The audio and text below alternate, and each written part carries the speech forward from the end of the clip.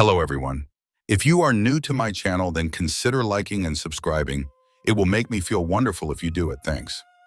By the way, I also have a Luffy fan fiction channel. If you are interested, the link is in the description. A New Life by the Ethereal Lord. After a shocking discovery during his battle with Kaguya, Naruto gets transported into the DC universe with an unlikely companion in tow.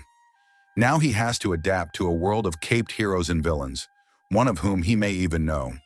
I don't own anything Adios. Chapter 1 Naruto's Path. Where the hell did you take us, goddammit? Standing in the shadow of a large, ball-shaped statue on top of a stupidly tall building, I try to understand just what the hell is going on around me. It was a long-forgotten dream of mine to travel to a new world.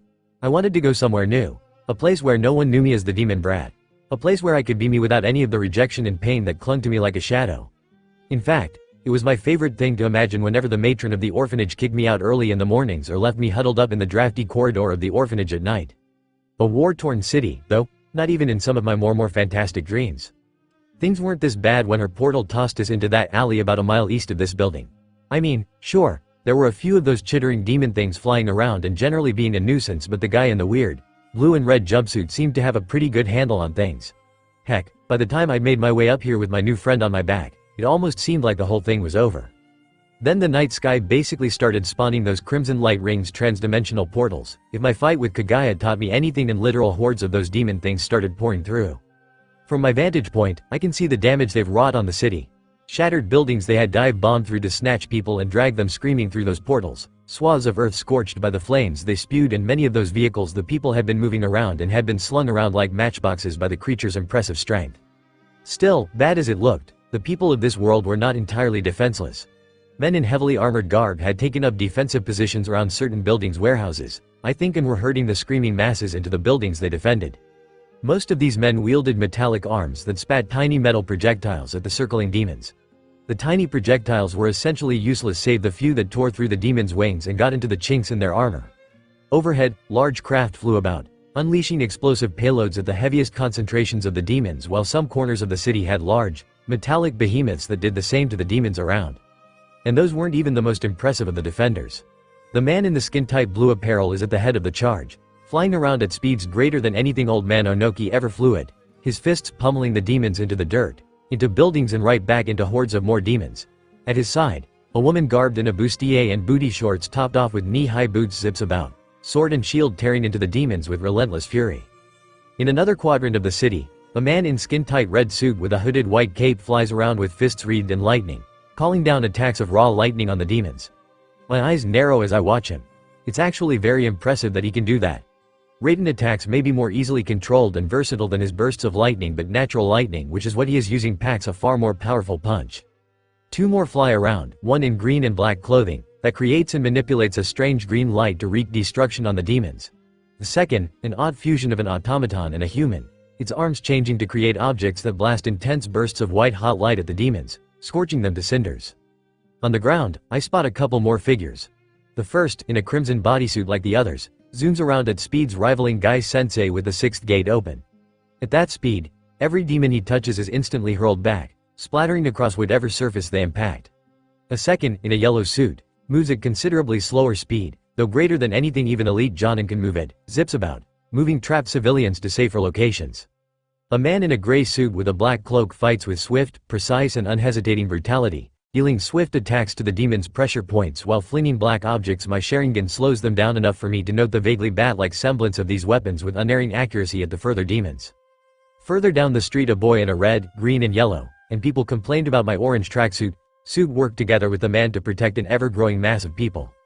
Another female, no two older women join them. One, a blonde, unleashes a scream that would make Sakura proud, and had the side effect of rupturing the demons' eardrums, judging by the blood streaming down their ears. While the other, a brunette or maybe a raven-haired woman in a purple, non-protective but definitely flattering, outfit, shoots arrows expertly from a small projectile device. I may be wrong, but I'd bet that the good guys are in the funny outfits and the demons are the bad guys. I feel my companion shift, and I have to actively repress a shudder as I quickly bring her to the base of the huge sphere and lay her down. It may seem strange, but she isn't in control of her actions, and she hasn't been for centuries. Protect her, brat. Now that we've freed her, she'll need a friend, and I trust no one else but you. The parting words of my friends, one of whom nearly killed me and the other who was either trying to take over my body or acting like a snarly bastard when he wasn't doing the first. My best friends. The only reason I'm even thinking about protecting her. As I turn to watch the battle again, I feel an abrupt change in the tone of the battle. A quick glance around confirms that my instincts are spot on. The defenders, going strong a few moments ago, seem to exude an aura of disbelief and discouragement. The demon invaders, on the other hand, are filled with a new hope and frenzied strength. A few seconds of quick analysis showed the sources of both.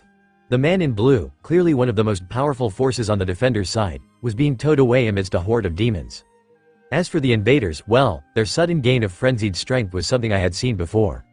During the war, the Zetsus had exhibited such strength when Madara finally showed up on the battle scene. Their ace had shown up and they were assured of overwhelming victory. As my eyes flicker over to the ocean, I know I'm right. He is huge, at least 10 feet tall, well-muscled, with skin like cracked rocks, wearing blue and silver armor and his eyes glow with malevolent crimson light. I thought this new variable was Demon's ace, but seeing just how much more zealous the damn things have become, I'm placing my bets on leader. Even before the defenders begin their charge against this thing, I can tell that they're in trouble.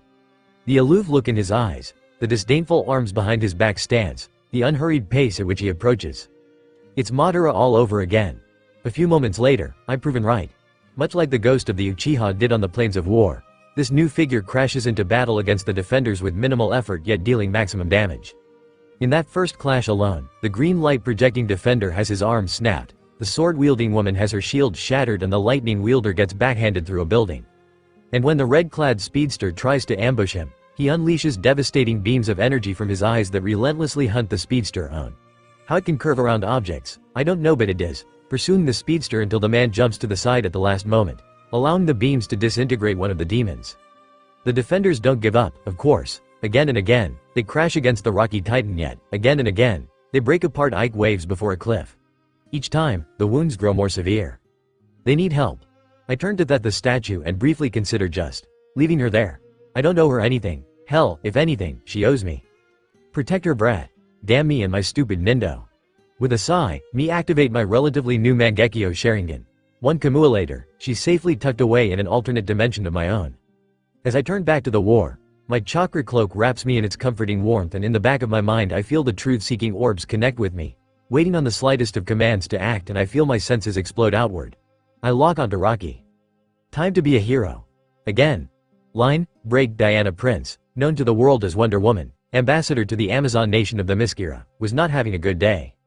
So far, she'd been slashed, smacked and now smashed through buildings. Not a good day at all. Flying through the falling debris, she charged at the hulking behemoth, intent on getting in a few good strikes before being flung back again, when the ground was suddenly bathed in a blinding flash of yellow light.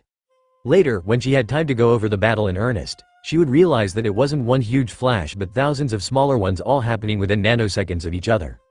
She didn't know where it came from, but the results were clear. All the parademons, as the cyborg called them, on the ground were dead. Then, something even more baffling happened. The flashes of light appeared again around Darkseid, again the name was provided by the cyborg, before it was sent stumbling back by a massive punch to the chin. Then, two glowing yellow beings, about the same size and stature as a young man, chanted something magical. One spat out a humongous dragon of water, the other, a beam of electricity so thick it was like a pipe. Both combined into one attack that smashed into Darkseid with the force of a freight train.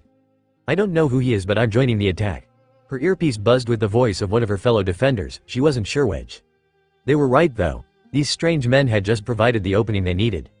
Line, break. Naruto's POV. I know I was powerful before, when I had the power of Asura, son of the Rikudo Sennin, but now that Sasuke's given me the power of Indra and Kurama has siphoned off the power of the Jubi, I feel incredible. Like I can take on the world. Which must mean this Rocky bastard is more powerful than the world. 5 minutes doesn't seem like a long time, but in combat, especially life or death affairs like this where a single second seems to stretch on for hours, it is a lifetime. And in that lifetime, I've done everything short of pulling out Super Rasengans and tailed beast bombs on this guy, and he has basically walked through them all.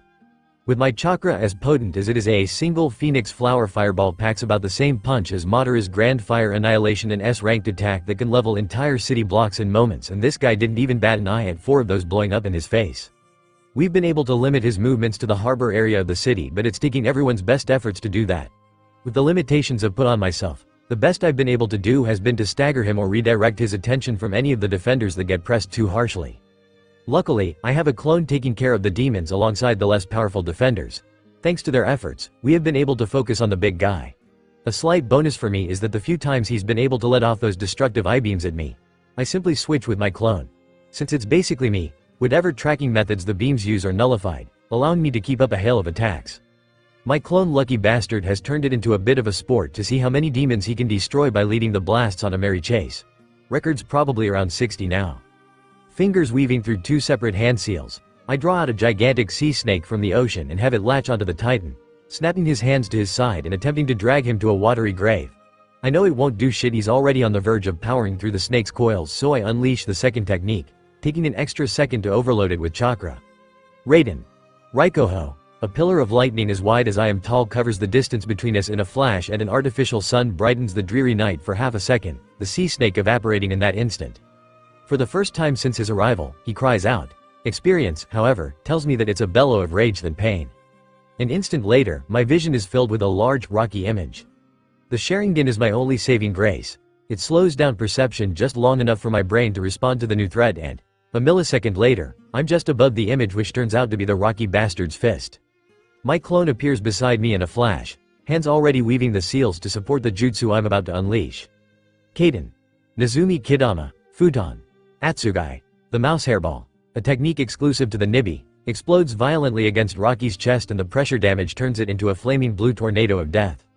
Of course, I don't expect that to do shit, so I take the split second my distraction has provided to get the hell out of dodge. In a surprising turn of events, the Sword Maiden takes that split second to do the opposite. She flies right into the rapidly dissipating flames and plunges her blade hilt deep into his eye. It's an incredibly ballsy move, one that gives us our first real hit at the bastard. Unfortunately, even in what has to be excruciating pain, he still maintains the presence of mind to immediately step back and deliver the mother of all right crosses to her face. I'm behind her an instant later, steadying her, and though I can't speak her language, something we tried moments after I showed up, I beam an appreciative smile at her, smiling for landing that blow. She nods to me, and even with a bloody nose and an already swelling cheek, I'm struck by her beauty. The moment ends when we find ourselves on the other side of the battlefield. My clone had spotted the titan bastard readying those beams in our direction, and it wasn't ready to take a risk. Gratitude time over. I focus on Rocky, who, with one bleeding eye shut tight, is still holding off the rest of the flyers, and I know I had to get back. After taking a second to ensure that the princess, she has to be one. Only Koyuki could hold herself with the same dignified grace this woman has, is steady. I flash back in to deliver a double-fisted punch to Rocky's gut before zipping away and drawing the water vapor from my last attack out of the air and freezing it in the shape of a warhammer. The fishnet and leather jacket lady jumped out from behind some rubble and unleashed a super scream, the force of which turned every loose bit of rubble into a fast fly-on projectile. The titan charged through it, of course, but I was there in an instant, smashing the ultra-dense ice hammer into his face and sending him flying back. Line break. Barry Allen, aka The Flash, was stunned. And, considering the fact that he'd been in the hero game for over 6 years now, that was saying something. When the invasion started, he'd been busy with Central City, himself and Wally doing all they could to stop the parademons. It had helped that some of his rogues had decided to step up and fight. In the words of Killer Frost, as she sliced a parademon in half, "This is my city too, Speedy. Only as humans are allowed to run rampart and cause so much chaos." And, while he didn't particularly like her motives, he had to admit that she was doing a great job of helping. So, when the Batman's call came in, himself and Kid Flash zoomed over to Metropolis. Things had been going okay until Darkseid showed up, Superman got captured, and even more parademons poured out of the portals. Then, he showed up. First, he'd zipped around from paradising them with twin obsidian staves, freeing up the ground for the ground-based defenders. All in less than half a second. Then, he'd taken the fight to Big Baddie, who had been, up to that moment, ripping apart the aerial defenders. This guy, wreathed in ethereal flame-like energy that formed into a code and haloed by 10 spheres of light-absorbing black, had unleashed a furious flurry of devastating attacks on Darkseid that, while having no visible effect, had given Wonder Woman a shot at blinding one of the tyrant's eyes. After a quick lull in the fight, the stranger was ready to go again. "Flash." Black Canary's voice buzzed in his ear. "We've got a building on 6th and Madison about to collapse. On it, line break. Naruto's POV. I really wish I'd had at least a week to get used to this whole New World thing.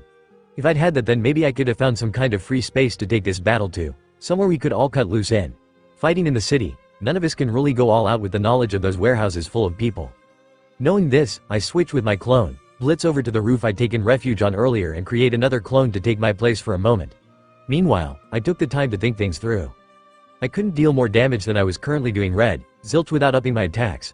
Of course, when you're upping my attacks starts with firing mountain destroying orbs of doom and only ramps up exponentially from there. And even then, what's the guarantee that a tailed beast bomb will do him in? I mean, the only reason the field's even remotely even is that the sword-wielding princess took out one of his eyes. No, I had to think differently. Brute force wouldn't cut it, so I had to think outside the box. I needed an out-of-this-world solution. A thought zipped through my mind in that moment before vanishing like mist in the Suna deserts. I was just about to try to figure it out when one of my clones dispelled itself to send a vital bit of information back to me. The defenders are strengthening, growing more and more confident in their chances of winning. Turning back to the battle, I see Rocky get punted upward from a powerful blow. Looks like the man in blue is finally back. Wait, if he came back then the portals must be two-way, so we don't actually need to beat the bastard, we just need to. My eyes drift back to the ocean and I see the huge portal the Titan came through. It's still open and still pretty crowded, but the demons around it aren't nearly as much as they once were. I smirk slightly. Objective confirmed.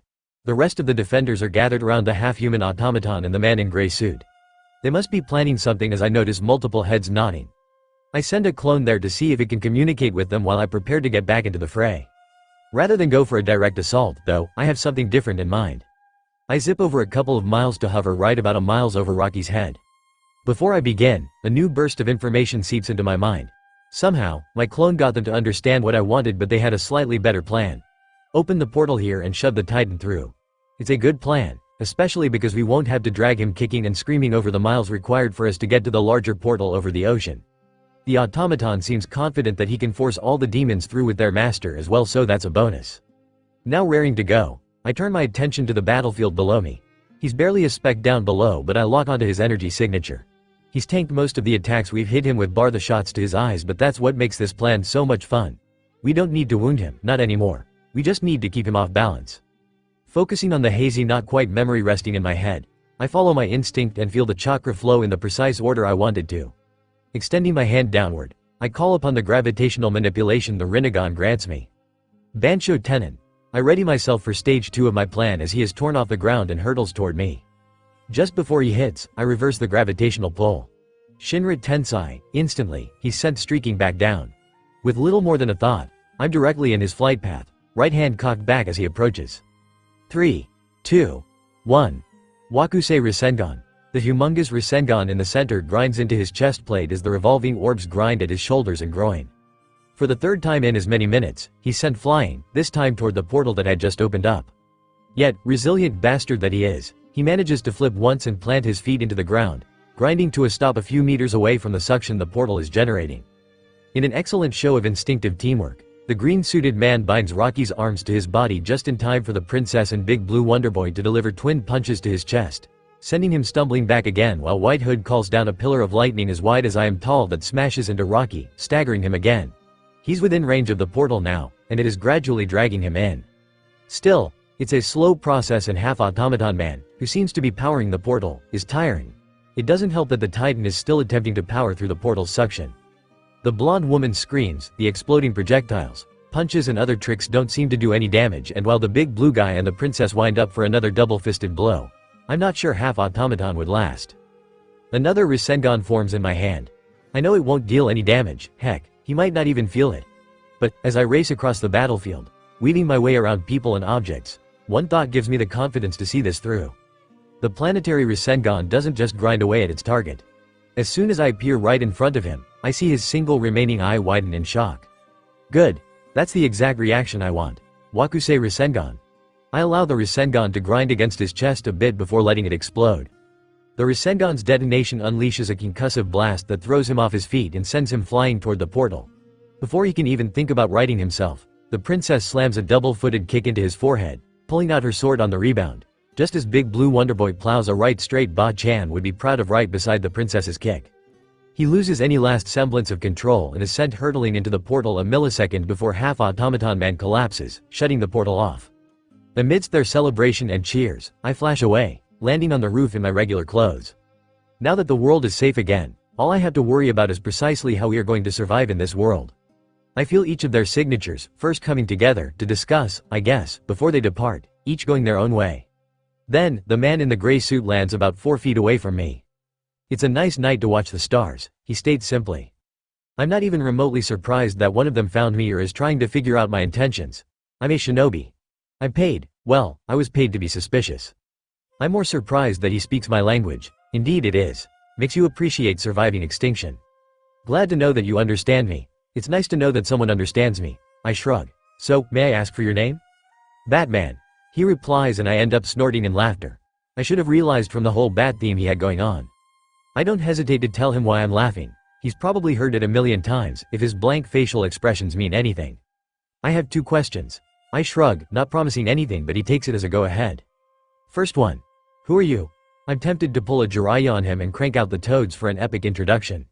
But no, my expert scarred me with the unfortunate ability to spot out broody, vengeance-driven types a mile away.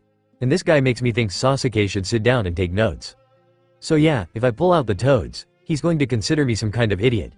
Contrary to popular opinion, I did hear every dumb blonde joke Kiba used behind mine and Ino's backs. Uzumaki Naruto. You're Japanese? He asks. Unfortunately, I don't even know what the term Japanese means. I answer, doubtful that I am one. Interesting, he murmurs. While he thinks, I walk over to the edge of the rooftop and look down. People are beginning to crawl out of their hidey holes, in the throes of shock, while the emergency services begin their work, clearing the rubble off the streets and setting up tents to attend to the people. My second question, you already asked. I cut in. I can't help the tiny smirk tugging the corner of my lips. You said you had 2 questions and the second, I believe, was if I was Japanese, to which I replied in the negative. Kami, I definitely owe Ba-chan for putting me through those diplomatic relations classes. Everything from learning the right, just barely bored tone of voice to be used while negotiating to how to spot loopholes in statements were drilled into my head via cage bunchin training. I may never have used it back home, but I sure as hell would try it out here. Surprisingly, he simply nods and apologizes for his error. I have that one question left. Again, I give him the non-committal shrug. Again, he takes it as a go-ahead. How and why did you help us in the war? Technically, that's 2 questions, not 1. I turn to look him right in the eye. I know that whatever my words say, he'll be searching for verification, and one of the first things you learn in the Shinobi Academy is that you can tell when most people are lying by looking into their eyes for tells. Only the most elite of Jonin or the most specialized infiltration experts could hide their intent from their eyes. I help because that's who I am. I can't stand watching people suffer, and I despise tyrannical bastards who believe they can enslave others to their own will. I've got a female companion who's currently indisposed. We both got dragged into this world without knowing how. I watch as he studies me intently and, for the briefest of moments, his eyes wander over my body. I can tell that he's looking for tells, small almost instinctive actions the body performs in given situations. 2 seconds later, he nods. Alright, do you have a place to stay? Unfortunately not. I answer honestly. It's one of the things that's been a bit of a bother to me. Alright then. Can you fly? Yeah, but I'm like a beacon when I do. I shrug. Not the best for stealth, I'm afraid. Don't worry about that, then. He replies. A few seconds later, a rope ladder descends from the sky. Extending my senses upwards, I feel a large object hovering over us, its body giving off a very low hum. Please follow me. I have a few drop-off points you can use until I can set you up somewhere, he states as he begins to climb. I climb after him. At the top, I find myself in a small space. After adjusting myself into a comfortable position, I watch as he operates various switches and knobs. Not 2 seconds later, I feel the vehicle we are in lurch forward at an incredible speed. This is an interesting vehicle, I comment, watching the lights of the city fly by. It's a personal favorite of mine. I nod. I have a favor to ask. I need to learn the language of this world and its cultures. That shouldn't pose a problem. Thank you. Line break. 2 weeks later, Hall of Justice, Mount Justice, few miles away from Happy Harbor Coast. Sorry I'm late. Superman apologized as he flew into the hall. Perry held me back for a last-minute assignment change.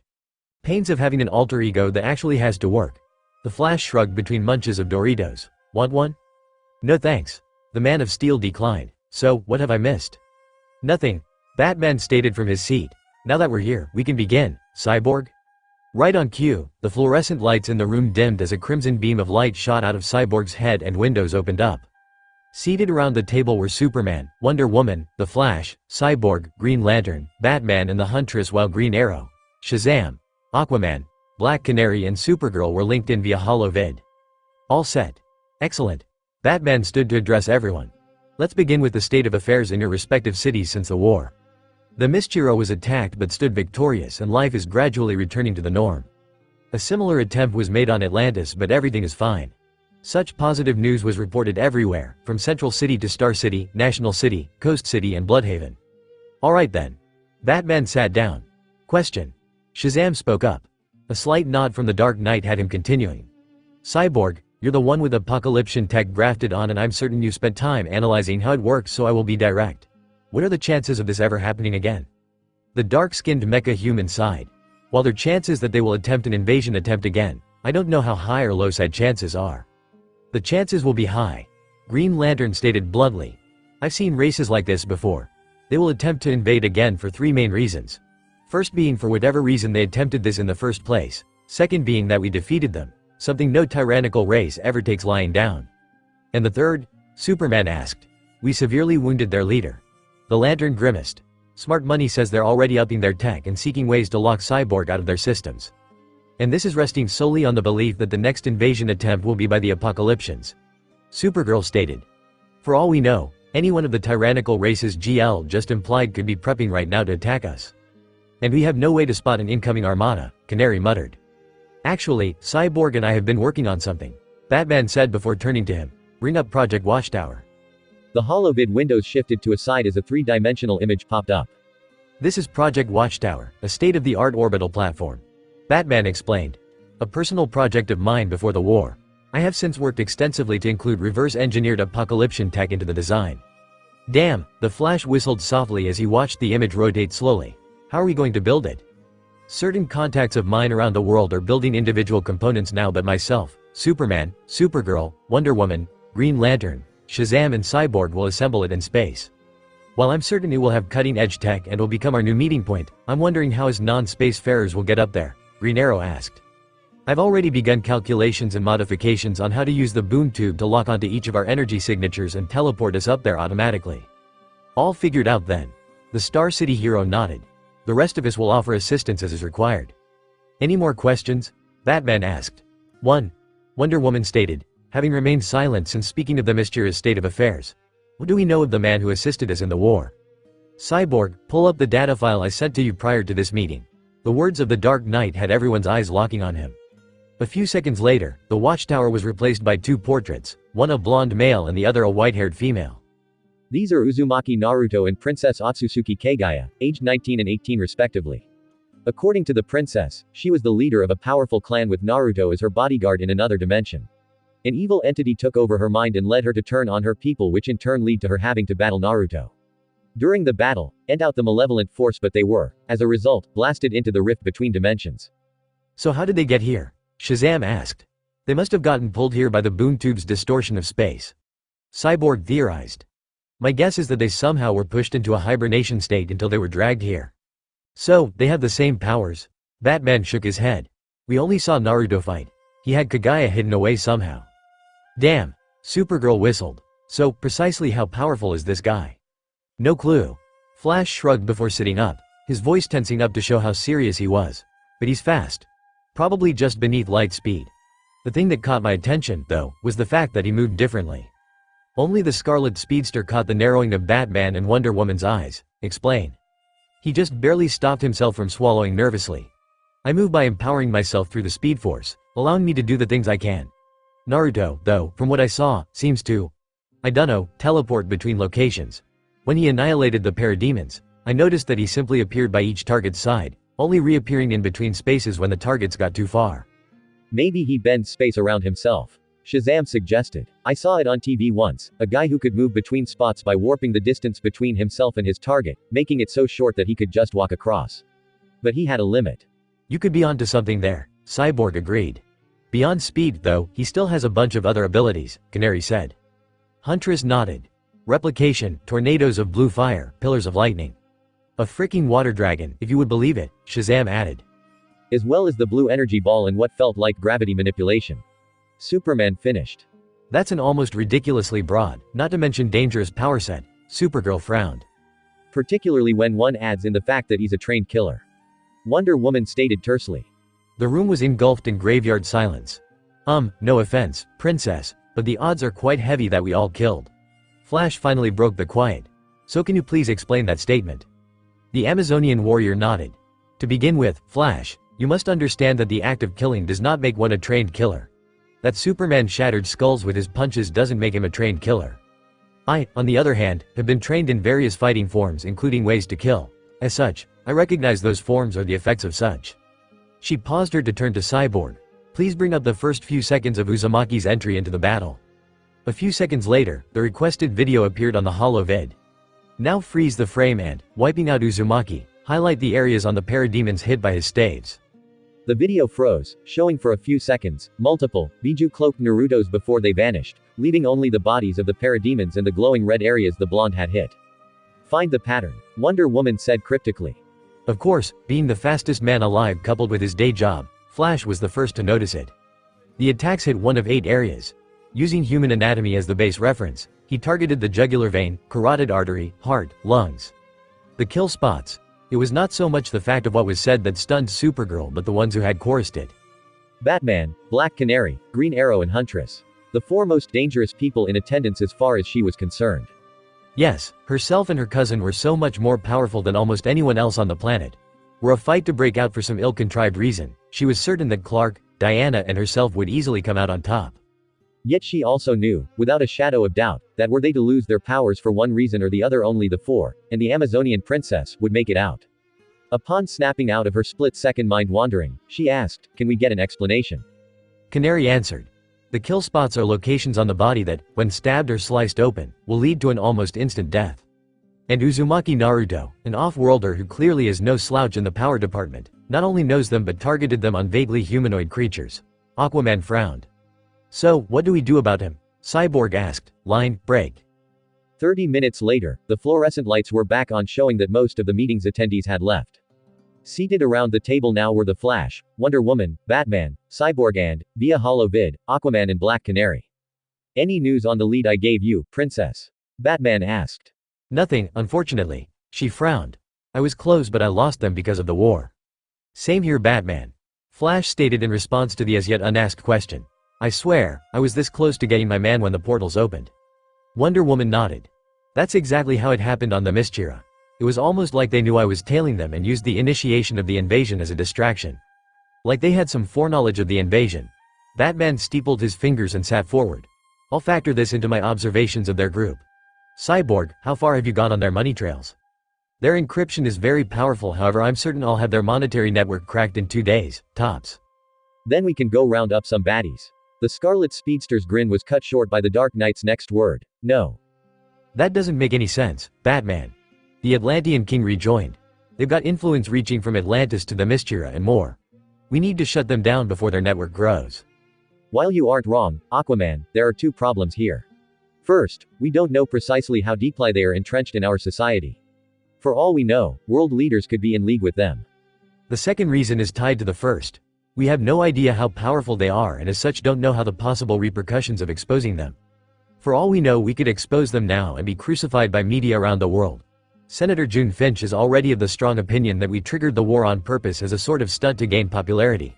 It may not make sense now but if we ever get crucified by the media she'll definitely bring this back up, further damaging any credibility we have. The hall went quiet as the occupants thought over the bat-themed hero's words. I think we've waited patiently long enough. Canary stated drolly. Let's have your brilliant idea, Bats. The subtle glare directed the way of the blonde heroine would have had lesser mortals shivering.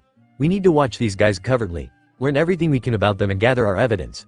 At this point, he paused to slide a wafer-thin memory stick to Cyborg who instantly downloaded the contents and displayed them. The Flash whistled as he scanned the information for the 10th time since it was displayed. A task force consisting of our partners? And a few more. Aquaman added. Mind giving us a rundown on them? Wonder Woman asked. Robin, one of my partners in Gotham.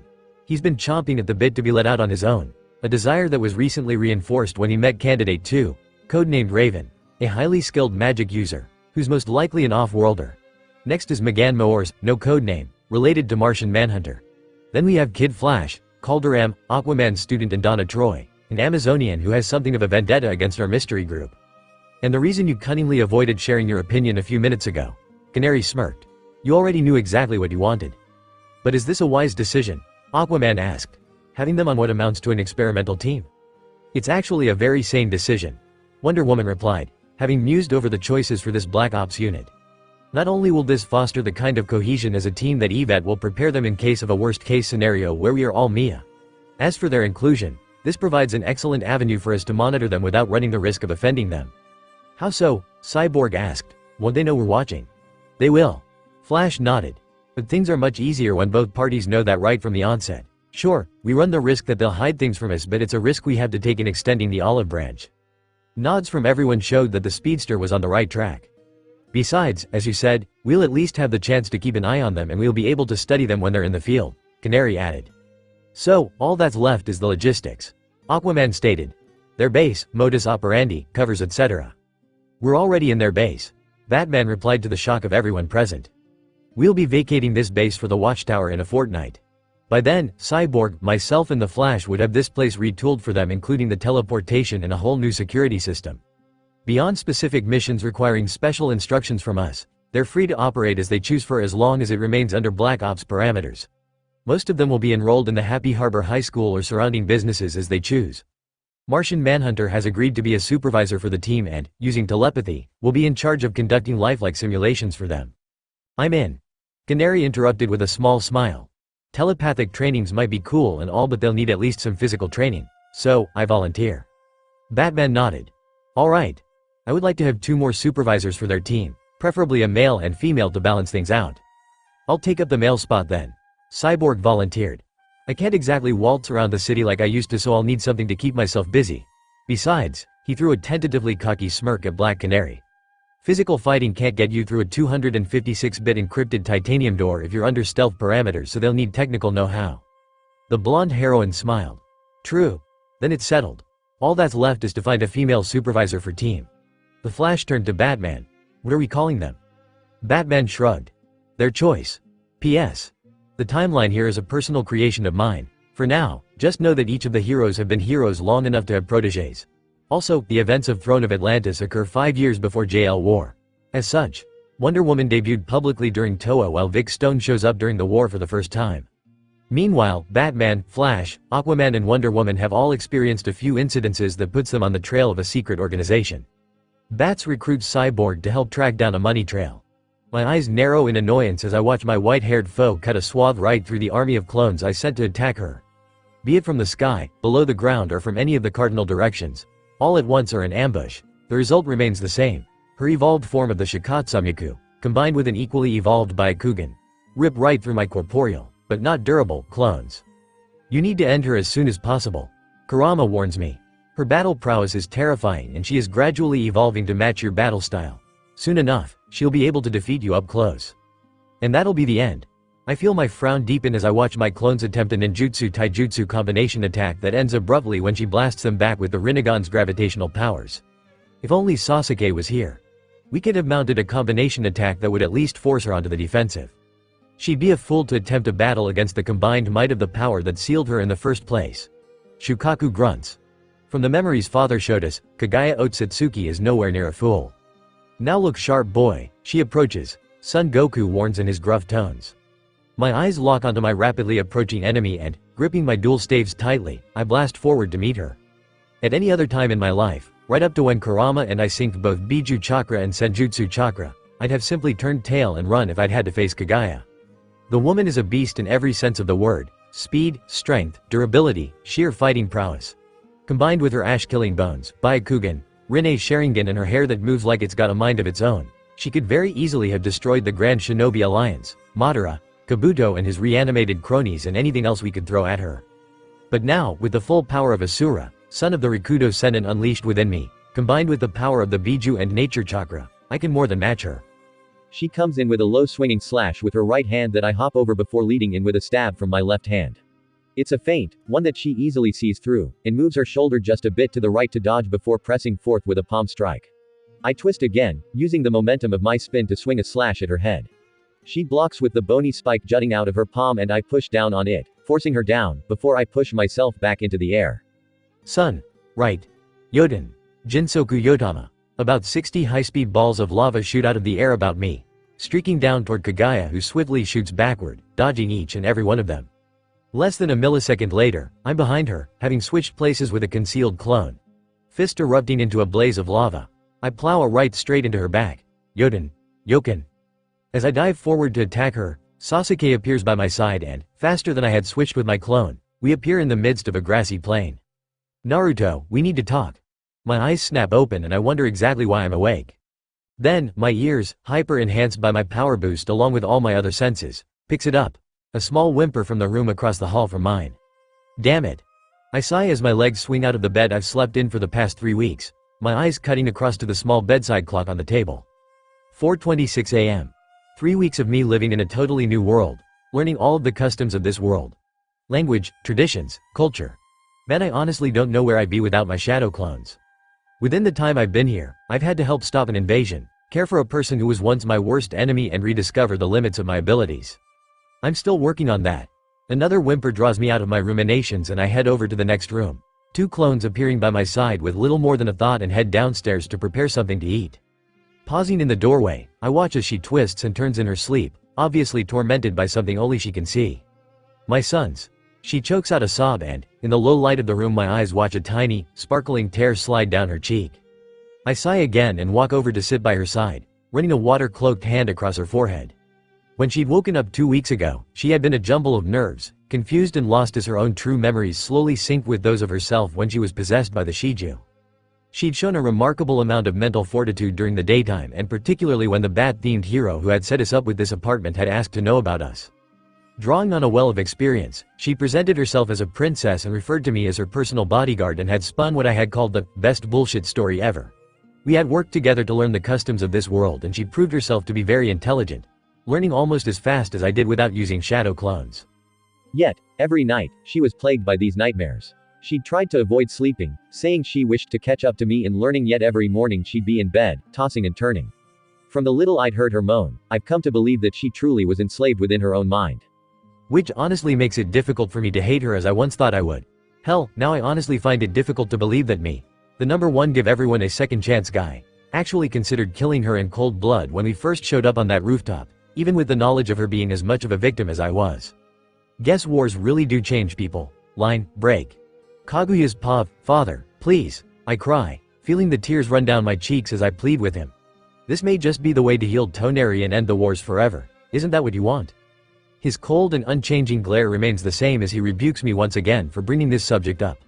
I understand that your brother's condition has worsened considerably within the past 2 days, but I will not have a daughter or even a slave of mine breaking the pact. Let the other tribes commit genocide as they so desire. We will survive with the Shiranui tribe as the protectors of the great Shinju. I will proceed with this plan, father. I glare at the regal-looking man whose face almost mirrors mine, incensed by the fact that he seems to value some stuffy traditions over the life of his son. Whether you like it or not. Try it, Kaguya, and I will have you locked away in a padded room, one without windows, and I will claim that your mind has been broken by your brother's sudden decline in health.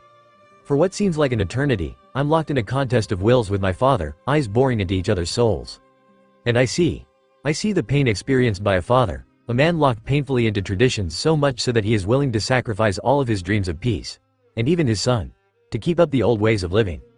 I can't help but soften inside and I feel tears roll down my cheeks. My father takes this as a sign and walks away, believing the discussion is over. It is. My eyes softened, not in pained understanding, but in pity. Pity for a man who isn't willing to rock the boat for fear of getting wet. I'm getting my hands on that Shinju's fruit, and when I do, well, you'd best believe that I'll fucking gorge myself on it. It's one thing to look up at a height and say, wow, that is really tall. It's another thing entirely to haul yourself right up under a time limit. Finally, my lungs burn, my heart pumps like it's about to impale itself on my ribs, and let's not even go into my muscles. But fuck all the odds, I've done it. I pull myself over the edge and I roll into the cupola in the center of the great tree. For the next couple of minutes, all I can do is breathe, from short gasps to more even breaths. Upon finally stabilizing my pulse and ensuring G in front of my eyes have all cleared, I slowly open my eyes. I probably gasped, though I'm not very sure. What I am sure of is that before my eyes lies a vision of perfect beauty. I honestly can't explain what I'm looking at. It shines like a polished ruby, floating gently in the air, tiny refractions of light being thrown around it like ever-shifting diamonds. It's so beautiful. I hear the thought in my own head, yet it doesn't feel like it's mine. I feel like merely watching it like this is sullying its beauty. I feel myself slipping as I watch the jinki, my consciousness almost like it's leaving my body. Why am I here? The thought that isn't mine asks, what do I seek? Then, it hits me like a bolt of lightning. Toneri-kun. I gasp as memories of his deathly pale face flashes past, drawn into the void that is opening in my soul. The sounds of his agonized screams push past me and the sensation of his clammy skin beneath my fingers act as the final blast, turning me away from the void. I push forward, struggling to reach the jinki, mentally chanting Toneri's name to strengthen my resolve. As I touch it, I feel a strange sense of curiosity pervade my being, but I ram past it and lift the fruit to my lips. I'm going to save you, Oto. I whisper, then, I'm going to save the world. I watch through bored eyes and listen through uninterested ears as yet another mindless voice drones on in the background, bringing tributes to the Usagi no Megami on the delivery of her twin boys. I don't really care as all my attention is on the little bundle of energy on my lap. Little Hagoromo is always so full of energy that I sometimes wonder if he'll be my end. I shake my head sharply to dislodge the thought, a variant of the many that have plagued me since Hagoromo and Himura's birth. You know, I think the Usagi no Megami should be a little bit more attentive to the dignitaries presenting their tributes to her. I smile and turn to the owner of the voice, my husband, Shiro. Sorry, sometimes they just get really boring. Tell you what, take Hagoromo-kun to bed and I promise to listen to a bunch of people drone on boringly. Alright then, peacemaker. He laughs and swoops a squirming Hagoromo into his arms. See you later, love. I smile at his retreat, watching him play with our son. My darling, my doom, my sons. Tears spill down my cheeks as I, for the first time since I ate the jinki, reconnect fully with my body. I can feel the Shinju's deranged, malicious power forcing its way back into control of my body, but I don't care. I'm too stunned to care as I see the horrified looks the two in my grasp send my way. The pain of my shock gives the Shinju the opening it needs to fully regain control over my body and seal my consciousness back into the cage it had first constructed for me. I don't care. In fact, I'm almost relieved. At least now, I don't have to see the looks of revulsion they had in their eyes. They hate me. Sweet Cammy, they hate me. How did it all go so horribly wrong? I had only wanted to save my brother and bring peace to the warring states. Why, then, was I the cause of all the damage I'd been forced to watch the Shinju wreak in my name and in my body? Was the desire to protect what was precious to me so wrong? I feel the pain build up to a fevered pitch until all I can do to release the pressure is scream. My eyes snap open as I lurch forward out of my bed, the keening wail of my own voice ricocheting off the walls. Hey, calm down. I feel a pair of strong arms encircle my shoulders and I'm pulled into a warm embrace, held there until the shivers racking my body stop. Nightmare? He asks softly. I want to put on a brave face, to act like I didn't just wake up screaming my throat raw, but I know that it's pointless. He stood by my side since the first time I regained consciousness, free, finally, of the Shinju's pervasive influence on my mentality. Through all that, even when I shut myself off, so ashamed of myself that I wanted to kill myself and rid the world of my evil, he remained by my side, sometimes saying nothing, just comforting me with his presence. I don't know why he still cares. From my synced memories, I know that I've been the root of unbearable pain for him. Kagaya? The warmth in his voice draws me out of my thoughts and I recall his question. Nightmares. A montage of memories. Want to talk about them? I shake my head. You'll hate me. And, for some reason, that's the one thing I don't think I'll be able to survive. We sit in silence for a while and I simply draw in his warmth. When are you going to let it go? While I understand exactly what he's talking about, I feign ignorance and I know he's decided to play along by explaining. I know a bit about guilt, Kagaya. He looks away and his eyes gain a lost, dreamlike gleam. I nearly killed the girl I now consider to be a sister once, and I remember falling into depression and suffering from nightmares. While it isn't as much as yours, I know that sharing your feelings is the first step. I really want to tell him what I feel, especially because I can feel that he is in pain because of my reluctance to talk to him. But the deep-seated fear that the only person that cares for me in this new world could ultimately hate me holds me back. He probably senses my hesitance and smiles at me. So, how's your training going? Thankful for the change in conversation topic, I pull away from his embrace to sit opposite him. It's been excellent. Judging by my memories, I've still got all the skills with the Byakugan and the Shikatsumyaku, and as for my hair. With a simple thought, my hair gathers itself from all over the bed and tucks itself into a neat braid. Damn, he chuckles. Ino would kill to have that ability. I wince as he mentions the name, recalling from some of our previous discussions that she was one of his friends. Well, he hops lightly to his feet and heads toward the door. I'm ready to go for my morning run and my clones are preparing breakfast, so I'd suggest that you either get some more shut-eye or you go take your bath. I'll decide later. I reply, feeling a small smile tug at the corners of my lips. Thank you, Naruto. He spins around and performs a bow that is as mocking as it is equally sincere. You're most welcome, Kagayaheim. Naruto's pav, time to break da chain, no pain, don't be afraid. But Kawaranai. Same old days, same old ways. My zen-like state is broken as I all but plow into a blonde girl who's dressed in black sweatpants and a green tank top, jolting the earphones out of my ears. Reaching out quickly, I grab hold of her arm to help her regain her balance. Ah, You okay? I feel my hand reaching up to scratch at the back of my head, inwardly cringing in expectation of her anger. Nah, I'm good. She smiles and in that instant, I'm captivated by her eyes. Dark, forest green eyes that seem to convey a sense of absolute confidence in one's own self. Ah, you realize that you're staring, right? Ah, sorry. I apologize. It's just, you have very beautiful eyes. She arches an eyebrow at that. Really? Well, you're pretty forward. Yup, I honestly just realized exactly how my statement sounded and I decide to retract my statement. Oh, I didn't mean. Wait, so my eyes aren't beautiful? She pouts and stares at me through huge, teary eyes. The only reason I don't fall for it is that both Ino and Anko had used the infamous Chogata Inu no Mi to coerce me into taking them on shopping sprees. Suffice it to say that Fukasaku Ojii-chan's the only reason poor Gama-chan is alive. Nice try, lady, but I've gained immunity to those eyes. I smirk. Doubtful. She scoffs. Just wait till you have a little daughter. You may just be right. I concede, leaving the sentence open so she can fill it with her name. Artemis. Artemis Croc. She smiles. And you? I instantly consider the pros and cons of giving her that the cons outweigh the pros. Minato. Namikaze Minato. Her eyes widen in obvious surprise. Japanese. Wow, I never expected that. I understood her comments. I didn't look remotely like any of the Japanese I'd seen while studying up on this new world. Time for bullshit story number 2. I get that a lot. The thing is, both my dad and mom had an American parent each, so I've always believed that I simply stole all the American genes in my parents. Thank Cammy that I'd remembered to cover up my whiskers with a modified henge this morning. Seems plausible. She nods. So, what you doing out here so early? Running. I reply offhandedly. You? Jogging. Her eyes narrow. New to the area? Should be asking you that. I reply with a guarded shrug of my own. Been running for over 2 weeks along this same route. She relaxes visibly with a sigh. I've been out for a while. Just got back from Star City yesterday night. Actually, 6-week excursion. There we go. I nod. Just started living here about a month ago. In that case, welcome to Gotham. She seems like she's about to say more when her watch beeps. Aw dear.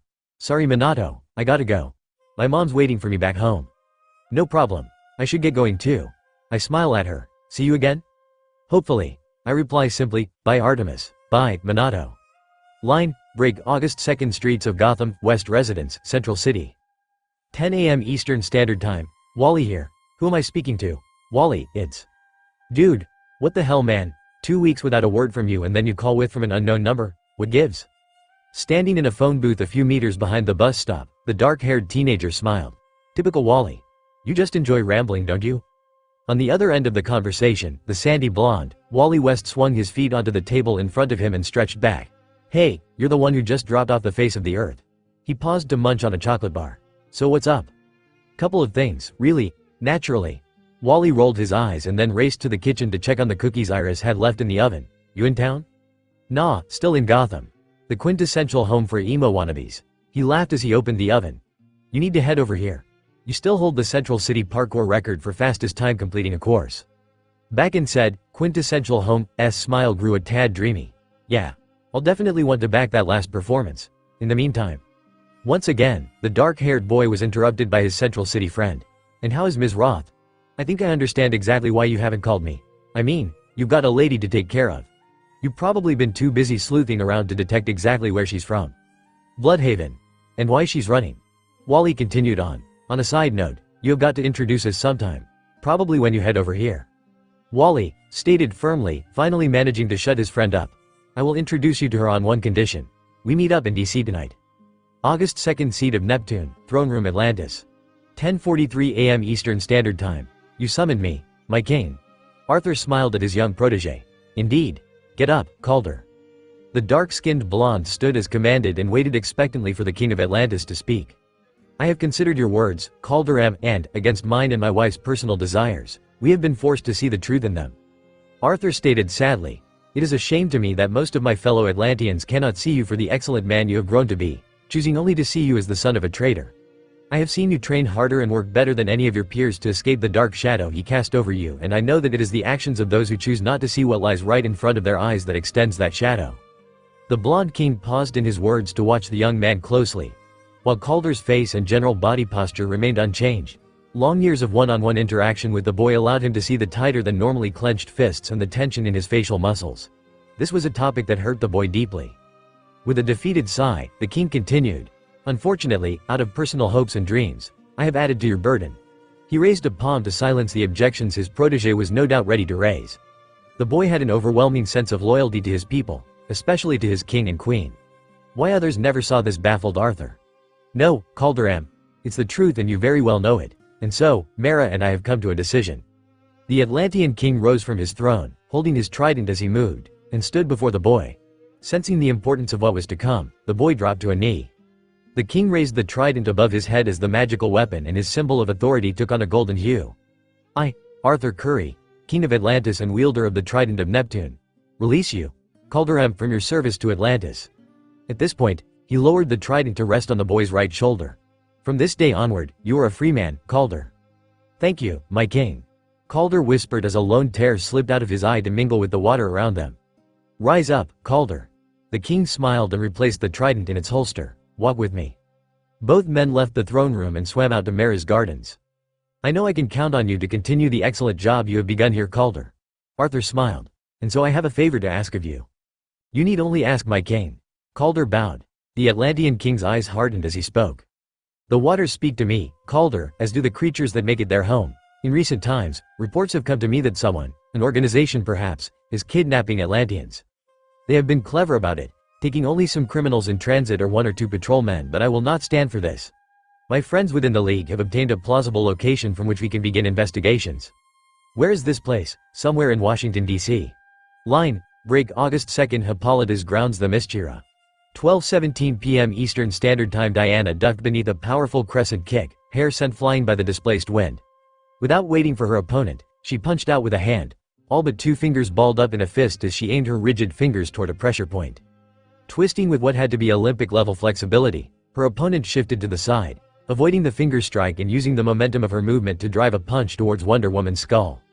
Skilled fighter that she was, however, Diana had already begun pulling her hand back when her opponent began to turn and was able to catch the offending fist before it struck her noggin.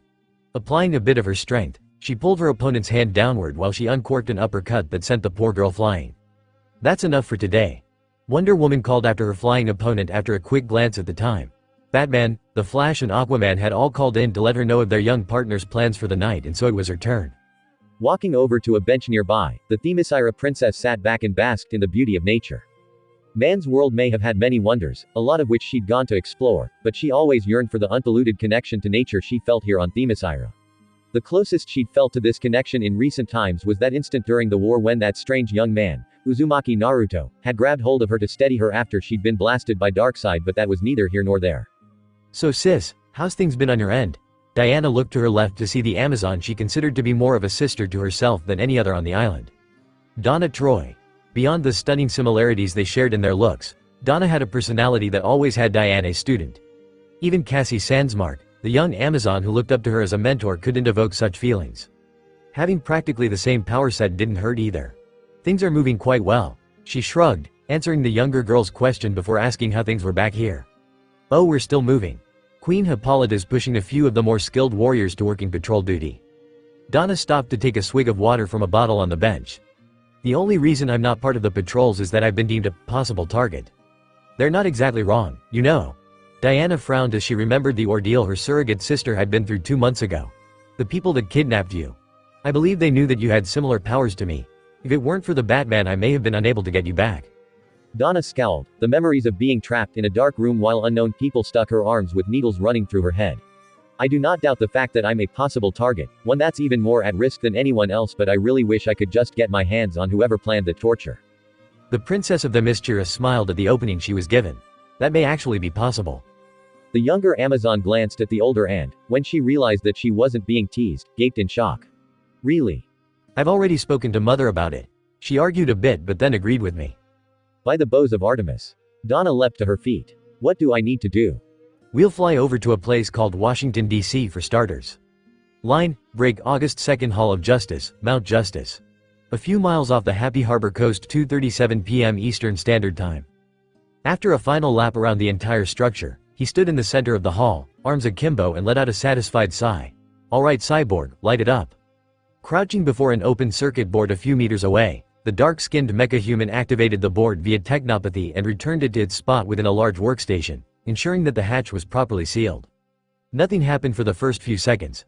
Then, just as the Scarlet Speedster was about to comment on the lack of power, a gentle hum sounded from the workstation, their only warning before the hall was bathed in lights. Woo! The Flash pumped a fist into the air. Alright then, all electrical systems are online. Anyone there? Canary's voice crackled over the static of communications devices. We're here, Canary. Cyborg replied. Initiating Zeta tube transfer. Now. The circular doorway leading into the redesigned hall glowed golden yellow, and then, the silhouette of a human figure appeared. Recognized. Black Canary. Designation S02. What's with the robot voice? The blonde asked. I added that so we can always know precisely whoever is coming in. Cyborg answered. The team will be designated B, since they're Batman's brainchild. We'll be designated S, being supervisors and the rest of the league being J. Hey, the Flash sounded indignant as he walked over to join them. How about me, and Batman, Aquaman and Wonder Woman? Don't we get a special designation? The former pro football player smiled. You guys get the designation, P stands for proprietor. Nice. The two males fist bumped just as the Batman walked in from the lower levels. Well done on the Zeta tube, Cyborg, he said with a nod of greeting to Black Canary. And thank you for the work done on the lower levels, Flash. How was your journey, Canary? Slightly disconcerting really, she replied with a shrug. Nothing a girl can't get used to. So, why'd we rush this anyway? The Flash asked the Dark Knight. Thought the plan was for next week. I was able to locate a possible base of the group we're targeting, he answered as he walked up to the workstation and began typing rapidly, bringing up results. Sumdak Labs, a subsidiary of the Sumdak Research Group, owned by Drs. Sumitha Banerjee and Dalton Crane. While the SRG has multiple labs all over the country, the one in DC just kicked off operations November 17, 2014. That's 4 years ago, Cyborg stated, and exactly a year after the Atlantean incursion. Canary added. I'd have said coincidence if anyone else brought it up. Of all the labs, Sumdak DC is their first foray into genetics. Gene splicing, genetic modifications, controlled evolution and devolution. They're attempting it all, and that's where my investigation led me. He activated the workstation's holo vid and opened a series of images. See if you can figure out why. Like the last time, the Speedster was the first to notice it and he immediately pointed it out. That does not belong on a building with only 3 floors. The image he pointed to was a grainy shot of a man entering an elevator. Judging by the quality, it was probably taken by a daring youth who had snuck his phone into the research facility and snapped a few photos. It's a man entering an elevator. Canary rolled her eyes. I'm pretty sure he belongs. Not the man, the elevator. It's a Silver Slip Express. That brand is exclusively designed for buildings with a minimum of 50 floors. The heroine whistled. Large discrepancy. Hence my decision to use this opportunity to assemble the team, Batman stated. Well, I already told Wally that he had the week off to enjoy the summer, so he won't have to ask for permission to head out after. Aquaman has already sent his now former protege, Calderam, to investigate the Sumdak DC. He'll arrive in 2 hours' time, matching the time Diana will be dropping Donna off for her investigation, Cyborg stated. So, what about Miss Moors and our off-worlders? Martian Manhunter has assured me that McGann will be at the building by the time the rest of the team begin investigations. Batman answered Canary's question. Told Wally that he'll introduce Raven to him tonight, so I believe that she'll be on hunt with him. As for Princess Otsutsuki and her bodyguard, I'll be meeting them within the hour to explain this to them. A shiver of trepidation ran through the other members of the League as they wondered just how the Dark Knight would take care of the 2 most unpredictable variables in this equation. It was the Black Canary that voiced their concerns in her own unique manner. TCH, good luck with that. Line, break Naruto's paw. Really? That's the best you can come up with, keeping us on leashes behind a glass display? I feel my lip curl in disgust. I wonder why the hell I even. Enough Naruto. Kagaya cuts off my rant without so much as a glance at me. Standing exactly 1 step to her left and 2 steps behind her, I fold my arms across my chest and glare at the man seated directly opposite us. He'd waltzed in about 10 minutes ago, spouting all sorts about his plan and a team of runts. Then, he dropped the bomb of how he wanted us to join in, pulling a bunch of crappy excuses as to the benefits of our cooperation. While I apologize for Naruto's brashly spoken words, I must admit that I am entirely in agreement with him. Kagaya says coolly, her voice never wavering from its bored tone. I am very certain that you understand by now just how powerful he is, so I am sure you have reasons for tendering this suggestion in such a direct manner. He sighs as he nods. Trust. That's the single reason I decided to be absolutely honest with you. While it is foreseeable that I could have sprung some elaborate lie to cover my actual intentions, I decided that it would be much better if I faced your anger now than face your wrath when you discover that you have been played. I feel myself nodding before I can stop it as I grudgingly accept the truth in his words. Pissed as I am now, I'd probably have ripped him to shreds if I had later on discovered that I was played into helping him. Why bring this to us? I ask him, still keeping the edge of anger to my voice. Beyond the league requiring the means of constantly observing you, I felt that your express could aid the team's overall performance as heroes, both on individual levels and as a unit. Again, I must admit that his reasons are quite realistic. With any team involving people of varying degrees of experience, it is usually advised that at least one person with high levels of experience in the subject matter be added. It's why the basic 4-man squad of shinobi usually has at least one experienced jonin. Judging by the minute shifts in her body language, I can tell that while Kagaya agrees with him, she sure as hell does not plan on making it easy for him. Why should we accept? She asks, sounding so bored even I'm tempted to think that she's more interested in examining her fingernails than discussing our new occupation. Or, to put it another way, what's in it for us? His eyes widen fractionally before narrowing to slits. I thought you did it out of the kindness of your heart. Kaguya's scoff is similar to Ba-chan's when she was still the queen of the cynic kunoichi. Please, Batman. I speak to you both as a leader and as a warrior. How many of you in your league can truly say they're doing what they do selflessly? I am absolutely certain that each and every one of you fight for this world for a hidden reason or the other, be it vengeance, a sense of duty, or to honor a memory of a loved one. Essentially, your fellow league members fight because doing so fulfills a deep desire within themselves. Only my years of training with Koyuki and Ero Senin on acting helped me keep my looks schooled. Sweet Kami. I knew she was intelligent, but clearly, whoever taught her the arts of deliberation, negotiation and mediation was a grand master, and she was clearly nipping at their heels. Then, she abruptly stands up. Think on that. Naruto and I have a late night appointment somewhere in. Catching the meaning of her words, he rises as well, Washington, D.C. Thank you. You'll have transportation ready? We can leave this instant. What's the name of the Black Ops unit of yours anyway? I'm leaving that open to suggestions. Kaguya's POV. Why did you agree to this again? He asks from his spot behind me. I mean, you don't strike me as someone who just bends over to accommodate someone else's request. I'm not. I clarify with a shrug as I scan the building opposite ours with my Byakugan. Opposite being a bit of a misnomer considering that we're currently on a rooftop about 50 meters away from the target. So why agree? I smile as memories of myself seated at the feet of my father and older brother, learning the skills necessary for leadership. It's no big surprise that Naruto wouldn't understand my decision earlier. The mistake you're making is in believing that I've already agreed to join this mysterious team. Mind explaining why we're here then? We're here to gauge the strength of our possible teammates. I shrug as I continue mapping out the layout of our target structure. As to the sudden nature of my acceptance, I only agreed to do this so we could keep our bat-themed friend off balance. While he was prepared for an outright rejection or acceptance, he wasn't prepared for both. Your angered response simply matched what he'd expected, as did mine. However, he did not expect a sudden, spur-of-the-moment switch to acceptance of a part of his mission. By abruptly accepting this task, he is now left wondering whether we will be joining his team or not. And will we? I feel my breath hitch up in my chest, knowing that he may not like what I'm about to suggest. Currently, I'm leaning toward joining. Why? A part of me feels relieved that he hasn't raged at me yet, but another part wonders why. I know you've heard of keeping your friends close and enemies closer, so I'll head straight to the point. What do you consider the Justice League to be to us? Potential allies. He replies instantly. Exactly. So where do we keep them? He doesn't respond, and I use the opportunity to focus on finishing my mental map. We keep them in between. He replies as realization dawns on him. Close enough to earn their trust, but far enough to keep our own secrets. Precisely. While we could decide to decline his request, doing so would increase their interest in us. We'd be spied on at every opportunity, and we'd have a hard time knowing it. This way, they get to see the side we choose to show them. And we get to do something good while we're here. He doesn't respond right away, thinking over my opinion, and when he does, it's not exactly what I expected to hear. What do you see? The structure is like an iceberg. What we see right now is only about 10% of the actual structure. There are at least 47 levels beneath ground level. The things get blurry the more I attempt to see the lowest levels. How far does it stretch? It almost reaches the boundary walls. It's like a pyramid. The smallest surface is at the tip. And our possible allies. I see two of them. One is hovering above us, the other is in some sort of pipe. Most likely the royal troops. I hear the smirk in his voice and I turn to him. Ready to go? Lead the way, my lady. No bodyguard leaves their principal to wander ahead into unknown territory. I shoot back, knowing that my smile is smug, but I don't bother to hide it. Alright, Princess Smug Pants. He concedes as he moves to stand on the edge of the roof we're on. Just don't get left behind. He then drops off the building. Line, break.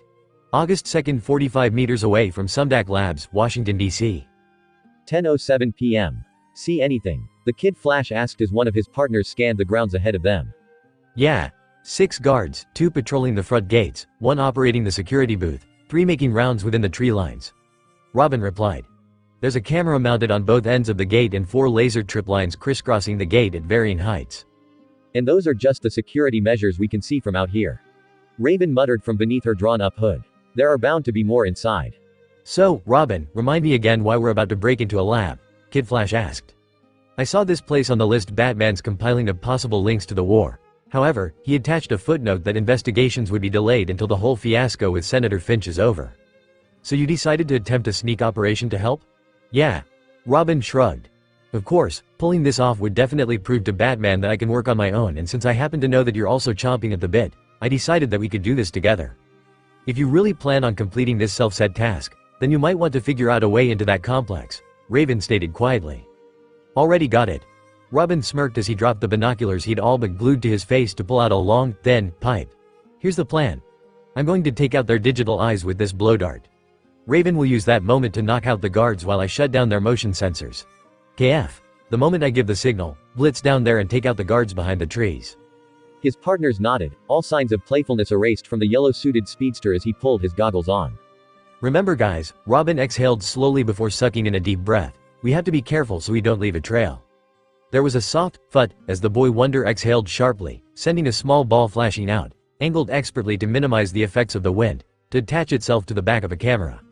Showing absolutely no sign of elation at his successful shot, the dark-haired boy swiftly activated his wrist-mounted holocomputer and initiated a hack of the Sumdac Lab's closed-circuit security system. A few seconds later, he nodded to Raven. The irises of the cloaked girl glowed violet for an instant, immediately after which the 3 guards at the gate slumped. Kid Flash kept his eyes on the guards behind the trees, noting their positions and every little twitch they made. His mentor had warned him that even as fast as they were, remaining unobservant of their environment could easily spell their doom. Go! The word wasn't completely out of Robin's mouth when Kid Flash was already on the ground, having sprinted straight down the walls of the building they were on. He was already on the first guard before Robin could close his mouth, and he was done by the time Raven felt the movement of the displaced air he'd left in his wake. Deciding to take things slow, he dragged each man to a tree and propped them up. By the time he was done, his partners arrived. While Raven went to inspect each man, Robin scouted the slightly below 80 meters between their position and the front doors to the labs. I cast a spell on them, Raven stated as she stood between both boys. They'll wake up a minute after we leave here with no memory of being knocked out. Why not do that from the start? KF asked. Range. She shrugged. Beyond a certain range my spells weakened considerably, and unfortunately, these guys were a bit too far. Gotcha. Robin, door is open. We have a 40-second window before my hack's overridden, but keep to the tree line just in case they've got any off-grid cameras. Visios obscurum, Raven chanted, her voice reverberating with power as her eyes flashed. Cloaking spell. Let's go. Line. Break making his way through the underground pipes that lead into some random lab was not exactly how Calderam had envisioned spending his first few hours as a free man on land. Scratch that, it was nothing like he'd envisioned it.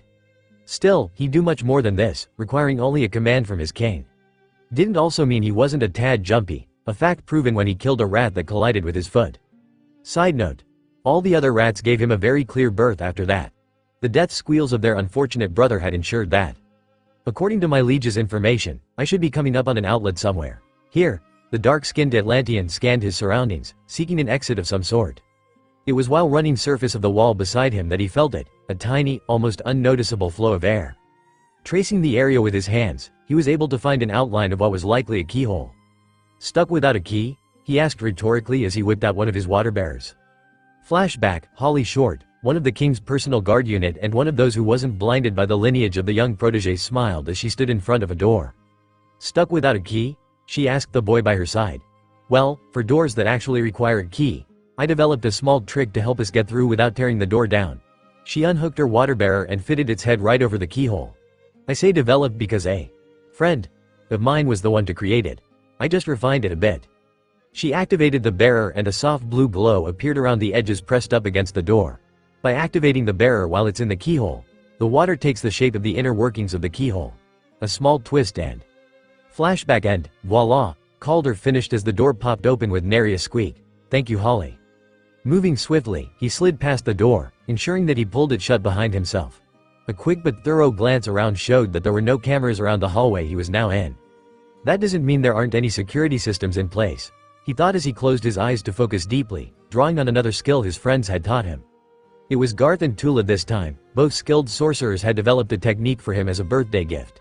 According to Tula, all Atlanteans had an affinity for water, only that the sorcerers could actively tap into that affinity at will. The Atlantean water-bearers were able to slightly enhance the ability to tap into that affinity, allowing the less strongly attuned warriors to utilize water like they did. What they'd done was to create a meditative state that allowed him to sense the water around him. It wasn't exactly a combat-worthy ability but for sensory uses. 4 lasers. He thought as he felt the slightly ionized water, different from the other moisture in the air. Upon marking their positions in his head, he opened his eyes and prepared himself to move. Line break. Unlike all the others, Donna Troy did not precisely have a skill set geared toward infiltrating anywhere. That did not, however, mean she was incapable of getting in. All that she required was a tad bit more planning. She'd done her infiltration earlier in the day, disguised as a young university undergrad who was interested in seeing the labs. Being one of the most foremost research centers in the country, she hadn't been alone. During that time, she'd carefully mapped out her every step, noting exactly how she'd get through the security layer that night. Later, of course, being now. Pulling the security system operator out of his chair, she settled in and searched for anything of relevance. Her search was abruptly halted when she felt a blade drawn up against her neck. "Don't move a muscle." The voice was cold, devoid of any emotion. While her body relaxed, she glanced at a dark screen a bit to her right so she could catch a glimpse of her assailant. His hair was raven black and the lower half of his face was hidden behind a black mask that peaked on the bridge of his nose. His eyes were cold chips of blue ice, and from the little she could see of him, his mask extended to his neck where it was continued by a turtleneck of some kind. "May I ask what you want?" Donna tried to sound neutral, but her innate Amazon nature, combined with her near-royalty training, made her sound pompous and arrogant, at least to her own ears. "Enlightenment. Line break. Naruto's POV. The 2 guards ahead of us are dropped by Kaguya's Shigen and we move over to them. Rinnegan active. I create 2 more clones and use the ninjendo to drag their souls out of their bodies, absorbing the information within and dispersing it to my clones who instantly transform to look like the dead men. They'll have to do until I can send in more durable clones. Path's clear." Kaguya states behind me and I spring to head down the next hallway. Arrow sent an infamous invisibility jutsu cloaking Kaguya and I, due to the fact that this technique utilizes wind to bend light beams away from the caster, I know that the cameras won't pick up on our physical images, so I blitz onward to the main security room. A few meters away, I hear a squeak of some kind followed by a light thump and I hold a hand up for Kaguya to stop moving. Security room. She is silent for a bit before answering. 2 people. One's on the ground, likely unconscious. The other is definitely conscious. Energy signature matches that of the princess. "Alright, let's go meet her." I proceed down the hallway at a slower pace, taking my time to avoid making any undue sounds that can alert our target of our presence. Upon reaching the doorway, I dash forward, pulling out a kunai and enhancing it with wind chakra, and hold the weapon to her throat. "Don't move a muscle." From what I can see, she's probably about Ino's height, with hair as dark as Haku's. Her clothing comprises of a pair of tight black pants and a sleeveless, skin-tight black blouse that, quite interestingly, seems to have stars within it, as well as 2 silver wristbands that stretch down to the middle of her forearms. "May I ask what you want?" Judging by her tiny grimace, I believe she realizes just how arrogant she sounds. I don't blame her, though. My experiences with Koyuki and a few other nobles makes me know that such a tone is more as a result of inbred training than actual arrogance. "Enlightenment." I reply. "It's true anyway. I'm here to be enlightened as to the skill sets and abilities of our possible allies." Line break. Every muscle in her body was tensed, coiled like a viper, waiting for an opportunity to strike. Unfortunately, her captor never gave her that chance, his blade never wavering from her throat as he studiously watched the scenes being played out on the multiple monitors. So, having precious little to do, she watched the proceedings, boring as they were. Nothing odd showed on any of the monitors, just guards making their rounds and an oddly shaped creature setting fire to something in the hallway. "Wait, what?" Her instant of confusion nearly cost her a moment as her captor's attention seemed to be drawn off to the side. "He's saying something," she noted, and she tried to listen into his words. "Is that Japanese?" Upon further eavesdropping, she realized that it was Japanese, though of a dialect she wasn't fluent in, and that she was wasting time. Moving at speeds that very few on the planet would have been able to follow, she pushed his knife-holding hand away while lashing out with a swinging fist, spinning out of the chair as she moved. To her utter astonishment, her fist phased right through her enemy, a second before his image flickered out of existence. Her mind ground to a halt in shock as she realized exactly what had happened, an afterimage. Donna knew that her sister was fast enough to leave behind afterimages when she moved. From what she had said, the metahuman hero, Flash, and the alien she was enamored with, Superman, were likely fast enough to do so as well. But could it truly have been either? Donna had no idea, and she wasn't about to waste time trying to figure it out. It was while setting up the security guard she had knocked out back in his seat that she saw the recording. A creature of some kind was almost mockingly playing a game of hide and seek with a group of 3 teens, leading them toward an elevator. Just as they were about to catch up with it, the creature slipped into the elevator. Her eyes switched over to the elevator camera and she noticed a strange disparity. The building schematics Diana had obtained for her showed that the Sumdak Labs building had 4 above-ground levels and 3 sub-levels. So why did the elevator display was headed down to the 40th floor? This must be what Diana wanted me to investigate, she decided, and, with renewed determination, she sprinted out of the room, her destination, the elevator. Line break, just so we're clear, I wasn't the only one that saw a humanoid creature with horns and pointy ears waltz into this elevator, right? You forgot the blue skin. Raven replied as she tried to figure out the absurdity she'd just witnessed. But then again, we just survived an alien invasion. Hell, I personally took out a few of them back in Bloodhaven. A blue-skinned, elfin-eared, horned creature shouldn't be so much of a shock. Maybe this is what the League planned on investigating, Robin murmured to himself, though both his partners heard him clearly. An appearance of an alien creature a few weeks after the world was subjected to a terrifying invasion. Coincidence? Possibly. But little coincidences merge to become a larger picture. So what do we do now? Kid Flash asked. We follow it, Robin stated decisively. The building schematics show that there are 3 sub-levels below the complex. I say we start from the bottom and work our way up. Wouldn't it be more reasonable to start from the top? Raven asked. We'd be able to create escape routes as we move along. Only if we don't get caught as we head down, Robin countered easily. We're on a stealth mission. Our primary objective is to gather information and get out as discreetly as possible in as little time as possible. My way, we stand a greater chance of finding out exactly what is going on here, and if the shit hits the fan, we simply race past them while they're wondering what the blaring alarms are for. Raven stared at Robin for a few more seconds as she tried to think of an argument before throwing up her hands in surrender. Fine. You still in their systems? The dark-haired boy nodded. We're wiped from their cameras. I slipped a bit when we were chasing that thing. But I've wiped their original recordings for today and switched them with doctored ones. Well then. All aboard the Silver Slip Express. Robin froze in his tracks and turned to his speedster friend. Did you just say the Silver Slip Express? Inwardly, Wally shivered at the look had turned onto him. Talk about intense. Yeah, why? The instant he asked, his mind provided the answer. Holy.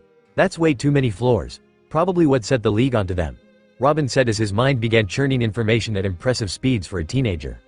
Raven was confused and she wasn't afraid to say so. The Silver Slip Express, SSE for short, is a superfast elevator that, due to certain design and functionality issues, cannot be fitted into a building with anything below 50 floors. Flash told me about it while he was working one of his cases. It didn't take a second for Raven to pick out the disparity. Factoring in even the sub-levels, we're still looking for a whole 47 floors. We're definitely starting from the bottom here, Robin stated as he walked forward. Just like it had for the alien, the elevator doors parted silently for the young boy and his partners who were directly behind them. A tad unfortunately for Donna at any length, she rounded the corner just in time to watch the doors slide shut.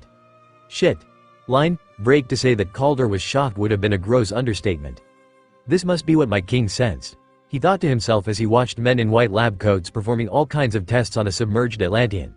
The tank the Aquarian being was in shook violently as the imprisoned man slammed punch after punch at the walls of his prison, his features obscured by the unending flow of bubbles created by the raging man.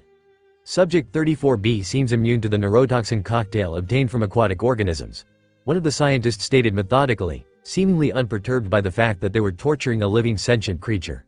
This seems consistent with initial tests and proves that the warrior class of the subject species are immune to all forms of aquatic poisons.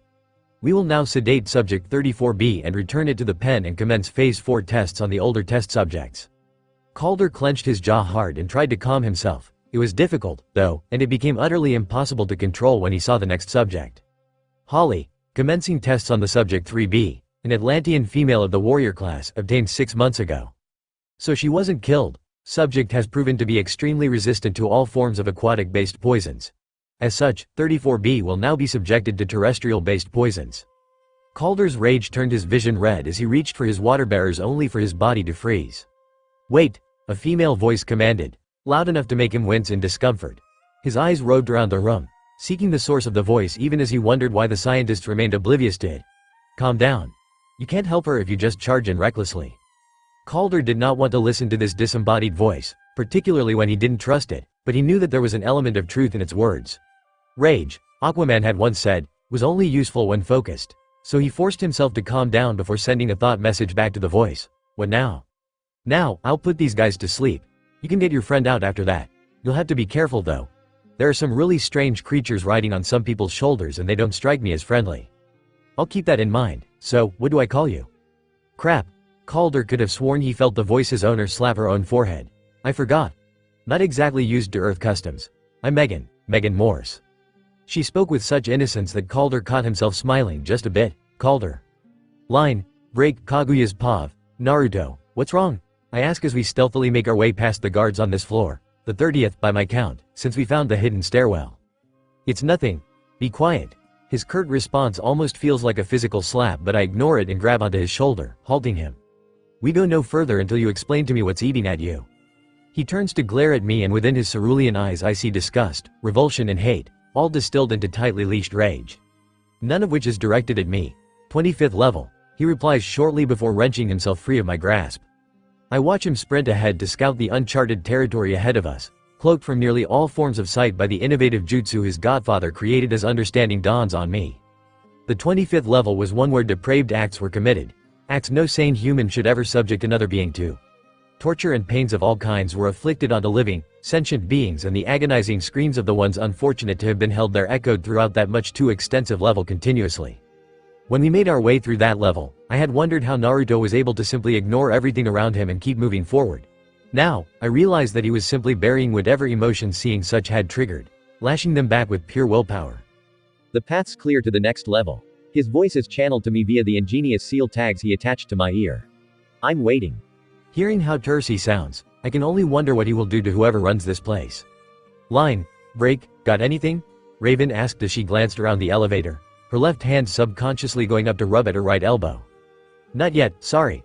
Robin replied as his fingers moved tapped on the hollow keyboard projected from his gloved arm. An ultra-thin microfilament cable linked the glove to a tiny access hole on the elevator's control panel. Of all 52 sublevels, this one has the most powerful locks. I can break the encryption, but I'll need a bit more time. Hopefully the damned door doesn't open to a squad rear guns pointed at us. Kid Flash huffed from where he stood, leaning against the wall with his arms crossed. He seemed more cross at the lack of action than anything else. Raven closed her eyes and accessed the well of energy within her as Arella had taught her. Let me see if I can find anything outside. Slowly, taking her time to remain alert to her physical surroundings, she allowed her energy to merge with that of the world around her, greatly expanding her sensory sphere. She'd been unable to utilize this technique when she was outside the building because of her own limited skill with it. The first things she noticed amongst the abundance of life forces within the complex were the significantly larger life forces within the sublevels, 5 to be exact. There were 2 on this level, one of which seemed more active than the other. 2 more were a level above them, the largest by far amongst the 5 and the third largest moving together like they were a unit. The last was making its way down a chute almost parallel to that of the elevator but on the opposite end of the building. Which led to the second thing she noticed. Azareth. She gasped softly, the discovery being staggering enough to nearly break her concentration. What is it? With her awareness of her physical surroundings, she felt, rather than actually seeing, Kid Flash push off the wall to stand a little bit closer to the door. This place. It's huge. She barely managed to keep a tenuous connection to her expanded senses as she battled with the scale of the building. 52 sublevels spreading out to cover an almost kilometer-wide expanse at its widest point. Raven, Robin called out. I'm in their system. We need to know if there are any of those creatures waiting for us. Right. On it. She focused on the space outside the elevator. Nothing. Alright. Give me a second. Suddenly, she felt an intrusion on her sensory sphere. Instinctively, she attempted to push back on the intrusive feeling only to sense it latch onto her energy. The only reason she didn't instantly try to cut it off was that she sensed no malicious intent. In all honesty, it seemed to want to help. That didn't mean she trusted it, though, particularly when a trace of its path led back to the largest life force in the complex. A further trace, when she was certain the owner of the life force allowed, showed that a similar connection linked the owner with the 4th largest life force in the building. Raven, let's go. Robin's voice pulled her back into her body and she nodded to him, prompting him to open the door and let them out. She kept an eye on the foreign energy linked to hers, prepared to sever it if she caught so much as a wisp of negativity from it. Well, that's the last one of them. Megan said to Calder as the lead scientist in the room slumped, get going. On it.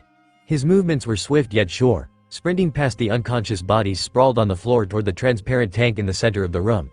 Pulling his right arm back, he uncorked a killer right straight that tore right through the reinforced fiberglass like it was wet toilet paper. The moment he pulled his arm back, the water gushed out, flooding the room. He didn't care. Pulling out a water bearer, He stuck his arm back into the hole, ignoring the scratchy feeling of the jagged fiberglass on his skin as he connected to the water in the tank. For a few seconds, nothing happened, the room quiet but for the sloshing sounds of the water. Crack, crack, crackle, boom. The tank exploded, the water draining out of it in that singular burst, glass and water flying out at near bullet speeds. Calder staggered back, his water bearer dropping into the water swirling around his knees as he tried to reel in his frenzied thought processes.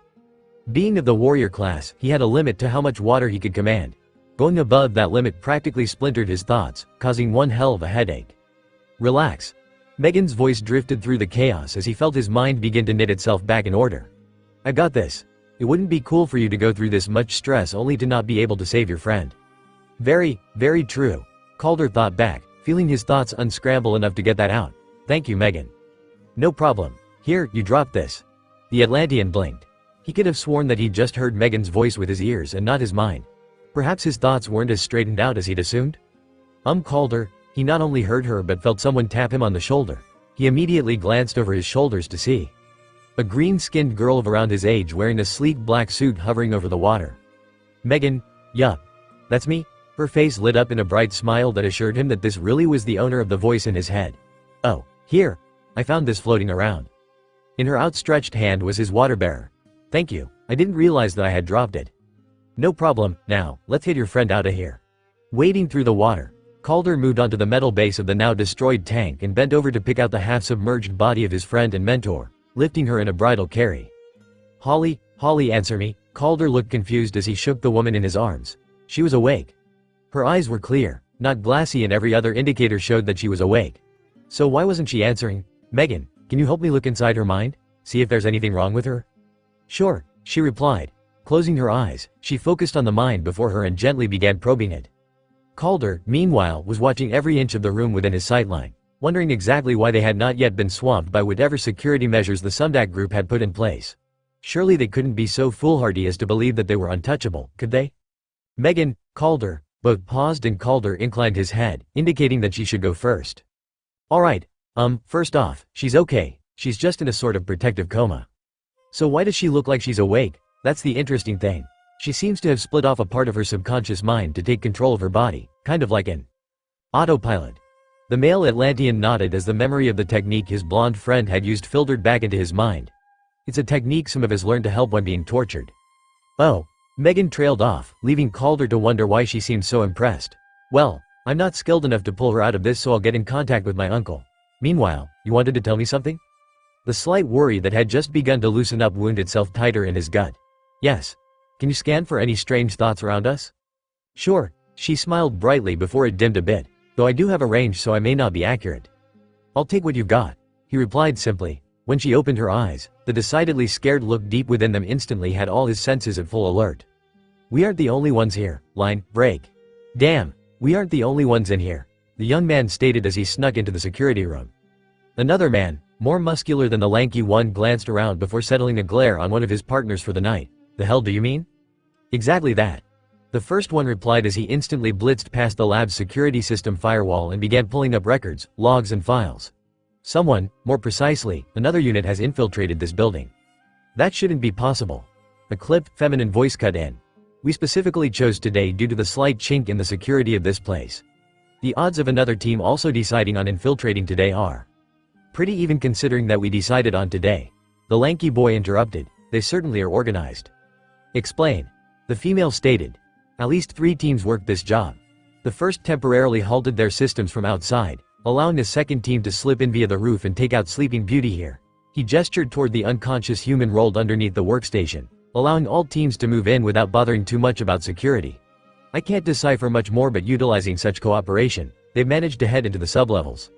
How about our package? Has it been tampered with? She asked. Not as far as I can detect. Let me proceed as planned. Line, break, the average teenager would be at home right now. Sleeping perhaps, or maybe playing video games. The really exceptional ones would be out on the town. No, not me. I just had to be linked to the Speed Force. God, I love my life. Raven noticed the wide grin on the speedster's face as they stuck close to Robin, making their way past various, yet ominous and definitely alien pods, and jabbed his ribs with an elbow. Watch it.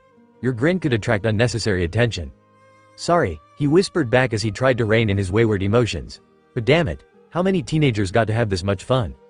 Quiet you two. Robin chided from up front. We could easily get caught by your yapping. You three don't belong here, and then, they were caught. Gotta love the universe's sense of irony. A quick glance up had narrowing his eyes. This guy.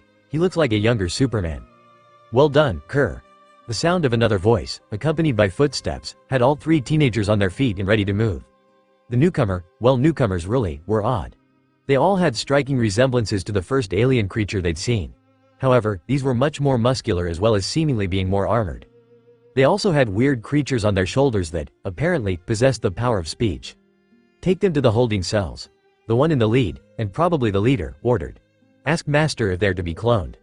Robin's first impulse was to get back and plan a way out of this mess. Raven's was to blast her foes with some pretty powerful energy spells she knew. Kid Flash really wanted to speed blitz all of the aliens, well, except the boy, he looked kinda lost. These choices were taken from them as they suddenly collapsed, warding off unconsciousness by sheer willpower. Wally fell first. Training with the Dark Knight gave stronger mental fortitude, but he could only last so long. Raven, just before she submitted, felt the strange energy latching onto hers release a slight pop. Line, break Kaguya's paw ahead of me. He freezes, every muscles, sinew and tendon pulled taut as something comes to his attention. A moment later, he slips into a shadowy alcove and I do the same. To front. Mine being the back pressed into his front. It's a warm, comfortable place, one I wouldn't mind staying in. A slight shake of my head dispels that thought. The one I told you of, the girl with the other two boys, she's in trouble? And his warm breath tickling my ear brings it right back. I'll find them. Damn it, not now, moron, focus. I do, and I activate my Byakugan, a shade of the power I once had and one I only recently began to truly accept. Color leaks out of the world around me, leaving everything in dichromatic black and white as my sensory sphere expands, going to a complete 360-degree view. One of the perks Naruto and Kurama left me with. The complete Byakugan, as opposed to the incomplete variant the Hyuga clan he told me of were bestowed with. The very first thing I notice is his face. Even in black and white he looks. Back to what I was supposed to be doing. I see everything on this level and beyond, though I focus my attention on the level we are on right now. Walls are shunted apart with ease, allowing me to narrow down my search to living beings, their internal energies glowing brightly in my perception. Wrong shape, way too inert for people that were just captured. Looks like the princess is heading over that way. And bingo. I turn to Naruto, an action that, in this tight alcove has me pressing up a bit more into him. Focus, damn it. Found them. 3 guys instead of 2, though 2 are knocked out, same with the girl, and an escort of those brutish creatures we spotted all around. I know the direction. Cammy, only years of training with my mother and aunts helped me stifle that shiver running up my spine. We'll head toward them now. The princess. She's heading almost opposite us. She's going to find something where she's headed. Follow her, he replies softly. I'll go get the others and we can meet up later. Got it. We'll talk via the tags. He nods, flashing a brief smile at me before heading toward them. Cammy, why wasn't I a regular girl way back then? I mean, I know various things on politics, regal bearing and everything to do with being a princess, but maybe that way, I'd at least have a clue what to do when struck by infatuation. Line, break. It has been stated before that Donna Troy didn't exactly have abilities geared toward infiltration. That said, her abilities didn't exactly oppose infiltration either. Yes, superhuman strength, durability and endurance weren't staples of the spy business, but then most spies would die to have superhuman speed, agility, senses and flight. Particularly the last two, which Donna utilized to great length as she moved. You can't trip a pressure pad while hovering, and very few can sneak up on a person who can hear a butterfly's wings cutting through the air. Now on the final sublevel, Donna slipped past a pair of human guards, heading toward wherever the extensive structure ended. Just as she was to round a corner, the sound of footsteps and voices entered her enhanced range, coming from the direction she was about to walk towards. It sounded like 2 men were discussing something. Is almost there. Soon, we'll have a counterpart to Project Kerr. Be sure to give my thanks to her. She chose an excellent specimen. Too bad she was rescued. The first man laughed heartily. Of course she chose well. She knows the Amazons like no other, even if she isn't one. But rest assured that your thanks will reach her, Day. She's always happy to hear of her customer satisfaction. Donna frowned as she thought over the man's words. 2 things stood out to her. A non-Amazon that knew all about them? She'd never heard of such. It couldn't have been a traitor either, considering the fact that they hadn't had any of those in ages. Certainly not during Queen Hippolyta's reign. So, who? Second, these men not only knew who her captors were, they were actively using whatever they'd obtained from torturing her to create something. Making up her mind to tell Diana after finding out whatever they were creating, She flew straight up and all but plastered herself onto the ceiling just as the men rounded the corner. Sparing a moment to take note of their appearances, she then turned the corner herself, remaining keenly aware of the men until they were out of her range before dropping to hover just above the floor. People within an enclosed environment, be it a house or a secret underground lab, tended to rarely ever look up. Diana's words that once again proved themselves true. With the men gone, Donna took her time to observe her surroundings, all her senses pricked. The result matched what she could see visually. She was in a hallway, no hidden chambers or trapdoors anywhere, with a door at the opposite end. Judging by the context of their conversation, my guess is that whatever findings they got from me, the results lie behind this door. With that, she proceeded toward the door. Locked. She cursed mentally as she tried to burn a hole through the offending piece. This was one of those situations where her skill set didn't match her up to infiltration. Two options lay before her. Turn around and leave. Lightly tap on the door and hope alarms didn't blare out. Guess which choice she made? Huh.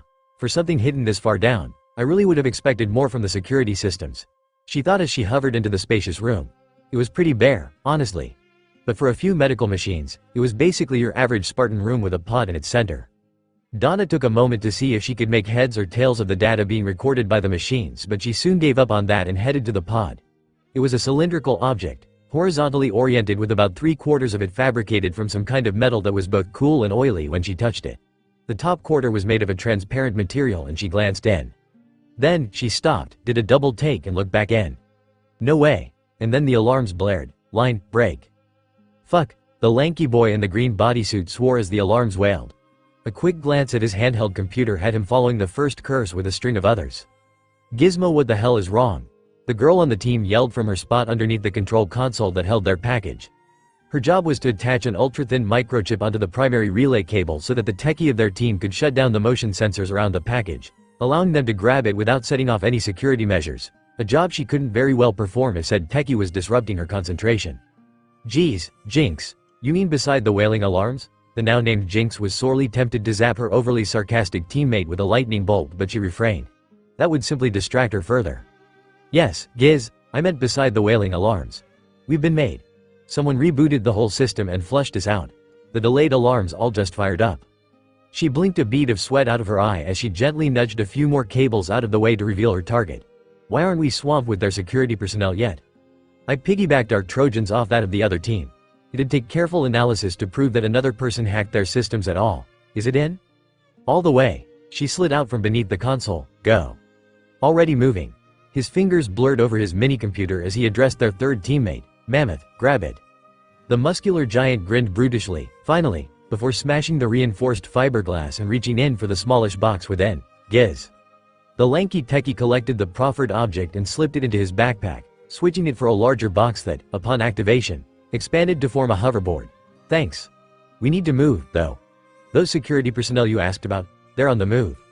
Line, break, listen Superboy, I know it might seem hard to believe but there is a whole world misled at the young man. A world you might never get to see if you're kept. She was interrupted by the blare of alarms and Robin's furious voice cursing out from his pod. My hack's been flushed. I'm guessing that they ran a system reboot, he explained before turning to their jailer. I know this might seem rushed but you have to make up your mind. Help us get out and we help you experience the world or don't and remain here until they decide to let you out. The teenager was clearly torn as to what decision to make. However, just as he opened his mouth to speak, he was blasted back by something. Kid Flash, due to his connection to the Speed Force, was the only one to really see what just happened, and even then, it seemed blurry. One instant, the clone seemed ready to say something, the next, a dark-haired man appeared right in front of him and lashed out with a kick that blew him back. Then, he headed over to Raven's pod. Hey, if you lay a finger on her. If you absolutely must, threaten only those who are threats. The newcomer nonchalantly reached into her unsealed pod and seemingly swiped at the bonds holding her hands up. They fell away instantly and he repeated the process for those at her feet before helping her out of the pod. You okay? Yeah. Thanks. Raven seemed just as confused as Robin was, so clearly neither of them knew him. So who is this guy? Who are you? He just smirked as he helped Robin out before heading over to Kid Flash idiographic period, Maelstrom. And you? I'm Raven, the guy you're currently helping is Kid Flash and Robin. Said boy identified himself. What are you doing here? Like you, myself and my friend are investigating this place. We think they might know of how we got here.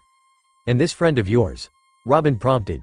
Keeping an eye on things, he stated before glaring at something. Superboy, apparently, considering the fact that he chose that moment to charge at Maelstrom. Superboy wait. Raven cried, throwing herself into the path of his headstrong charge.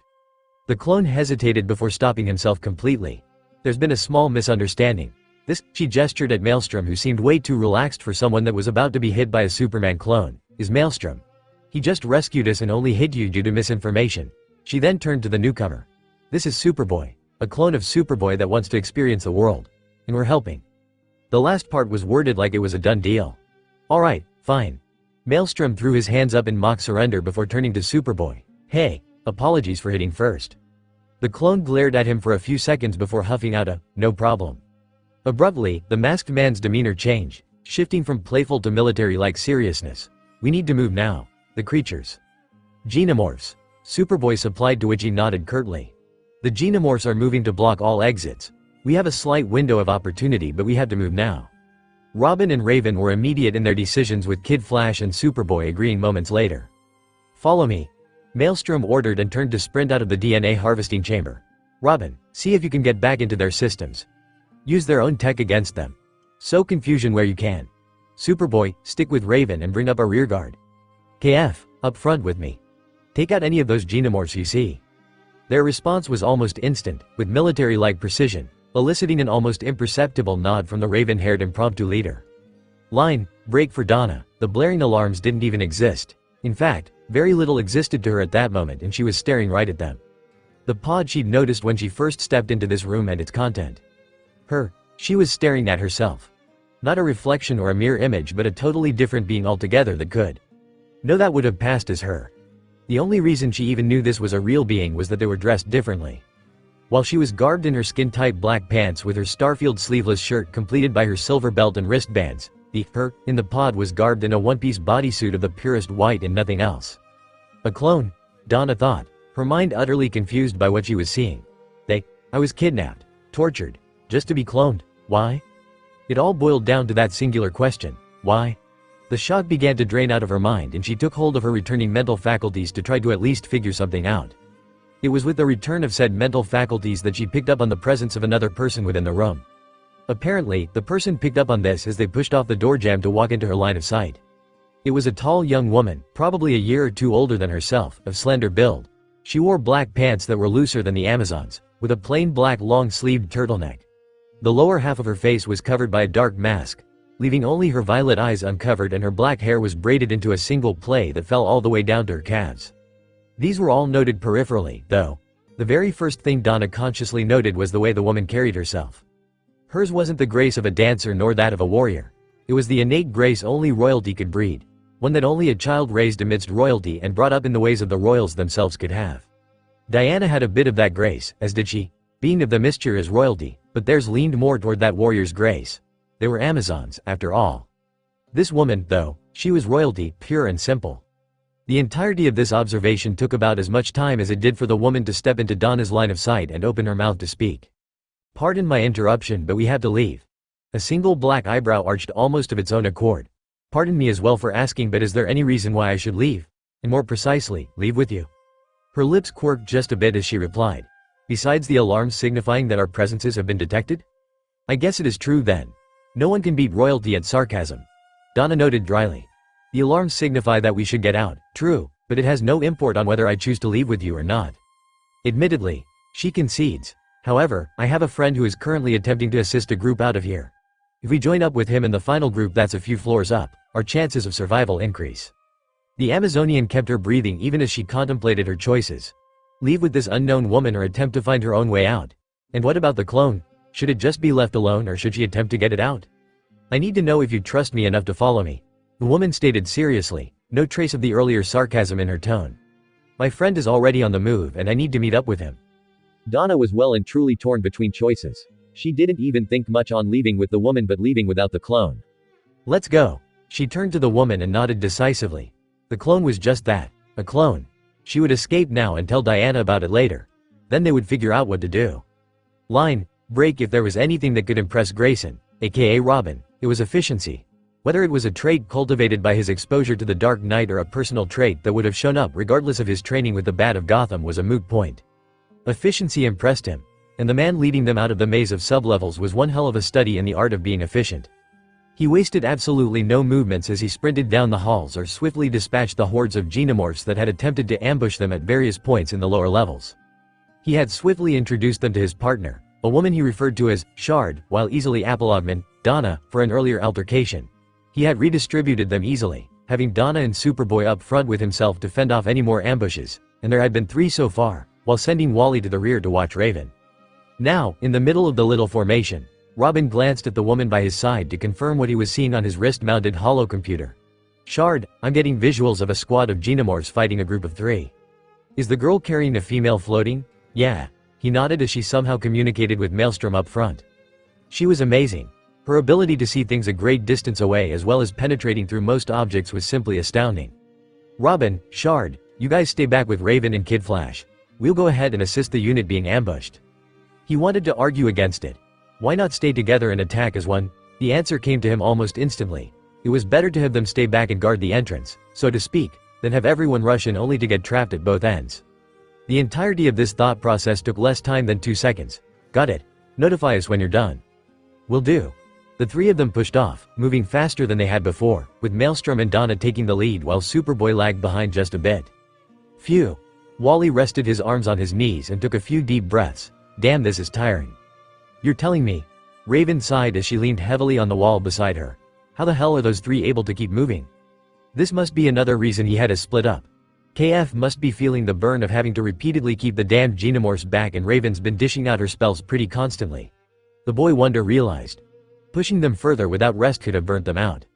At that moment, Shard moved down the hallway a bit, looking straight down the path they'd just come through. Robin, can you see the group of 26? Xenomorphs, you called them? About to round that corner? He frowned and punched in a series of commands to his computer as Raven and Kid Flash shifted into alert stances. The display showed zilch. Just as he was about to comment on it, the first of the xenomorphs rounded the corner. Snap. Thud. It dropped to the ground, a small, bullet-sized hole drilled into its skull. Shard stood right where she was, one hand lifted almost lazily. A finger pointed at the spot the alien creature's head occupied a scant moment ago. The only difference between the time the first xenomorph poked its head out and the time the last did was that Shard had lifted a second hand to join the first. As the last body dropped to pile up with the others, she turned to Robin. Bone shards, fired out of the tip of my fingers at near supersonic speed. Hence the name. She was referring to a while back, when he'd asked the reason for her name, to which she replied with an enigmatic, "You'll see." Well, see he did. Let's go. They're done up ahead. And she turned to sprint ahead, leaving the 3 teens slack-jawed. Line, break, they finally decide to show up. The raven-haired man who had introduced himself as Maelstrom stated. Calder, Megan, Holly, these are the last 3 of our group. Hi. The cheerful redhead smiled at the newcomers. I'm Megan, this is Holly. She gestured to the auburn-haired woman by her side before jerking a thumb at the dark-skinned boy standing just a bit behind them, and that's Calder. The 3 newcomers introduced themselves before Maelstrom continued speaking. Megan and Calder were just sharing some pertinent information with us. Calder, could you please recap? The boy nodded. Basically, during our rescue of Captain Holly Short, Megan discovered the presence of a completely different group, all of whom were in here with the intention to steal something from this facility. Megan's got a sensory ability like Shard's, only hers locates people by searching for intents, Maelstrom explained. Robin glanced at the green-skinned girl. Telepathy? Yep. Now that we're all here, we need to alter our formation just a bit. Megan, carrying Captain Short since she's still recovering, Shard and Robin will be in the middle. All 3 of you are our eyes, so you'll need to be shielded. Give constant updates, say, once in 3 minutes unless it's urgent. Kid Flash, Superboy and Raven will be our rearguard. Since you aren't as fatigued as the others in your unit, Superboy, I'll need you to help relieve the pressure on the other 2. Calder, you're up front with the princess and if you begin to feel fatigued, drop behind us and call out. We'll cover for you. Intel team, let me know the instant you believe the rearguard needs support. I'll head back and Shard can hold the fort for me until things ease out a bit. Holly was impressed as the group quickly sorted themselves into their positions. Whoever this Maelstrom was, he definitely wasn't a green teenager. No, the young, dark-haired man was clearly a commander the likes of Vinyaya and Root. Line, break. Mark Desmond was royally pissed, and, quite honestly, he had very good reason to be. Not 20 minutes ago, he'd been cheering over the success of Project Zahn, thinking of the greatness that could be attained if the plan succeeded. Now, he was forced before the board to explain exactly how the facility had been breached and robbed. And how he'd managed to lose Project Kerr. No, piss didn't even begin to cut it. He stepped into the room and the door sealed itself behind him. The darkness was banished as all 8 screens on the wall flickered to life simultaneously. Desmond, what is going on? He'd have sold his soul just to have the ground open up and swallow him at that moment. Too bad he had the niggling feeling that these beings would simply buy back his soul to inflict agonizing tortures on it. Best to face this head on then. The facility was infiltrated, he replied simply. How? An aristocratic voice asked just as plainly. For all his long dealings with the board, he never truly knew if they were human. They'd never once revealed any traces of humanity within save for the slight differences in their speech patterns and their character of their voices. The first to speak carried a firm tone of authority, though they all did. His seemed the most striking, as well as a hint of wisdom no mere human could have. The second spoke like a true aristocrat, yet there always seemed to be a hint of callousness. He likened it to a blade covered in silk. The dagger kid and would rip the silk if its sufficient force was applied. Back to reality. A coordinated group effort. They got in by having a unit temporarily shut down the security systems, allowing a second unit to get in from above to knock out the security personnel in charge of the surveillance systems.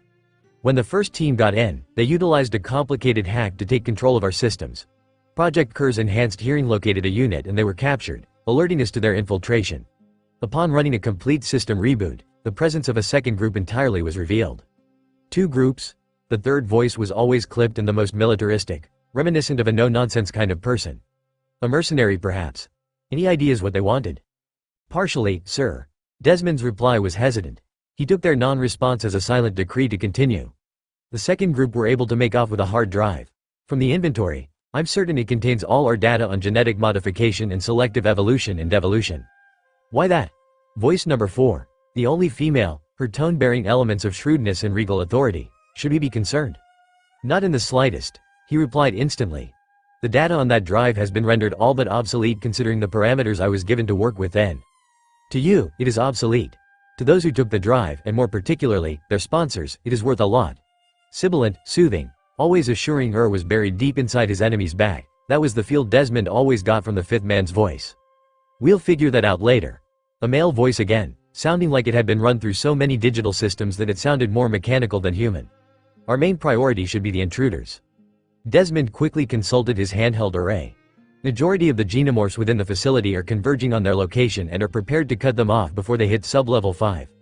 The few remaining are utilizing ambushes and sudden attacks to slow them down and divert them to the last entry leading into sub-level 5. Ensure that they do not escape. The first voice commanded. If they prove to be useful, clone them, otherwise, dispose of them thoroughly. For the first time since the beginning of the meeting, Desmond smiled, a sadistic smile that spoke volumes of the ponytailed man. It was not a pretty sight. It will be as you have ordered. Line, break, maelstrom. We need to change routes, Robin yelled as he hurled explosive batarangs into two of the xenomorphs that had somehow managed to get through the thresher Calder, Donna and their impromptu leader had created. Any reasons? The raven-haired man asked as he struck out with swift, precise strikes, the kunai in his hands, as Robin recognized the weapon of the ninja, flashing out to deliver death blows to the surrounding creatures. Yes. Shard yelled out from the behind him. Due to the continuous flow of battle, she had been unable to risk using her abilities for fear of accidentally hitting the members of this temporary alliance and so was standing with Captain Short. She'd kept her eyes peeled, though, and so was currently the team's major source of intel. Their herding is toward the large storage space 2 levels up. They've got an army waiting for us there. Going in would be suicide. Anything behind this wall? Another passage, leading toward the elevator shaft. Superboy, princess, cover me, he ordered instantly, whipping around with a glowing orb of energy hovering above his right palm and lashing out at the wall. While the two he'd called on shifted to provide greater defense for him, the dark-haired man pushed at the wall, the blue orb in his hand grinding away at the wall. Then, when it was halfway in, it exploded, blowing a hole clean through the obstruction. Everyone go, rearguard first. Kid Flash was the first out, zipping past xenomorphs as he moved, sending them flying.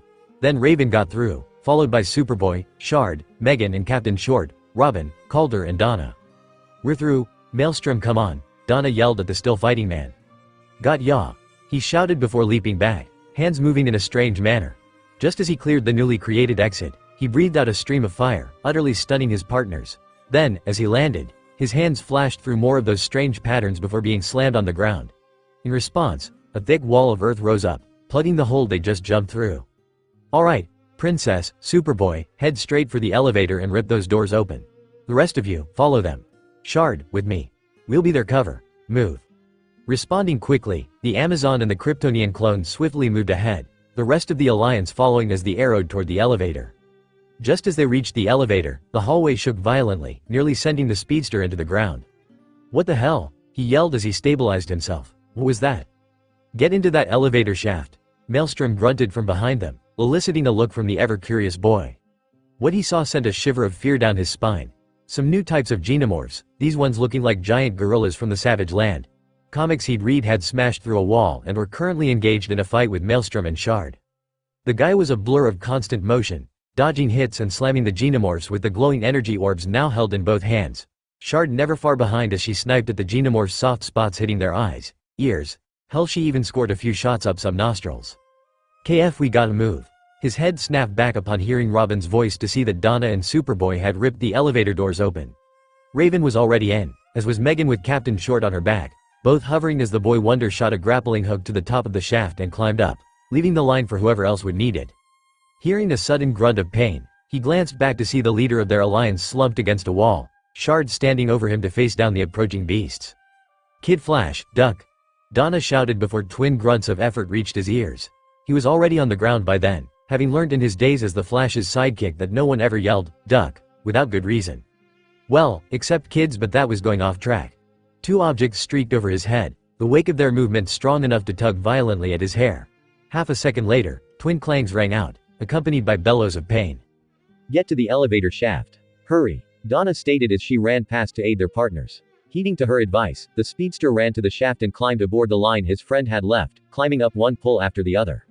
Glancing up, he saw the girls flying up, keeping pace with Robin and Calder, who was using his water swords to climb up in a fair imitation of Kratos. Glancing down, he saw Shard and Maelstrom running up the walls of the elevator shaft like it was a horizontal surface. Donna was flying and Superboy pulling himself hand over hand up the line, much like Robin and himself. Probably doesn't have flying down yet, he shrugged and resumed his climb. Princess, as soon as we get to the top, blast the door open and punch a path through to the outside. Everyone else follow. Maelstrom's command was interrupted by a loud boom echoing from somewhere below. Everyone faster. Now. The words were barely out of his mouth when one of the elevator doors suddenly blew back, the strength of whatever had hit the door being so great that the metal doors were embedded into the wall of the elevator shaft. A horde of the smaller, simian xenomorphs swarmed out of the newly created entry and began a rapid climb up the walls. Everybody hold on, Megan cried before shooting upward and using her powers to pull everyone else in her wake. Up ahead, Donna made it to the top of the shaft and, within 2 punches, had their exit set. Move, move, move, she urged as she flew back in to grab Robin and Calder, hurling them out bodily before flying ahead as Maelstrom had ordered. Meanwhile, Megan had helped everyone out of the shaft bar Maelstrom, who stood firmly attached to the top of the elevator shaft. Everyone get back. As he said this, his hands flashed through those strange motions again, ending with him bringing up 2 fingers held like a gun to rest beneath his lips. A split second later, he once again breathed out a torrent of flames that washed down the shaft, incinerating the xenomorphs unlucky enough to be in the shaft. With a quick flip, he landed in the hallway, sprinting to catch up to the rest of the team. Line, break the wall exploded outward, leaving a cloud of rubble and dust that they immediately cleared. Oh man, Gizmo gasped, doubled over on his hoverboard, arms wrapped around his torso. We never do this kind of thing again. Agreed. Jinx groaned from Mammoth's chest as the brutish-looking teen released her from his grip. Where's Icicle? The temperature around them dropped rapidly as the aforementioned, ice-coated teen dropped out of the sky to land beside them. Here. Any external observers? She asked as she stood. None that I could track, he replied, chilly gasps of air escaping his mouth as he spoke.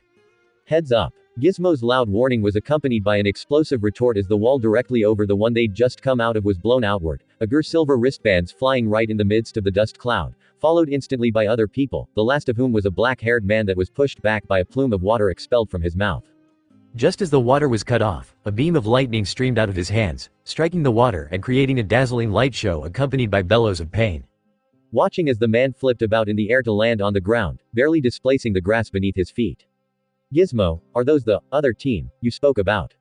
Jinx asked, desperately resisting the urge to run her hands through her pink-streaked raven hair in frustration. Unfortunately, she could hear the slight tremor in his voice as he spoke, and she wondered if their leader would have punished him for displaying his fear. Fuck, maybe we can pass ourselves off as belonging to an organization sent in to investigate. No, you can't. The raven-haired man stated in a tone devoid of any form of emotion, his outstretched arm still encased in the swirling green energy, held exactly in the same spot from which it had temporarily connected with Icicle's face. Jinx was flabbergasted as she turned back to see the same man standing where he'd first landed, yet also standing right before her. Abruptly, the image behind her vanished and a line of dust jumped into the air. F fast. She nearly gasped out in shock. They had no one. Hell, they had nothing that fast back at the HQ. He arched an eyebrow almost mockingly as they struggled against the strange pressure he was exerting on them to stand in defensive positions. If you want to fight me, then I truly do hope you can present a challenge. Jinx cursed. They'd never dealt with a speedster before, and this guy seemed like he could manipulate the elements at least as well as she could. Add on to that the fact that Icicle was seemingly out of the fight and she simply couldn't see a way out of this. Then, a pseudo-army of Genomorphs rushed out of the holes the two teams had created. Line break to have said, at this point, that Mark Desmond was pissed would have been akin to saying that the sun was hot. It wasn't a lie, just that it didn't quantify just how hot. After all, to the average 4-year-old, a candle was hot. Having suffered not one but two simultaneous infiltration, with both infiltrators making off with things that were his while doing as much damage to the facility and destroying his Genomorphs, was bad. Causing him to be subject to that conversation with the board was worse. Exposing Sumdak as they just did had caused him to snap. The intruders would be dealt with, and the vial of serum he'd taken from Project Blockbuster would ensure that the chaos these imbecilic children had brought onto them would be returned to order. XX, subdue them, he ordered harshly. There would be no cliched villain chat, nor would he gloat. Not after all they'd done. The pale blue alien by his side nodded once before activating its telepathic connection to all the genomes within the facility, dredging up all the available mental energy and bringing it to bear on their foes. A cruel smirk crossed Desmond's lips as he watched them all cry out and sink to their knees, some passing out instantly, others trying to fight off the telepathic assault. They would fail, though. XX was created using Martian DNA, granting him extremely powerful telepathy. Their struggles were pointless. Line break. Megan was scared. Megan, it wasn't that she'd never been subjected to mental pressures before. As a matter of fact, her uncle started off her training using such methods.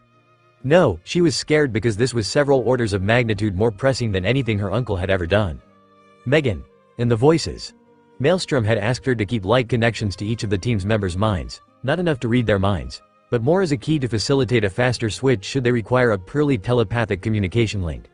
Unfortunately, when the Genomorphs began their assault, the doors to each person's mind opened some more and she was washed in their agony.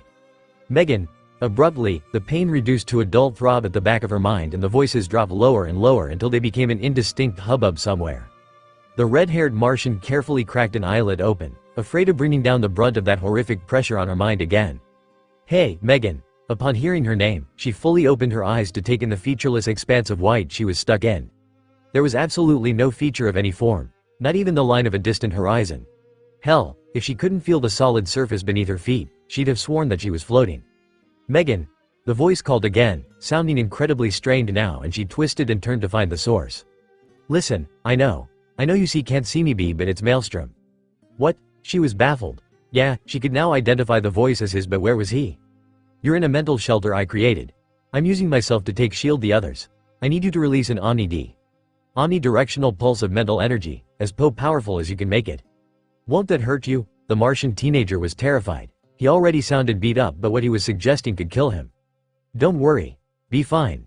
Just do it on NGH. The featureless expanse seemed to ripple as he exclaimed, and Megan, guessing what he wanted her to do, began harnessing as much of her mental energy as she could. I'll be ready on your mark, she stated through gritted teeth as she began to feel the strain of holding back so much of her built-up energy while building up even more. Hey, thanks. Line break. Desmond's mood had taken a sharp upward turn. Since the telepathic assault had begun, only two of the moronic children seemed to be conscious. A girl with pink streaks in her raven hair that spasmed violently, her prone body kicking about as she tried to fight off wave after wave of mental assault. The other a raven-haired young man that had just dropped onto both knees and had a hand to his head, gripping it tightly. Mark's genetically enhanced sight allowed him to see the dark streaks that ran down from his nostrils and out of his nose. Blood. They were quite interesting, the last two, and already he had plans to see exactly what made them tick just in case it could be added to the blockbuster serum, but this was getting boring.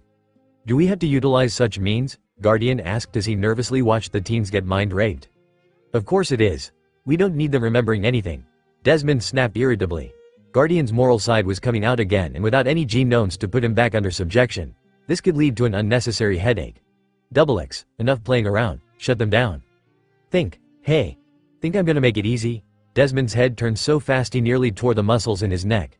The raven-haired teenager, the one who seemed to be holding out the most, was now on his feet, staggering a bit before he stabilized himself and threw a grin, one twisted by pain probably, at Desmond and his cluster of Genomorphs.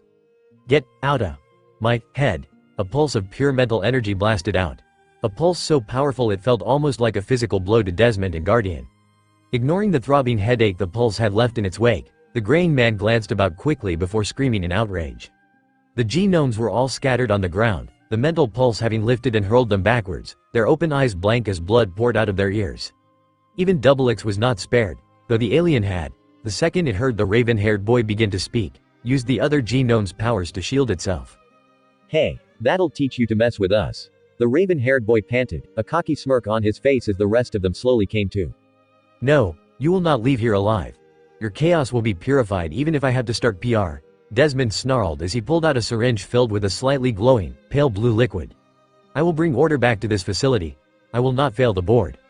With this final declaration, he lifted the syringe up, its hypodermic needle glinting in the moonlight, and twisted around to plunge it into Guardian's chest. Line, break, everyone okay? Jinx asked as she slowly pushed herself to her knees, feeling nauseated by the simple act. Giz? Mammoth? Icicle? Off to her left, she heard retches and moans and she turned her head, slowly, to see her team techie in a similar position to herself, only difference being the dry heaves racking his body. I'm okay. Mammoth replied as he stood and then turned to help her up. Gizmo's not so lucky. Icicle's still out. The girl sighed in relief as her abilities fully reactivated the instant her feet touched the earth and the nauseating feeling reduced. Grab them. We can't afford to fight without them. Hell, even with them our chances aren't looking too good. At that moment, an agonized scream ripped through the air, prompting them to look back at the Genomorph horde. The creatures had all shifted to form a semicircle, showing a man stepping away from a bulging mass of flesh on the ground. A second scream tore out of the distorted mass of flesh before it settled down to form a cocoon of sorts. Then, a grotesquely misshapen arm punched out of the chrysalis and tore it apart, revealing a blue thing, whose only true element it shared with humanity was that it was bipedal. Its skin was blue with red lines akin to cracks and its musculature looked more suited to a humanoid rhino. As if that wasn't bad enough, she noticed that the other group of teenagers had split up, half facing the Genomorphs, the other half facing her group. Don't think we'll make it out without a fight, Mammoth grumbled and, for the first time since she'd met him, she noted that her brutish-looking partner didn't seem too eager about the upcoming fight. Then the brown-haired man with the glasses flung out his arm in an all-encompassing arc. Destroy them. Line, break. Robin stood together with Kid Flash, Raven and Superboy, facing the second team Megan had alerted them of. Maelstrom had ordered them to concentrate on this group while he took on the Genomorphs with the rest of the team except Megan, who was to guard Captain Short as well as act as the nexus for their telepathic communications. So, you guys seem horrendously outnumbered, so I'll be big and ask politely. Can you please surrender? Robin sighed. Trust Wally to make light of every situation. The girl shifted her feet a bit as she lifted her hands, palms facing the sky. Beside her, the giant teen stood in a defensive position. Sorry, but I'll have to decline on behalf of my team. Out of nowhere, a bolt of lightning crashed down on them, illuminating their surroundings and carrying on for about 10 seconds before disappearing as suddenly as it had shown up. Guess we'll have to do this the hard way then, Robin stated, safely ensconced in the magical shield Raven had thrown up. On an unseen signal, Raven dropped the barrier and took to the skies as Superboy and Wally charged ahead to take on Mammoth while he flung batarangs toward the girl. The fight was on. Line, break. Donna was only half focused on her fight with the Genomorphs. Of course, half of her focus as a trained Amazonian warrior was way too much focus considering the creature she was engaged with were nowhere near trained. Powerful. Yes. Trained. Not remotely. They only ever attempted to punch her out of the air, a repetitive, unimaginative tactic that involved the large ape-like Genomorphs swinging at her with overextended punches that allowed her to get up close, hammer at their ugly faces repeatedly before backing out again. The other half of her focus was directed at watching Maelstrom's fight against the Blue Brute. It was nothing short of spectacular. He was a continuously moving whirlwind of pain, diving in close to his opponent to deliver powerful attacks to its gut before reappearing behind it to slash at it swiftly, carving up its back with what seemed to be a wind blade. The only reason the thing was still fighting was its inhuman durability and its seeming ability to not feel pain. Ah, she whirled about to see Calder flying toward her, his arms still crossed over his face. With a small grunt of effort, she caught him and flew down to set him on his feet. Thank you. No problem. She shrugged, then whipped about to deliver a swift spin kick to the head of a smaller Genomorph that had attempted to sneak up on her. You okay? I'll be fine, he replied. I got blindsided by a big one. Kinda guessed that already. Donna commented. Well, back to work. Line, break Naruto's paw for a rat-faced bastard. The head of this facility is quite the shrewd character. Compared to someone like Gato, anyway. For example, he ditched the whole pointless gloating and went straight for a debilitating attack. He didn't make himself a stupidly large target by leading the charge. and he knew how to keep himself away from danger by putting up a meat shield. The few times I've gotten past the Genomorphs and the big blue ape, I've been stalled by the creature he called Double X, whose skill with mental attacks is quite the chore, particularly because I've always sucked at defending myself from such attacks and my brain's still reeling from the effort of holding back that mental assault earlier. Ducking beneath a powerful but horribly telegraphed punch from the blue ape, I decide to kick things up a notch. Grabbing onto the swinging fist above my head, I attach myself to it with a bit of chakra and swing up to land on the arm, a Rasengan forming with little effort in my open palm. Instead of attacking him directly, however, I spring off its arm to crunch the technique into the face of a lumbering Genomorph behind it. As the energy orb explodes, I'm pushed up into the air and I activate the rinnegan. Sparing a moment to lock onto the twisted energies of the various Genomorphs around, I then call up the powers of the Diva Path, Inryoku Satsujin. The effect is instant. Every Genomorph within my field of power is crushed into the ground as the gravity around them quadruples. Interestingly, the blue thing that man created struggles to stand and I'm forced to increase the force on him. He succumbs by the time it hits 7 times the force of gravity. Dropping lightly to the ground, I spare a glance at the others. Robin and his team have knocked out the other group and are now standing guard over them while Calder, Donna and Kaguya walk over to join Megan and Captain Short. All in all, everyone's okay. So, I take my time to walk over to the bastard in charge of this facility. He knows I'm coming for him and he scrabbles back, desperately trying to get away from me. A short shunshin later, I'm by his side and I lash out with a foot, catching him in the side and hurling him into the air. I grab him by the throat as he comes back down and slam him into the ground. He coughs up a blob of blood but I don't hear any sounds of breakage. Just like Amachi and Orochimaru, he's been experimenting on himself, using the positive results he obtains from inflicting agony on others to further himself. I may not usually enjoy torture but I'll make an exception for this scum. How does it feel? He chokes and coughs, blood splattering the sleeve of my shirt. He won't die yet, though. Atlantean DNA means he can survive longer periods without oxygen than a regular human would. I look down, straight into his eyes now, looking straight into this vile excuse for a human soul. How does it feel to be at the mercy of someone else? He's terrified. I can see it in his eyes that he's so terrified of me at the moment. Good. That will make this next part easier. I tap into the Indra half of my chakra, sacrificed by Sasuke in a final effort to stop the Jubi once and for all, and I activate the Mangekyo Sharingan. A Seiko head and I begin the final phase of my plan. While I'd initially planned to kill him in the most gruesomely agonizing way possible, I hadn't planned on meeting the leader of this facility out in the open like this, hence my adjustment to the plan. He'd suffer, though. Dear Kami, he'd suffer. Tsukuyomi was, after all, designed to make its victims suffer.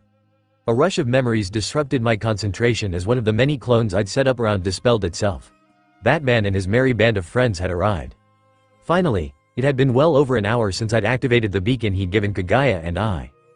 Within the last few seconds I buried the memory of my identity and abilities deep within his mind, leaving his brain to explain how he'd never once got a glimpse of my power set. I didn't want him hunting me down. Then, I made him forget the identities of the rest of the team as well. That done, I stood up just as the rest of the team came to stand by me. It was now up to the lead. You will listen, Namikaze. Clearly you haven't been listening, Raikage. We glare at each other across the table, knowing that neither the piece of furniture nor the distance would be a factor should we decide to leap at each other's throats, a fact that the others positioned around that same table are certainly aware of. My enhanced hearing picks up a few mumbles of troublesome, what a drag, and a whispered phrase detailing how things used to be done in the days of a certain eye-patch-wearing man. None of these detract me from me glare down with my opponent. Yondaime Raikage I, also known as Eye of the Raiden no Yoroi and Kurabi's older brother, possibly the only person alive that can match the legendary obstinacy of Ryodanben no Onoki, a trait that's certainly rearing its ugly head now. You will have an escort or you will never step foot on the battlefield again. I can't help but scoff at that and I notice Ba-chan's head drop into her palms, probably wondering where all those lessons she force-fed me went. I cringe inwardly but I push on. It's high time someone let the damned Raikage understand that the world didn't revolve around his wishes. What? You'll stick B and I on yet another deserted island? Why not post a letter to Madara telling him exactly where we are while we're at it? I opt for a derisive snort this time. The moment you try to do that you'll switch this war to a battle of attrition, one that we're bound to lose because we're facing off an army of near-immortal shinobi that never run out of chakra and have near-instant regeneration. At that point all they need to do is lay a never-ending siege on wherever you stick his end. And your idea is so great? He thunders back, his left eyelid twitching violently. You think gallivanting about without an escort makes you harder to catch? Well, when compared to your dumbass idea, hell yeah. Raikage dono, uzumaki dono, let's remain calm please. Gaara's calm voice cuts into the terse atmosphere like a wind blade and draws all attention to him. While I wholeheartedly agree with Uzumaki Dono's opinion that he and Kurabi-san should remain mobile, I also believe Reikage Dono's words also have merit. Charging into the enemy lines with absolutely no form of backup is akin to daring our foes to do their worst, a dare they undoubtedly will rise to. I ruthlessly squish the urge to pout at Gaara's words, regardless of the fact that they seem to be making a whole load of sense. But B and I can move significantly faster than most other shinobi, and the few who can keep up with us are way too valuable to be stuck with guard duty. Mifune Dono. As interesting as this has been, I say we all take a break now and reconvene an hour from now. Ba-chan stated simply, effortlessly cutting off my argument. As expected, the old samurai accepts and the meeting is adjourned. I sit back and kick my feet onto the table, watching as the cages and their escorts file out. I wink at Kuritsuchi as she walks out last and she nonchalantly flashes the middle finger at me. So, you and the Tsuchikage's granddaughter, huh? Ba-chan grins as she drops into the chair beside me and her feet join mine on the table. I wonder what poor Hinata would think. It's really doubtful that Hinata-chan would think anything of the fact that I winked at the old man's daughter just to piss her off. I reply amidst a yawn. Hinata and I have become friends since Pain destroyed Konoha. It's been slow going due to how our schedules align, but we've definitely gotten to the point where she'd barely feel bothered by the little byplay between Kuritsuchi and me. Have you ever thought of why cages have escorts? She asks as we watch shinobi from different villages scurrying about to ensure that this base is up and running at 100%. The question throws me off a bit, but after a few moments of thought, I reply, for protection. She tilts her head just a bit, indicating that I'm right, eliciting a small, happy grin from me. Correct. There's never been a single cage that couldn't take care of themselves. Take Gaara, Mei and Onoki, for instance. Gaara's got his insanely powerful defense, one that can be switched to offense in an instant. Mei's got 2 bloodlines and she's taken on a jinchuriki, and the old man's got a keke toda and he survived even longer than my sensei. She pauses here, probably reminiscing about Ji-chan for a few moments, before continuing. Each one of them can take on the very best this world's got to throw at them, and there's a damn good chance that they'd make it out alive. Maybe not in the best shape, true, but they certainly can make it out alive. So why would they need an escort?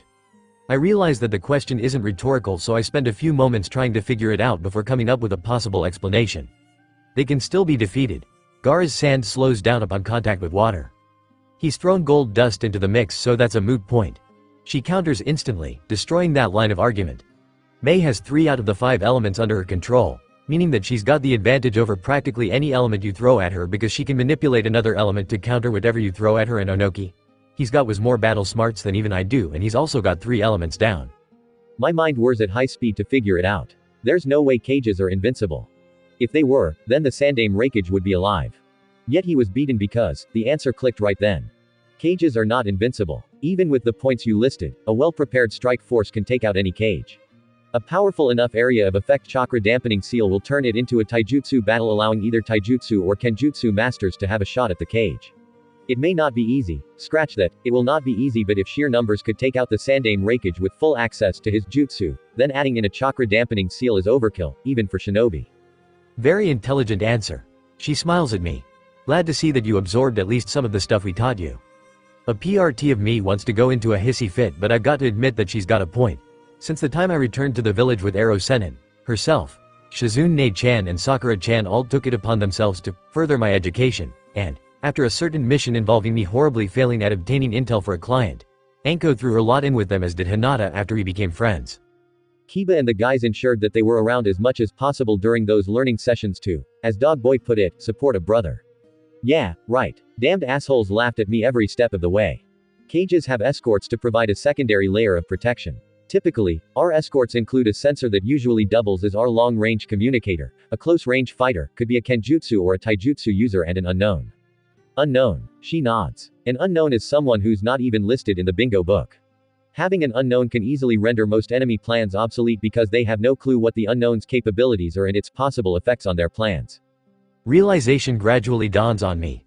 So that's why the most famous shinobi under a cage's command are rarely ever used as escorts. Their skills will most likely be well known, rendering their effectiveness void by escort standards. It's also why all 5 of us brought a separate unit to act as our diplomatic escorts.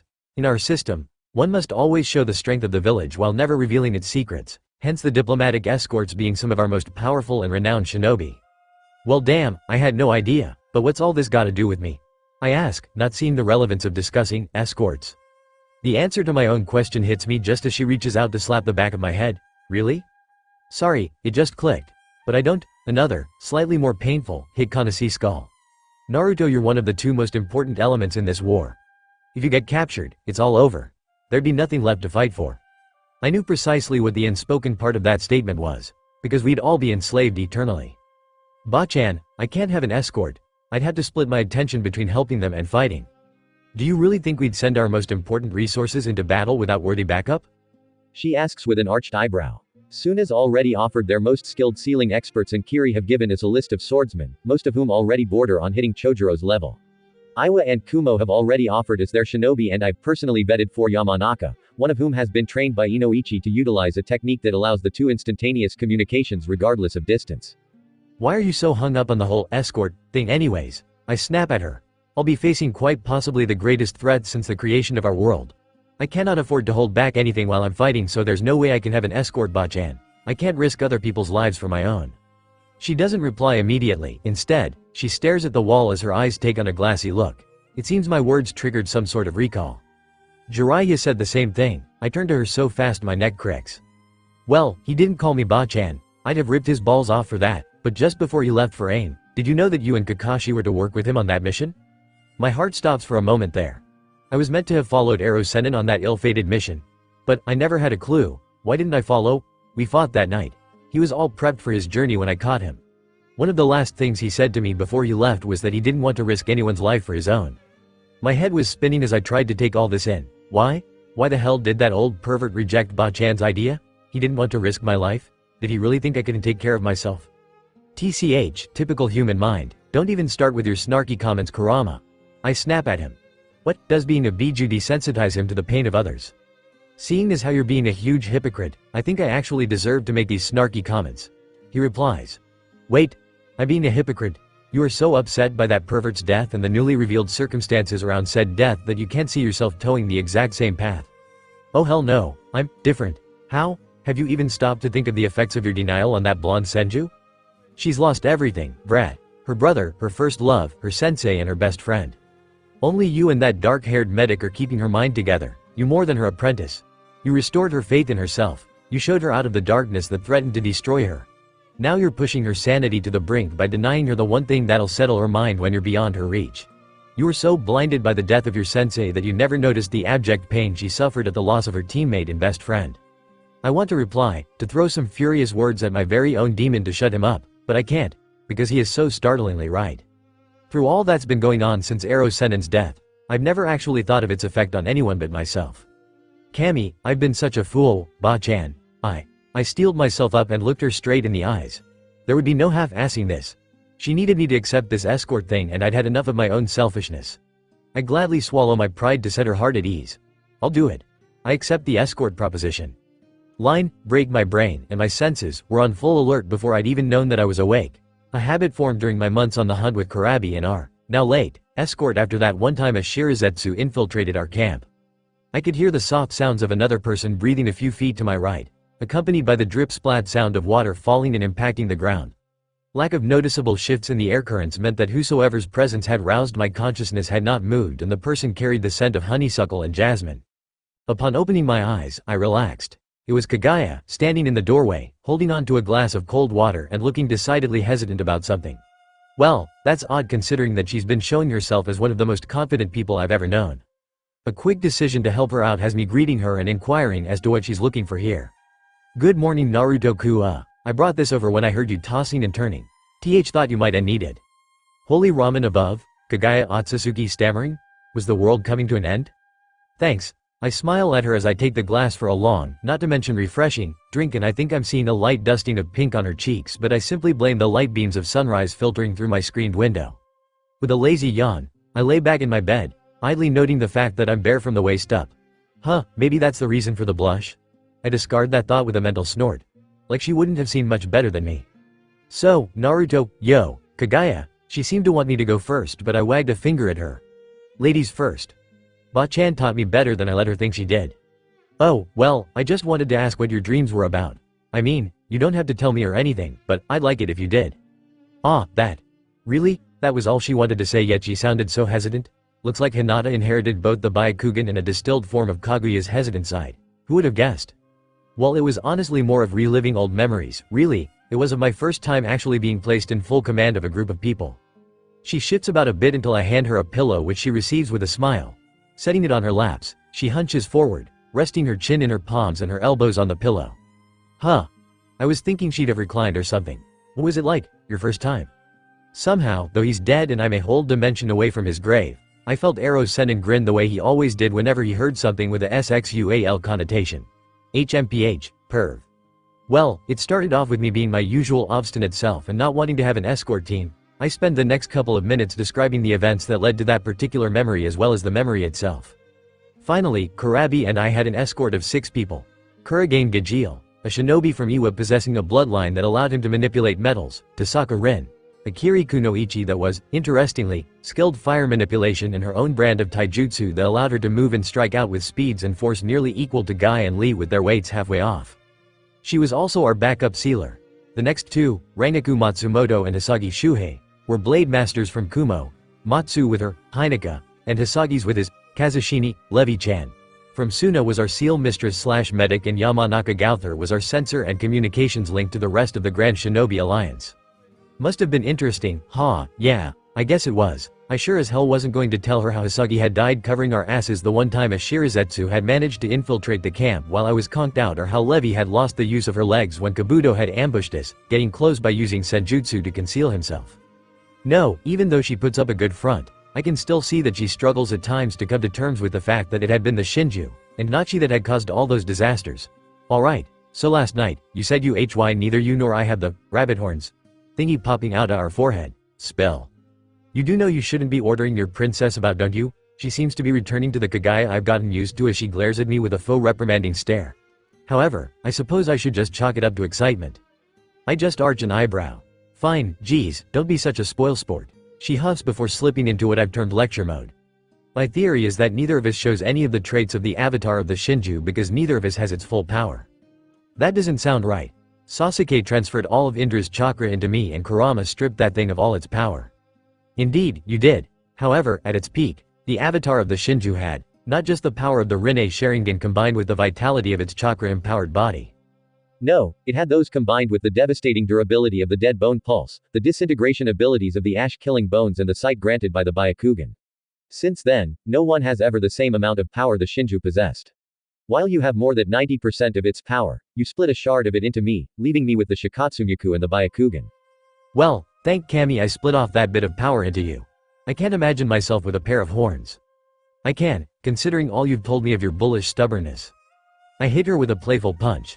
Meanie, you do know that hitting your princess can be taken as an act of treason, she states in her imperial voice. Oh, mercy, your grace. Forgive this humble fool. I cry out with my hands clasped before me. Glad to see you know what you are. She smirks and I realize that I fell into that neatly. Alright, I set myself up there. Her grin widens at my admission of defeat. Of course, I'm still waiting for you to prepare breakfast for our guests.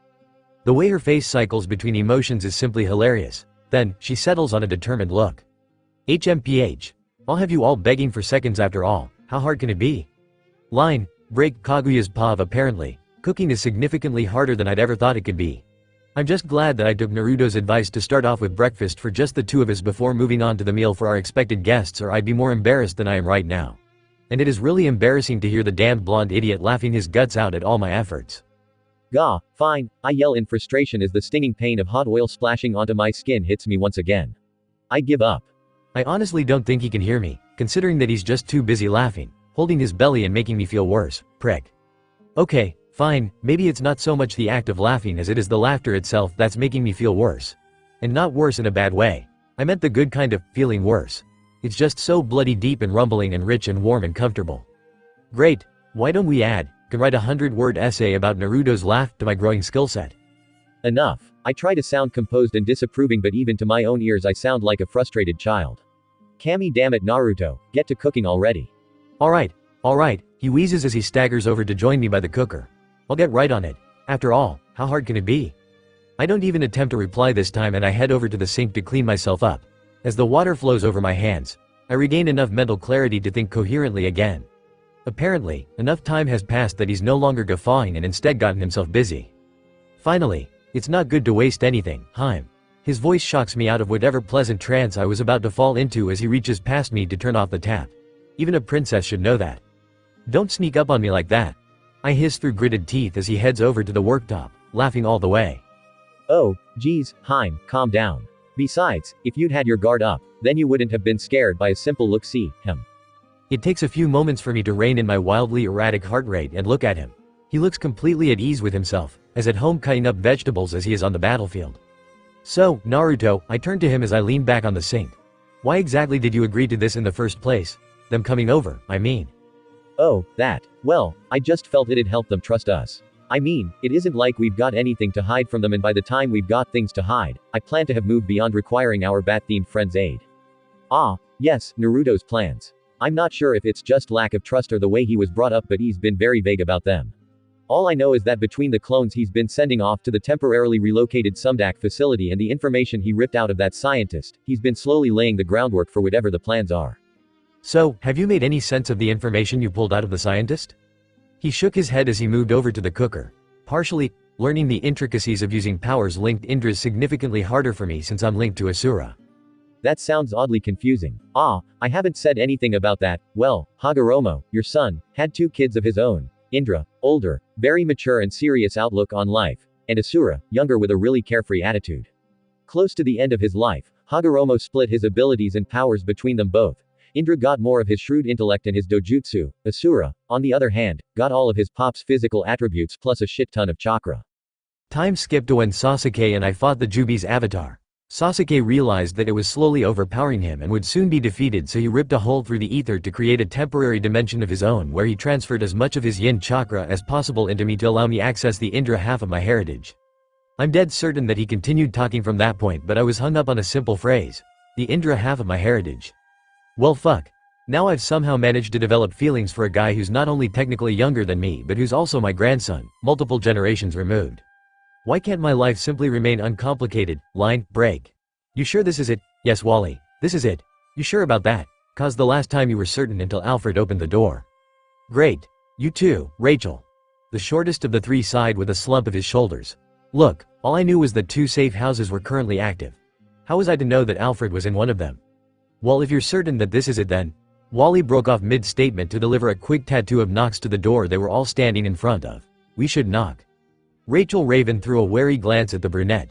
You ever consider doing things after allowing your brain to process the full details, and possible repercussions? He would if he had a brain to think of the other details. Threw in with a snicker. The speedster scowled at his friend. Oh sure, bird brain, laugh it up. Your name really suits you. Rachel just rolled her eyes. Could you 2 be any more immature? You know, you guys have to up your environmental awareness. The 3 teenagers jumped at the sound of the voice, turning as they landed to see a tall, lightly tanned blonde standing in the now open doorway. Was the first to recover from the shock, replacing it with a not quite concealed critical eye. I take it you're Maelstrom? The blonde nodded before pointing at each one of them, calling out their names as he went. Robin, Kid Flash and Raven, well, our guests, come in. The 3 glanced at each other before Wally shrugged and led the way the building. So, where's your really hot girlfriend? Wally asked as they wished living room. Rachel sighed and facepalmed. Just ignore him. Yeah, his mouth tends to run off, she added, leaving Wally's jaw agape. The blonde just laughed and scratched the back of his head. I wouldn't call her my girlfriend. As to where she is, well, let's start off with introductions, shall we? Wally's hand shot up like cork. Me first? Well, alright then. Kid Flash, then Robin and Raven. I'll go last. Okay, I'm Wally West, aka Kid Flash. Just you're one of a kind. Really awesome, intelligent, charming, speed. We get it. Ya blowhard, cut in brusquely. I'm Grayson, trained by. And Wally's the blowhard. Rachel shook her head. I'm Raven, but I go by Rachel Roth when not sneaking into various facilities. Ah, so you guys sneak into secure facilities on a regular basis? Maelstrom asked. Wally shrugged. I tend to just zip right in. S the really sneaky one. And Rachel just teleports you in or something? S eyes narrowed again. We could tell you, but you'd have to cough up some information about yourself. To S surprise, the blonde just threw his head back and laughed. You're good. Rule 1 of chatting with a stranger. Be on alert. You never know when you're subtly being pumped for information. If I was alone with either Wally or Rachel, I'd probably have all the information I need to build a character profile on both of you. S narrowed eyes turned into a satisfied smirk. Ha, you'd both be owned if I wasn't here. Ah, but you still don't know my name.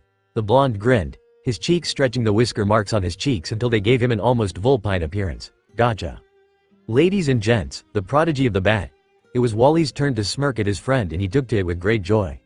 "So what is your name?" Rachel asked, ignoring the victory crows Wally was making.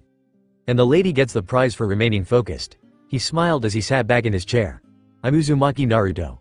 "Ah, in your culture, that would be Naruto Uzumaki. Naruto's my first name." "Wait, you're Japanese?" asked in shock. "Interestingly, that's pretty much what your mentor said when I told him my name." He sat up. "No, I'm not, though after quite a bit of study into that, I believe my world was largely influenced by the Japanese culture of yours. Hell, we've got the same types of food. Which reminds me, I've got to try the ramen on this world." Wally looked utterly stumped. "The what now?" "Ramen," Rachel answered, "in an Asian noodle dish." Naruto's eyes brightened considerably. "You know of the greatness of ramen?" "Meh, it's okay," she shrugged boredly, "it's nothing special really." "You shouldn't have said that," a new voice stated from the stairway, drawing all eyes from the gasping and gagging blonde. "I'm pretty sure ramen's the only thing that could make him fail to protect me." "Oh, wow," breathed. Wally could only nod at the accuracy of his friend's statement. "Shard?"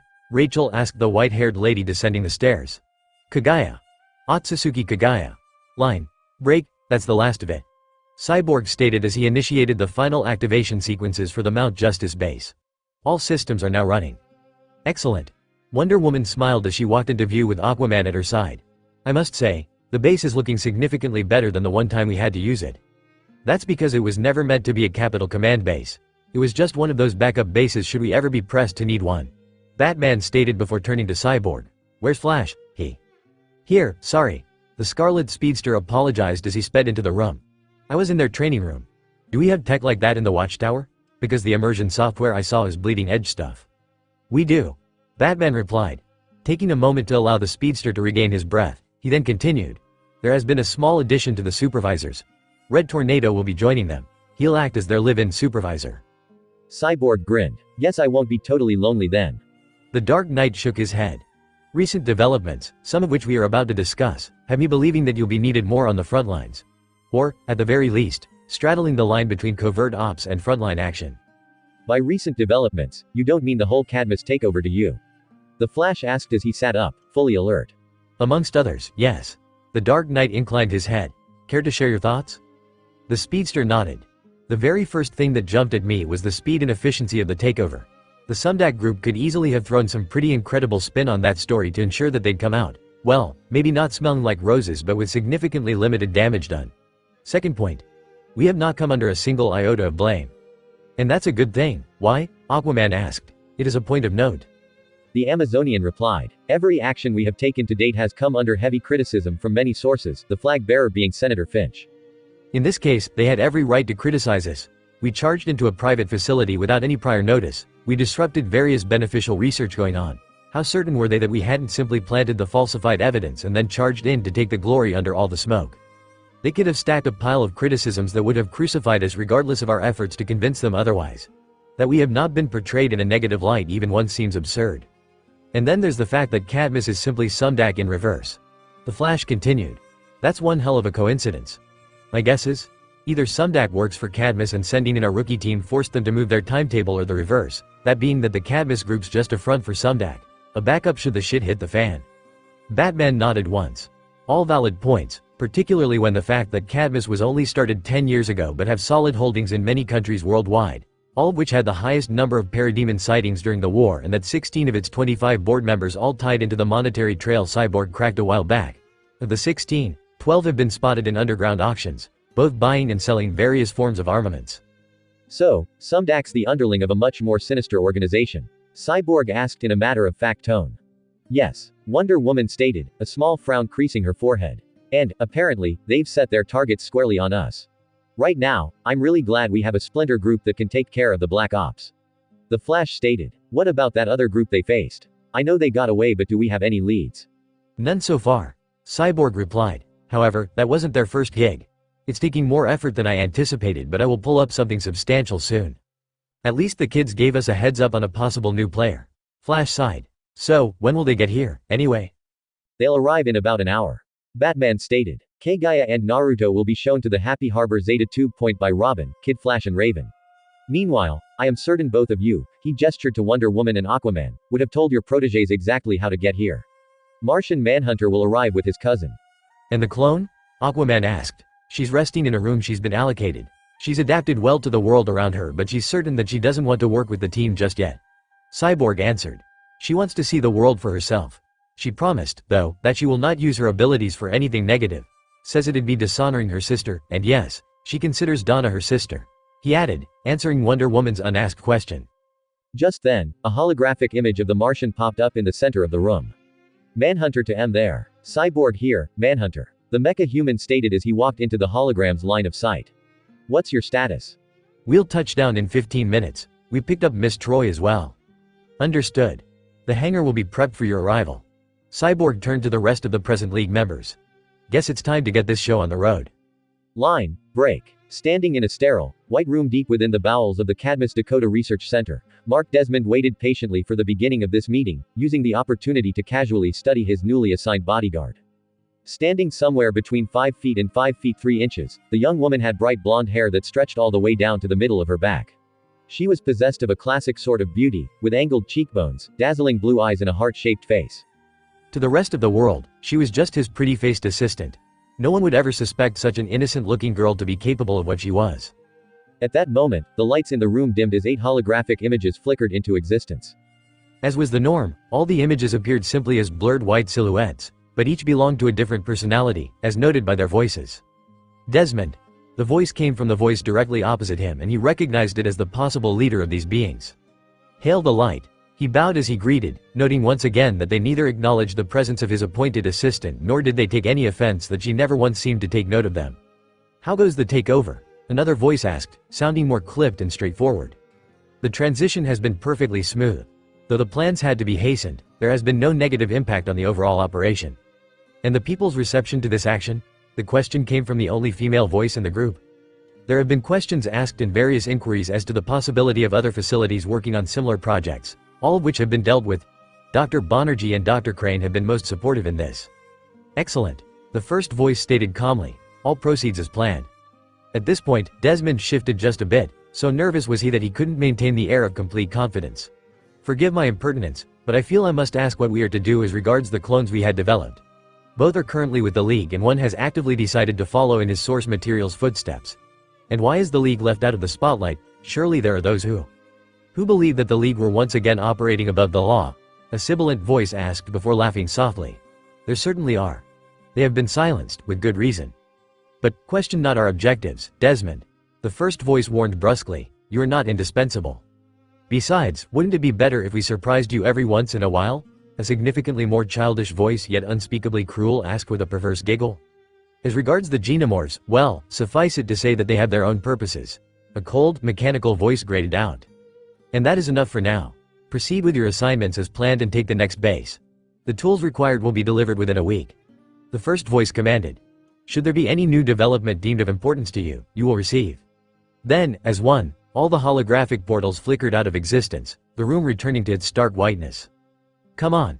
He gestured to his assistant as he walked out through the hole that had just irised open. We need to contact our sources within the Serpent's Nest. Time for the next stage. Sorry that this is coming late. I could give a ton of excuses, but I'll just say that I'm sorry again.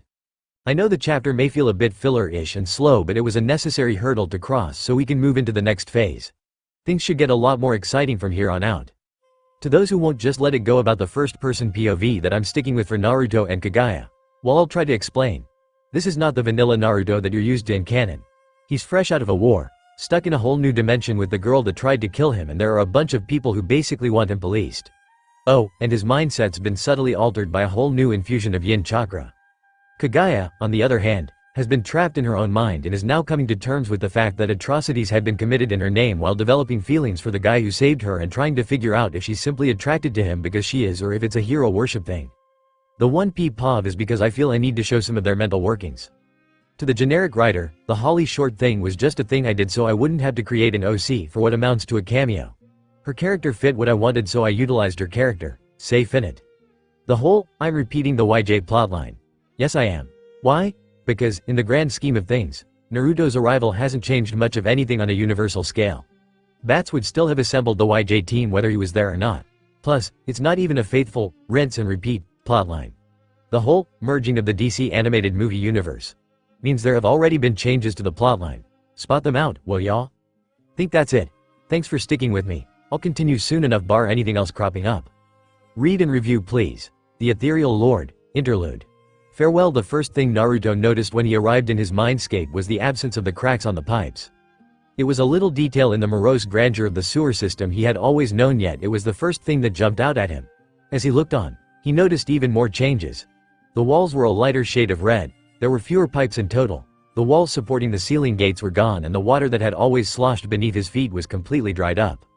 His heart caught in his chest as he moved onward, soldiering through the pain in his heart as he approached the vastly altered form of one of his closest companions. So you came, Naruto? Of course I did, you crazy old fox. His infamously foxy grin seemed almost macabre, so forced was it. You're my partner, aren't you? And partners always stick together? Partners always stick together. Kurama asked with a sad grin of its own. Then I guess I'm a shitty partner for ducking out like this.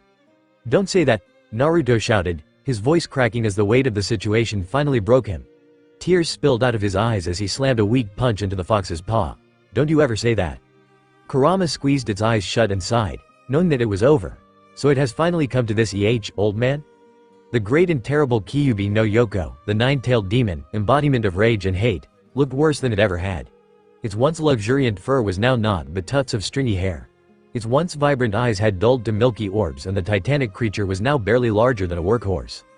It was dying. It wasn't a painful death per se. No, it was more of a gradual fading away of the personality that it had become over the ages. The Great Divide was a fundamental part of existence itself, a vast, unending void that lay between infinite realities.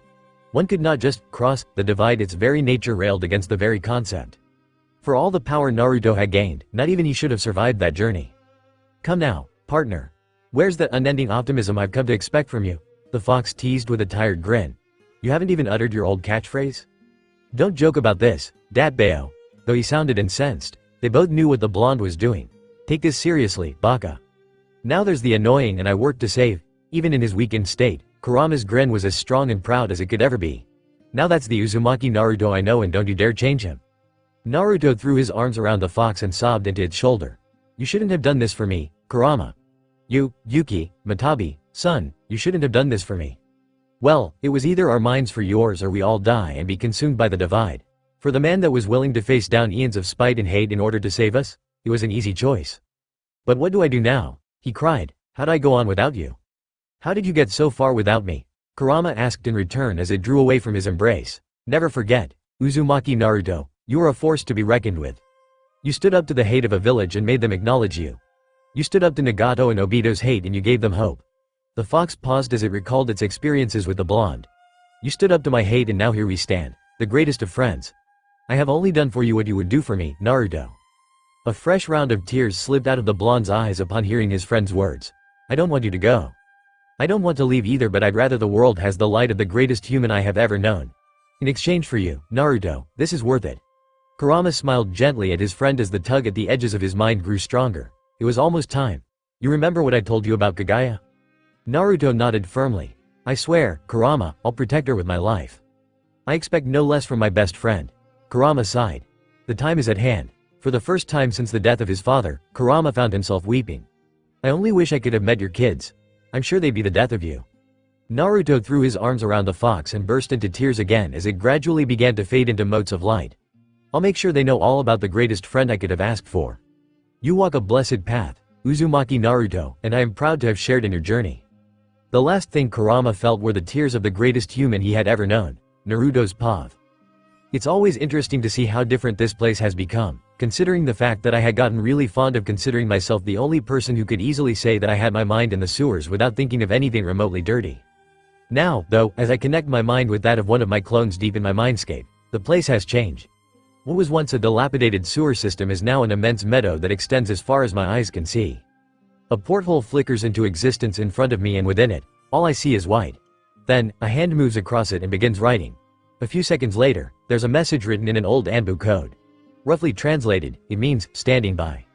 It's interesting how the rinnegan works the connection between me and my clones.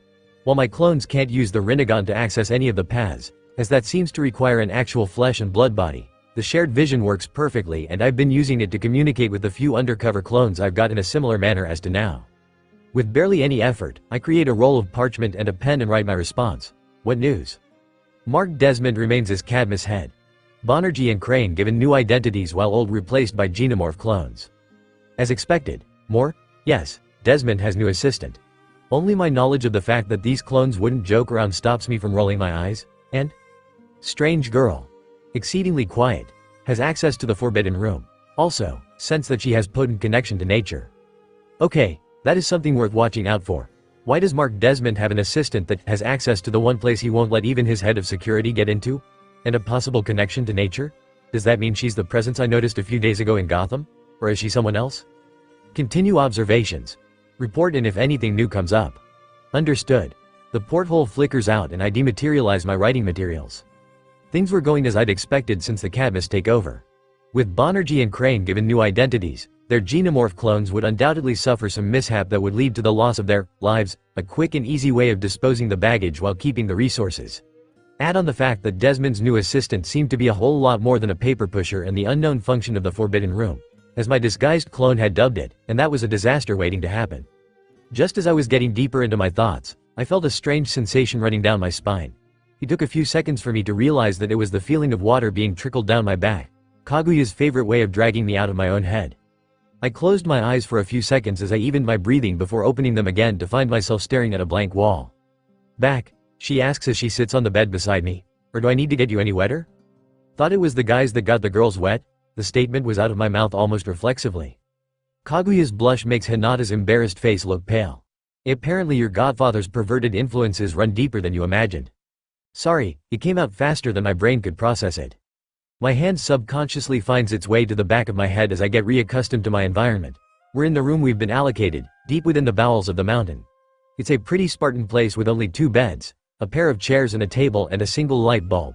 According to Cyborg, the mountain was originally created as a last resort base, created so the League could have a place to lay their heads should something like the war happen again with them on the back foot. To me, it's a great idea to have multiple bases. For all my hatred of the snaky bastard, Orochimaru taught me this lesson the hard way when my team and I were asked to destroy all his bases as we moved. We'd destroyed 100 of them, ranging from simple shacks to noble mansions before he joined the Grand Shinobi Alliance, and even then he revealed that he had at least 60 more. So, aside from your reflexive, perverted comments, we're called upstairs. Kaguya muttered.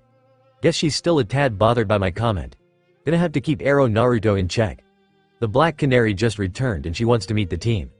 I can't help but sigh as we get out of the bed. Time to get this phase of my new life started. Line, break Mount Justice.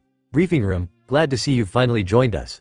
Canary smiled as the 2 most mysterious members of the new team joined them at the central meeting point. We were just about to begin our test training session. Yo, the blonde shinobi smiled as he walked over to and between Kaguya and Raven. Sorry for missing the introductions, I was busy. No problem. The blonde heroine smiled back. Now, let's head down a few levels and get to the training field. As if on cue, the circular spot they were gathered on glowed light gold before beginning a slow descent. The training field we will be using utilizes various forms of tech to create an immersive environment that responds to user actions. Within it, we can create insane situations and toss you right into them in order to evaluate various aspects of your training.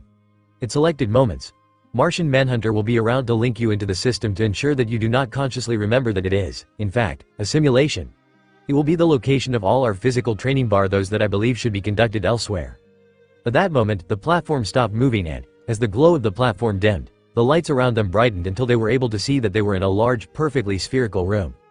S02. Activate Training Model 4 Cityscape 01, she stated clearly. For the first few seconds, nothing happened. Then, the room abruptly went dark.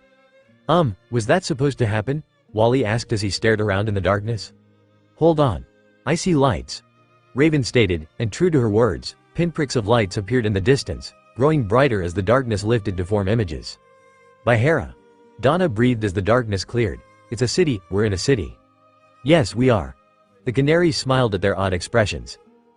Neither Kaguya nor Naruto seemed particularly surprised. Does that mean they are used to this type of tech? Deciding to speak with the 2 later, she thrust the thought out of her mind. This is the first level of the cityscape. The infrastructures to run a city are all present, but there are no living beings here. Hence the noticeable lack of transportation. So the higher the level of the simulation, the more realistic it is? Calder asked. Yes. Maybe for our next training session, I'll take you to the highest levels. Canary stated as her demeanor became more serious. For today, though, the exercise will be simple. Take out as many of your teammates as possible without getting knocked out yourself. Naruto, Canary noted, just smirked and Kaguya's eyes narrowed just a bit while the rest of the team looked completely lost. As a team specializing in black ops, you will be expected to be able to get into places we can't because of our popularity. You will be expected to track down and possibly even apprehend targets without getting caught, as that would blow your cover. As such, you must learn how to move about stealthily, keeping an eye out for your target while also ensuring that you are not being trailed. Hence today's exercise. Essentially you're saying that we should hunt down the others but not get caught. Smirked. Piece of cake. Not sure if you remember this, but you have absolutely no superpowers. Wally pointed out. I mean, you're not Batman. That doesn't mean he'll be the first to get picked off. Raven stated coolly. In fact, my money's on you not lasting 10 minutes. The Black Canary stepped back to watch as the rest of her charges barring Naruto but surely being pulled into the heated argument. It would take a while, undoubtedly, to forge them into a cohesive unit, but she knew they had the potential. All she had to do was force them to realize it. Catching Naruto's eye, she jerked her head to the side, silently asking for a meeting. She would definitely help the team along. In the meantime, however, she'd see if she could dive a bit deeper into the minds of the two enigmas. Aren't you going to join them? She asked as she joined them at an outdoor table in full view of the intersection with the squabbling teens. I'd have thought that you'd have a few opinions as to who the last person standing would be. While I'm no slouch at physical combat, I will unashamedly admit that Naruto's much better at such things than I, the white-haired young lady replied with a soft smile. If this were a more political issue, however. In such issues, she's quite clearly my superior. In stark contrast to the prim and proper seating posture of his charge, the blonde bodyguard was slouched in a chair, looking the very definition of lazy. An excellent act of misdirection, the canary admitted to herself. While he seemed completely at ease, she noted that his eyes had never stopped flitting all around, his muscles were tense, though not tightly enough for the unskilled eye to pick out, his hands were drumming absently on the table, ready to be used at the slightest notice, and his outstretched feet were positioned under the table such that, should the situation call for it, he could easily flip it up to be used as a barricade. She'd known that he'd be good from the little she'd seen of his fighting prowess and the conversations she'd had with the Dark Knight, but damn, for someone so young, he was definitely highly skilled. Done yet? He sounded amused and broke out a small grin at her slightly befuddled look. I was asking if you were done analyzing my posture. She couldn't stop her jaw from dropping slightly. Don't look so surprised. He laughed. While I'm not a telepath like McGann, I have been trained, to an almost instinctive level, to analyze people within the first few seconds of being in their presence, a detail that, as Kaguya's bodyguard, I must be observant of at all times, even if there's so much as a shift in posture. Knowing all that, it wasn't remotely difficult for me to spot you performing the same checks on me. Quite abruptly, his grin took on a more mischievous quality, becoming eerily similar to that of the few foxes she'd seen in zoos as a child. Or were you simply ogling my perfect, manly figure? For a split second, the blonde heroine wasn't certain how to take such a comment from him, until she heard Kaguya snort. Of course you'd wish your pitifully frail figure would be manly. Watching him go from super confident to blustering mess with a well-aimed jab was enough to help her regain her senses, and she smiled back at him. What, Naruto, you can dish but can't take it, I'm sorely disappointed. She assured herself that it was not vindictive joy that she felt at watching him sink lower into despair. It absolutely was not. Didn't we have something else we were talking about? He asked with a scowl, and, being the mature woman she was, Canary decided to let it go. Cop out. After a final jab. So, any opinions on them? On who your final winner will be? He rubbed his chin and thought. Well, I'd say the first to go will be McGann. While her powers might make her really difficult to sneak up on, anyone of Raven or Wally could easily take her out, either by attacking faster than she can react or by attacking from a distance. Next will then be Wally, eliminated by, followed by Raven, taken out by either the princess or... Simply put, my money is on Donna and Calder being the final three, with Superboy being the wild card. Canary was impressed. She'd come to exactly the same conclusion herself. Why leave Superboy as the wild card? Because I've seen what Superman can do, and if he's anything like the original then his only challenger would be Donna. The blonde offworlder shrugged. And even then, she'd only be a threat because she's got more experience at combat. Impressive. That was exactly the same conclusion I'd reached, she admitted. And if yourself and Kaguya were to be put in? Kaguya, he stated decisively. Not that I can't kick her ass, pretty though it may be. He ducked beneath a swift and well-aimed slap to the back of his skull, but there are very few situations that would warrant me attacking her. The heroine arched an eyebrow. So you think you could defeat all the others? He just snorted. You really want me to answer that? She locked gazes with him as every trace of mirth vanished from her features. Yes. He just leaned back and smiled. Well, in that case, I'd have to say that, so long as all their nerve clusters remain in the same positions as I know, then yes, I can defeat each and every one of them. Her eyes narrowed. You're insinuating that you can take them all out with nothing beyond martial arts? Yes. A slow, confident smile spread across her face. I'll be the judge of that. She stood up and turned to the still squabbling teens. It's time to see if we were right about them. Line, break Kaguya's pav. I think I like her. He smiles as we watch the woman walk toward the rest of the team and I turn to him. Do you mind explaining what just happened? I'll admit, readily in fact, that I did not truly understand his actions just now. Why reveal so much about his skills and knowledge? Why not just answer her questions directly without dropping so many hints? Ah, I thought you'd have figured it out. He leans back in his chair again and smiles. You're probably wondering why I dropped so many hints about so many things. I nod. The answer is that the information I inadvertently dropped was nothing new. He pauses to stretch, my attention completely on him. So I revealed that I'm skilled at hand-to-hand combat? They'd have guessed if they reviewed my first appearance here, during that invasion, or if they so much as asked any of their partners. And even if they haven't, I'd have to reveal that sometime during the duration of our stay here. I revealed that I've checked up some of their fights to get a grasp of some of their capabilities. It's what they'd have done, and if I acted as though I had no idea of such, they'd think us a tad more dangerous than they currently do. Believe me Kagaya, nothing I told them today is of any true importance. So everything you did was done to earn their trust? Well, that's the end game. He shrugs. They've begun. I turn my attention to the intersection where the gathered members of the team are splitting up, taking off in random directions as fast as they can while the blonde-haired woman returns to her seat. Let the games begin. She smiles as she takes her seat. I'll have to take a pass on watching at the moment. Naruto yawns, earning mine and his fellow blonde's full attention. Is there something you need to attend to? She asks. Not really, just feeling a tad sleepy. He replies before slanting a small grin at the woman. Wouldn't want you to feel slighted out of a good fight now, would I? She just laughs confidently. Oh no, enjoy your little nap.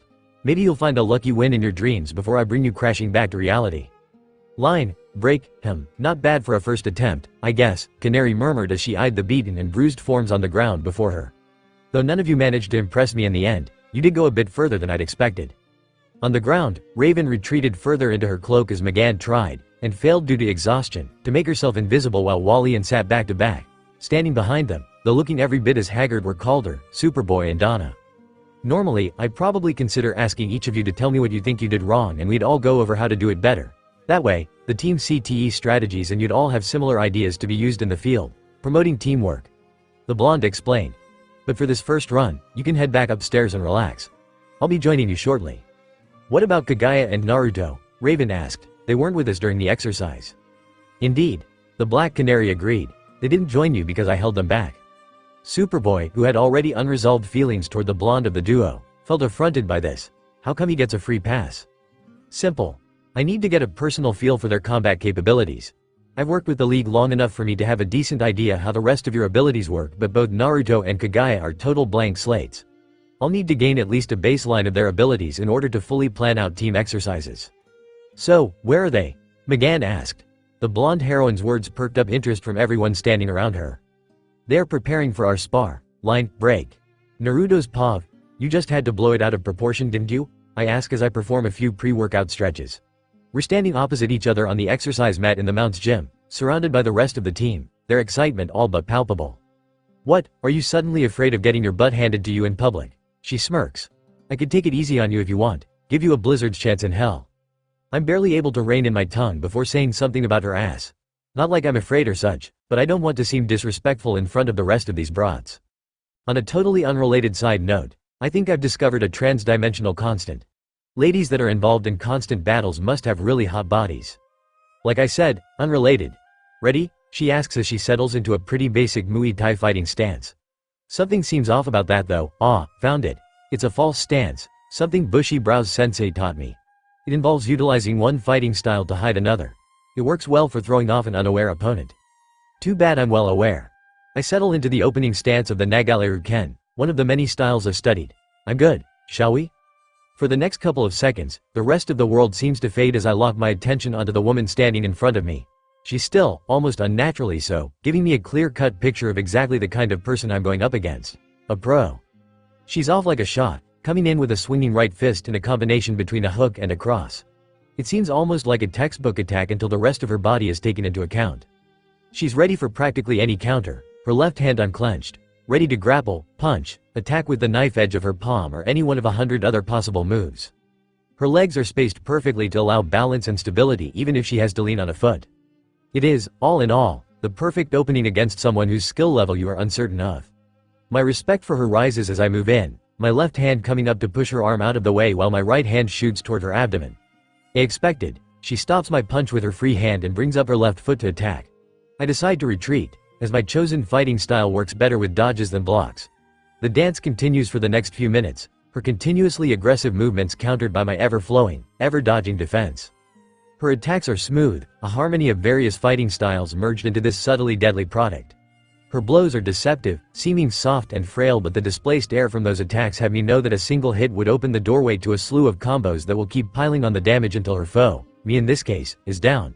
To the untrained eye, there's no discernible rhythm, it's just a barrage of attacks, but I can see the few points when she's vulnerable. Time to capitalize. She comes in with an elbow jab to my jaw. From experience, I know that it's just a cover for the body jab coming from the left, using the motion of the elbow jab to power the body shot. Instead of dodging, I step into the attack, allowing the elbow to slam into my jaw while grabbing onto the incoming body shot and pulling her closer. My left hand flies out and delivers two punishing shots to her belly, but she's able to break out of my hold before I can further her punishment. "Damn, you hit like a horse," she groans as she gingerly falls into her stance again. "You're not bad yourself," I comment as I fall back into my stance. "Ready for round 2? Before blocking out the rest of the world again, I hear murmurs from the rest of the team. "Hey, looks like the Canary and I are putting up a hell of a show." She dives in again, this time starting off with a roundhouse kick that has me wondering exactly how flexible this woman is. I begin my retreat again, leading her around the mat as she lashes out with a swift combo of kicks and punches, utilizing every last joint in her limbs to attack me. Her pattern is much harder to discern, leading me to believe that the first time, she was just testing the waters. As the fight progresses, I realize something. If I'm going to break this rhythm she's set into, I'll have to get beaten like crap. It's the only way to open her incredibly tight defense. She's like a wall of thorns. I'll have to get some skin torn off to get to the rose within. Fuck. Just as I prepare to wade into her attacks, the dimmed lights of the room flash twice and a voice booms over the sound system. Much as I'd want to see how this ends, "Canary, you've got a call from the Green Arrow." We back away from each other quickly and I release a sigh of relief. TCH, saved by the bell. She actually seems a bit pissed at our fight not being completed. You must have been terrified, seeing as how you were scurrying about so much. Or maybe she was just pissed at my delaying tactics? Sorry, but I'm not too keen on getting battered by a barrage of combos, even from my beautiful sensei. Go get some rest and explore the mountain, she states as she walks away. We'll continue when I get back. Holy crap dude, Wally, the team's resident speedster, is the first to join me on the mat. You kept up with her, hell, you hit her. I have to admit, I did not see that coming. Raven adds as the rest of the team catch up. It was nothing. I shrug. I could have upped the ante as I'm sure she would have ultimately, but up to that point, it was nothing. It most certainly was. Donna tosses in her rebuttal. I have no doubt that the ill-timed call was the only reason you didn't go even further than that. Ah, well, being Kaguya's bodyguard involves being the best at what I do and, well, combat falls under that heading. You didn't do anything impressive anyway.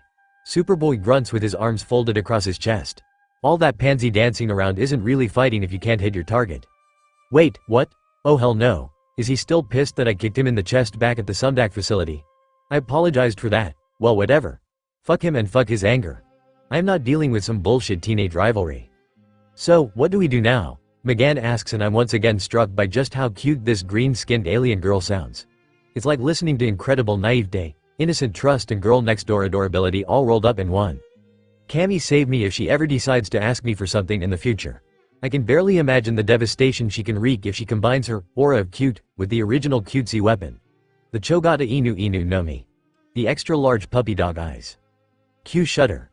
Line, break a week later. I am so bored, Wally groaned as he flopped onto the nearest available sofa. A whole week and we've had nothing to do. I can't believe I'm saying this, but damn, Wally's right. Agreed as he slumped at the foot of the sofa. Walking in behind them were Calder, Donna and Raven. You've had it easy, leave. Superboy grunted as he flipped through channels on the TV. Megan and I have been stuck here with the most fun we've had being exploring the mountain. At least Naruto and Kagaya made it a point to visit daily. From their sofa, where the blonde lounged and Kagaya leaned back on him, said Male waved lazily. We couldn't leave you guys to suffer. Hey guys. McGann smiled as she walked in, holding a tray of cookies that attracted Wally to her faster than sharks to blood. What are you talking about? Just moaning about how boring the past week's been. He grinned at her as he swiped a cookie. Can I have one? Thanks. These are to die for? Just a tiny detail the rest of us will never get to know if you scarf him down faster than we can reach even one, scowled at the brunette who stuck his tongue out. Oh, don't worry about that. The Martian team put in. I've got more in the oven now. Hence my firm belief that the dude that gets with her will be a very lucky bastard. Naruto grinned before wincing as his white-haired companion jabbed him in the side. Ow! What the hell, Kagaya? While I'm all up for more cookies, we can't just sit here munching all day. Rachel said around a cookie-filled mouth. We need to do something. How about we explore the vicinity? Donna suggested, much to Superboy's displeasure.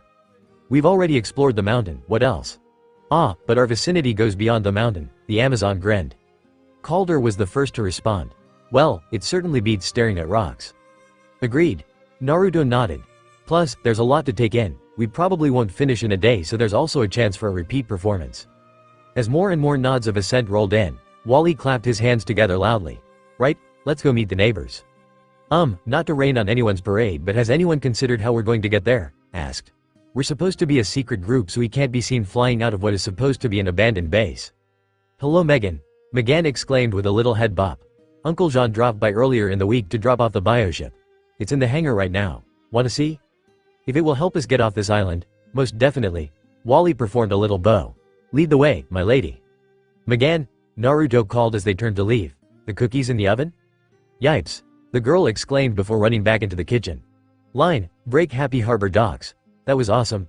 Wally shouted gleefully as they walked toward the Happy Harbor port. I mean, it can turn invisible, like people can't see us when we're flying.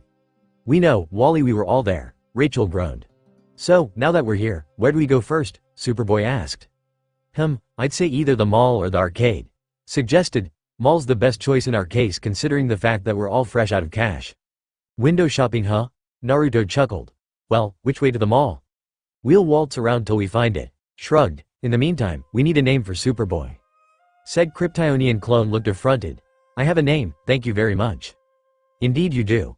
Kagaya stated. But we cannot be yelling out your moniker when not in the field. We need something more regular, like how we refer to Raven as Rachel when amongst outsiders. Kennedy, Wally yelled out only to receive a frown from the teen. Any other suggestions? Connor, Megan piped up. We can call you Connor and maybe space my name out so it sounds more like Megan. Sounds like someone's been thinking of this for quite a while, Naruto teased the green-skinned girl. All interactions, however, were halted as simultaneous explosions thundered in the distance. Kagaya, Naruto called out, his head snapping over to see the plumes of smoke that billowed in the distance. Explosions came from two spots within the same locale. The harbor power plant. The white-haired woman replied instantly. About 500 meters northeast. Let's move, Calder ordered as he broke out in a dead sprint in the given direction, the rest of the team keeping up with him. Naruto, Donna, Rachel and Kagaya, work on getting any civilians out of the area. Wally, Connor and Megan, we'll head straight for the threat and see if we can neutralize it. Understood. Donna nodded as herself and her splinter unit proceeded to split off from the main body, heading toward the confused masses on the docks while Calder's group went racing for the building where the chaos seemed to be originating from. Rachel, do you have any mass immobilization spells we can use to knock these people out? Naruto asked as they stopped just before bursting out on the docks. We need to keep our identity hidden. I may have something, but it will take a moment to work on so many people at once. The resident magic user replied after a swift mental search through her spell index. 30 seconds, tops. Alright, Kagaya, take with Rachel, keep an eye out for any attackers since we aren't sure how many we've got to work against. The blonde stated as his hair darkened to a deep brown and his eyes changed to a vibrant green. Donna and I will go out and play crowd control until her spell kicks in and we can clear the vicinity. Understood. Kagaya nodded as her Byakugan flared to life and the Amazon and the now brunette Naruto sprinted off. Why the cosmetic change? Donna asked as they vaulted over an overturned car. My regular looks tend to be quite memorable, he replied. Well, that's a good thing for having alibis. It makes flying beneath the radar a bit of a pain, so Kagaya and I were taught how to mask our identities by altering our physical appearance.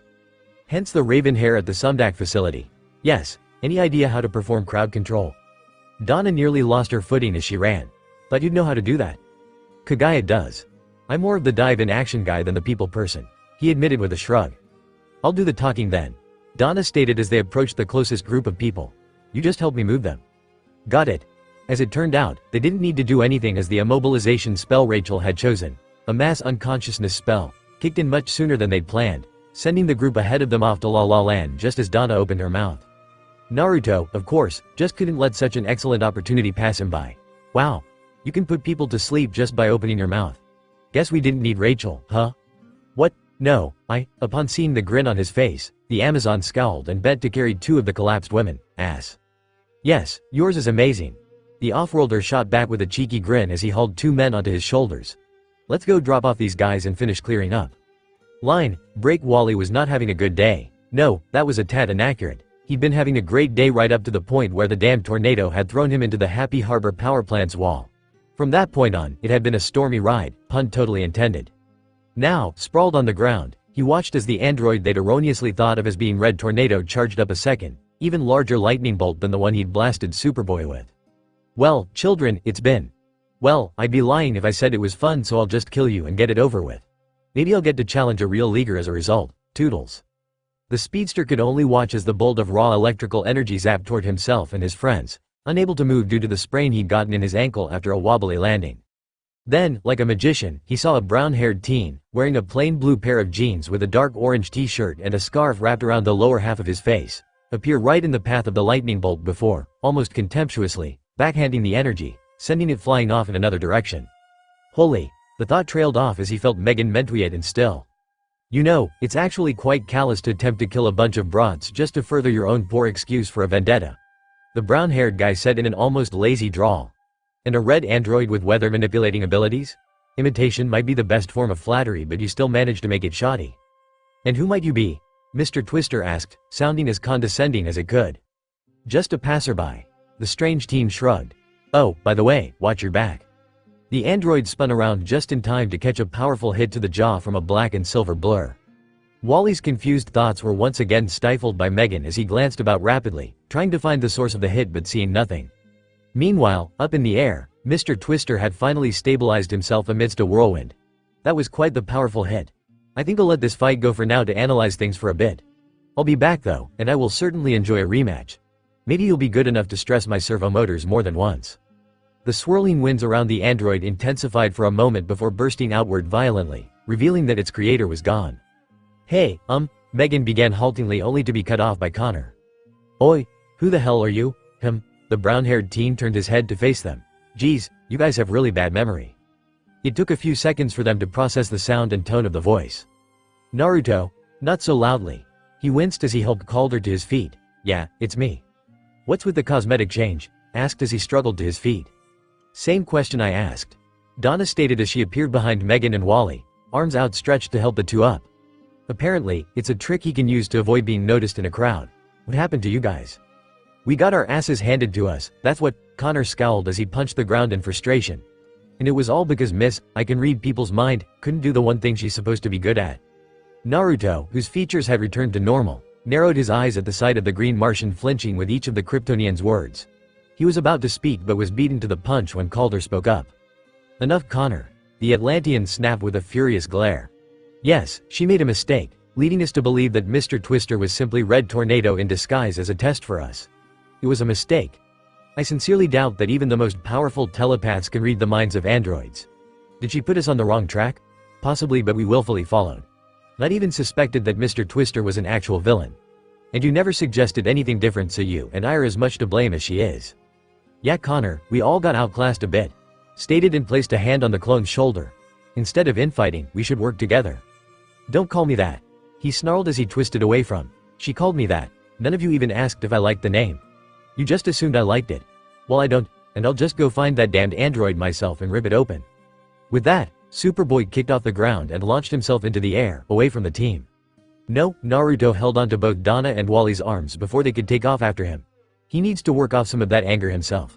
Note that he took off in the opposite direction to where Twister went. Much as I want to rush after him, I must agree with Naruto, Calder said with a tired sigh. Speaking to him while his mind is clouded by anger will only result in pushing him further away. I believe that he only spoke that way as a result of our shameful defeat at the hands of Mr. Twister. In the meantime, Donna, someone else amongst us, needs the words of a friend. He inclined his head toward Megan, who had quietly removed herself from the rest of the team and was now on her way to the waterfront. I'm on it. The Amazon nodded and went after their hurting friend. Naruto, what of Rachel and Kagaya? Calder asked as joined them. They're with the civilians we evacuated. The blonde replied. Kagaya noticed the state you guys were in, so Donna and I raced over. Thanks, said, we probably wouldn't be here without you. Line, break mouth just as watching the interactions of the team via long-range cameras hovering around them, were Cyborg and Black Canary. Well, that had to sting. Cyborg stated as he played back the scene where Mr. Twister had smacked Calder and into each other headfirst. And why exactly did they think that was Tornado? Well, seeing it from their angle, it would seem odd that just as they decided to head out to the mainland, an android with powers matching a known League member with ties to this group would attack the same place they were visiting. The half-human mulled over the blonde's opinion. Well, when you put it that way. I'm actually more interested in how easily Naruto and Calder operate as the team's leaders. Canary noted. Both respect each other and are able to take the lead in the place of the other while presenting a unified front. Makes me wonder who the team will finally choose as their leader. That does seem interesting, Cyborg conceded, but what about Superboy? The Black Canary sighed. I'm not too certain what to make of that outburst back there. After all, he is a lab-grown clone with practically no social skills beyond what was likely planted into his mind. At the same time, his outburst was definitely a result of some deep-seated anger. Maybe he sees failure as a weakness, Cyborg suggested. Batman told me that he seemed unusually disturbed and angered by the fact that he didn't possess flight like Superman does. So if he fails at something he believes Superman should succeed at, he'll slip back into a rage. Canary thought it over. It's definitely possible. Whatever the case, I agree with Naruto that he should be given space to think things over for a while. True. Cyborg then sat back as he switched the main screen to run the live feed from the cameras. Well, I'm gonna keep an eye on them. You should probably get some rest, though. You've had a rough week. Line, break Happy Harbor docks. Bioship seated around in the bioship. The team, seated round the temporarily lowered control seat, formulated a plan of attack to deal with the foe they'd faced off against. Right now, all that we know for certain is that he utilizes weather manipulation abilities on a scale Red Tornado's never shown. Said from his spot in the circle. So we need to get a scope of his power levels and know how to shut him down. You realize that gaining a scope of this thing's power levels will undoubtedly involve fighting, and more importantly, surviving long enough against that thing, right? Rachel asked skeptically. No offense, but you guys got your asses beat bad. Gee, thanks for the vote of confidence. Wally snapped at the girl. We've got an idea of what he can do. Okay. And Calder will think something up so he can kick that foil box's ass. But beyond the threat of this Twister simply defeating you again, there is the fact that any battle against him will undoubtedly put civilians at risk. Donna pointed out. If we attempt to attack as a team, then we will leave them vulnerable, but splitting up leaves the team vulnerable. So you're saying that we should sidestep the whole, get a read on his power levels and go straight to kicking his ass? Wally asked with a grin. Even better. No, Calder shook his head firmly. Without a decent read on his power levels, whatever we try in a bid to defeat him may simply be overcome by his sheer power output. Which ties back to Donna's point. The more power Twister unleashes, the greater the risk for the inhabitants of the area. Naruto pointed out. So, we need to discover his power levels and then defeat him while simultaneously preventing the battle from claiming innocent lives. Kagaya summarized. That's something of a tall why when you factor in the fact that one of our team members isn't here. Calder added. I may have an idea. For the first time since her conversation with Donna, Megan finally spoke up. Let's hear it, Megan. Naruto smiled at the girl encouragingly. Even if it's not our final plan, your idea will definitely go a long way to help the rest of the team. Well, she began shakily, I was just thinking, since Mr. Twister wants to take on a member of the Justice League, then why don't we give him one? That could work. Calder murmured after a few seconds of thought. But who do we mimic? More accurately, who can we adequately mimic?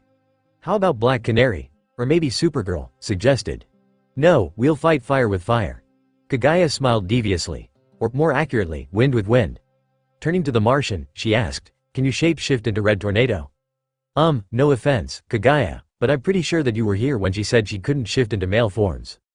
Actually, Naruto interrupted Wally, she said, and I quote, mimicking boys is a lot harder. My guess is that you can't shift to human male forms because you need a pretty detailed knowledge of the internal workings of a male body. However, Red Tornado is not an organic male, meaning that the change will simply be cosmetic, not intrinsic as you would need in order to shift to a human male. It could work. Megan nodded as she thought over the possibility. And Donna, though, were looking at the blonde. Geez, you certainly seem to have an in-depth knowledge of shape-shifting.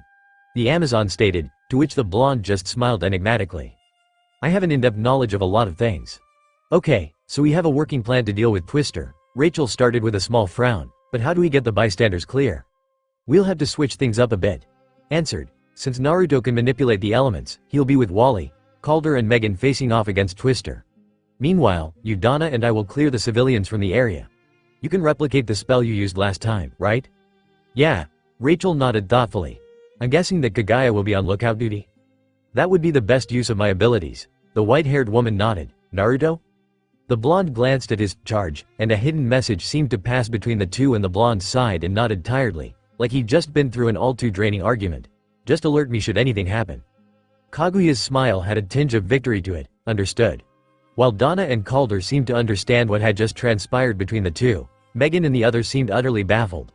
Just before they could question the situation, however, a four-way view screen popped up in their middle, showing the same thing on all sides. A dark-haired teen wearing a ragged pair of jeans with a plain black muscle shirt stood just beyond the ship's doors, holding what looked like a tattered brown jacket in his hands. Superboy had returned. Line, break Happy Harbor Mall. So, remind me again why we're continuing our original plans for fun? Superboy asked as the team waltzed about the mall. I mean, shouldn't we be keeping an eye out for Twister? Oh, that's simple, con man. Wally grinned as he checked out some roller skates on display. After a stuttering apology, the Kryptonian clone had confessed that he did like the name Megan had chosen for him. He'd only said what he had in a fit of frustrated rage. We have absolutely no clue when he'll return or if he'll even strike here next. As such, we all agreed that it'd be better if we still had some fun instead of being on edge for something that ultimately mightn't happen. Besides, S already infiltrated the CCTVs around here and set up a facial recognition program that's routed through the bioship's computers. Rachel shrugged, her eyes on an antique store. Should Twister's face get caught by any of the cameras, the bioship will pick it up and, since she can send and receive signals from the ship, transmit a message to Megan. Until then, Naruto and I will be at the bookstore. Kagaya informed the group, earning a strangled gasp from her blonde companion, to which she turned to him with an arched eyebrow. Problem? A bookstore? He whined piteously. Can't we head to somewhere more fun? Hey, books are fun. The resident magic user piped up, much to the blonde's ire. Matter of fact, I'll be going with you guys. I need to see the possible reading material I'll have during our stay at the island. At that point, the blonde shinobi looked utterly distraught. He couldn't escape because of his obligation to Kagaya, but he honestly did not want to get stuck in a boring bookstore. Then, the fates smiled on him, if you could consider the next sequence of events as such. Guys, we have a— Megan's warning was cut off by a series of ground-shaking explosions. Match, he's back at the docks. Kagaya reported, her Byakugan active, right at the waterfront. Well, we know the plan. Naruto grinned as his features shifted back to that of the green-eyed brunette. Let's go. Line, break Happy Harbor docks. The android hovered over the docks, watching the carnage it had wrought on the area. Well, this should be enough to attract some attention. Well, it's certainly got ours. A voice yelled from the ground as a large rock flew into its line of sight. With little more than a twitch, the winds howled around it, snatching the rock and flinging it back to whence it came. A glance downward revealed the presence of 3 male figures, 2 of whom he'd handily trashed and the third who'd effortlessly blocked off his final attack. If it could have smirked, it would have. It still managed to project an aura of smug superiority, though. TCH, I expected to finally attract the attention of a big name, yet I am continually plagued by you annoying runts. We'll try to impress you. The brunette replied calmly as he raised an arm to the sky, palm outstretched before clenching his fist while simultaneously bringing his hand down sharply. The effect was immediate. The android was yanked out of the sky like an invisible fist hand latched onto him and pulled him down. Every servomotor within its frame whined in mechanical agony as it tried to stay aloft, the twin turbines and their power cells embedded in its arms working overtime as it unleashed hurricane-level winds to push itself back up. It was all to no avail, the invisible force too powerful to be resisted, sending it plunging into the ground before easing up. The android felt its structure groaning as it struggled to stand itself, its onboard AI struggling to process what had just happened, crossing off possible powers and abilities that could have caused that. Gravity manipulation? It wouldn't explain the deflection of the lightning bolt earlier. Wind manipulation? It had felt not even a whisper of wind around itself. What then? Telekinesis? Possibly. If the brunette could temporarily create constructs of the telekinetic energies, then it could have deflected the bolt of electricity earlier that day. Yes, it had to be that. Shunting 50% of its sub-processing cores to calculating a method of defeating the brunette, it decided to go on the offensive. Insolent brats. It roared as it channeled power to its turbines, creating a powerful gust of wind that blew back the dark-skinned and brunette youths. The raven-haired one, with the enhanced strength, it recalled, lowered himself until he was gripping the ground tightly, weathering the initial wind gust before pushing himself off the ground, rocketing toward the android. Unfortunately for the youth, the android had already predicted this course of action and had prepared to hurl the youth out of the sky with a cyclone. The humans he'd pushed back initially, however, proved to be a threat as the brunette yanked his hand up, throwing the android's arm off target and allowing the charging boy to slam a powerful right straight into its feet, barely flown back 2 meters before he was grabbed by twin whips of water. It was a wrong move on their part, though, as the android unleashed high-voltage currents of electricity through its entrapped arms. The electricity coursed down the water whips and into the blonde boy, who grunted with the effort. The android snarled before ramping up the electricity output tenfold. It clearly exceeded the boy's limit, and with a grunt, he collapsed, unconscious. A roar of rage had it hurling itself to the left, just in time to dodge a powerful fist crashing into the ground, cratering the earth for 10 meters around the epicenter. Now that could have hurt, it mused as it picked the boy in a whirlwind and hurled him into a building. 2 down. Now, for that troublesome brunette. A sudden darkening of the sky had the android glancing up. Crash, just in time to watch a large yacht slam it into the ground.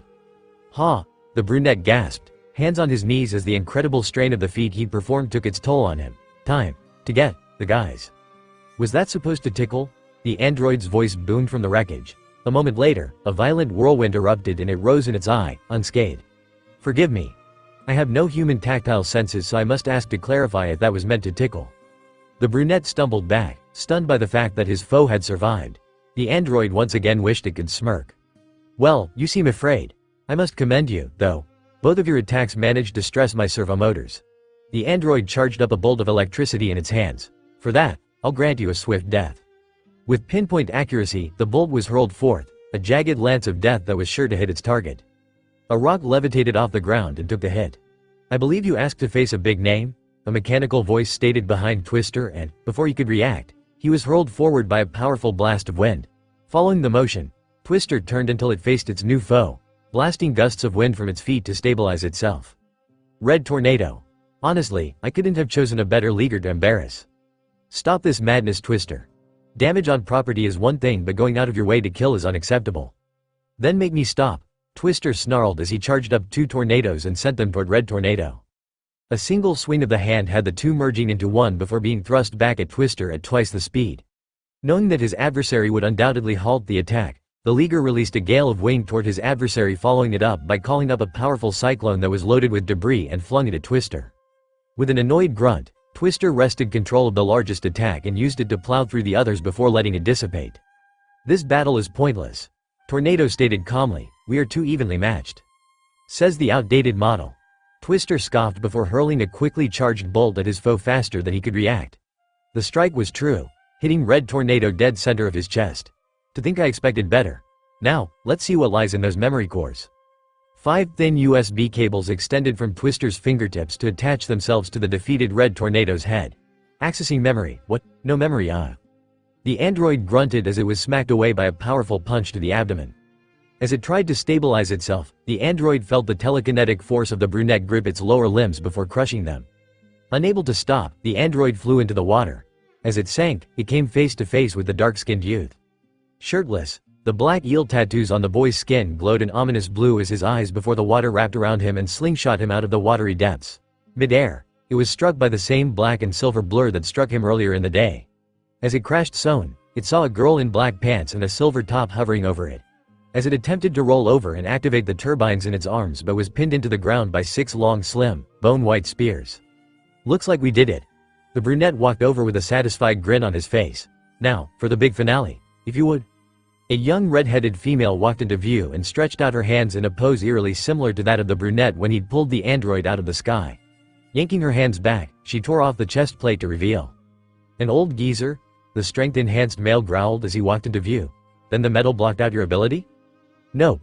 The redhead replied and, without much fanfare, dropped a rock onto the babbling man. Line, break Naruto's paw. I have to admit, watching Megan callously drop a chunk of rock onto a poor, sniveling old man had me reconsidering my opinion of her untainted innocence. I mean, back home, it's almost a common occurrence, killing a downed foe to prevent the whole, I got stabbed in the back by a guy the first thought I'd taken out, detail, but seeing Megan do that? Brr. Then, I hear the crunch of metals under the rock and I totally understand. I actually admire the creator of the android. Whoever they were, they'd put an android into an android, the second one undoubtedly designed to take advantage of a single moment of a lowered guard on the part of the captors. Pretty smart move. Of course, the rest of the team are all sounding very pissed, having not heard what I had. Oh well, time to break the tension. I laugh. And not a small giggle or some such bull. No, I laugh as in, a deep, belly-shaking laughter. Obviously, all their rage is directed at me, but it's just long enough of a reprieve for Megan to regain her confidence. And you said you trusted me. She smirks as the rock is lifted to reveal the shattered remains of the second android. Cue exclamations, realizations and apologies. While the rest of them are distracted, I scan the ground for the pieces that look most like the memory cores Twister had mentioned. After all, if that was Red Tornado's chosen means of memory storage, then Twister shouldn't be too difficult.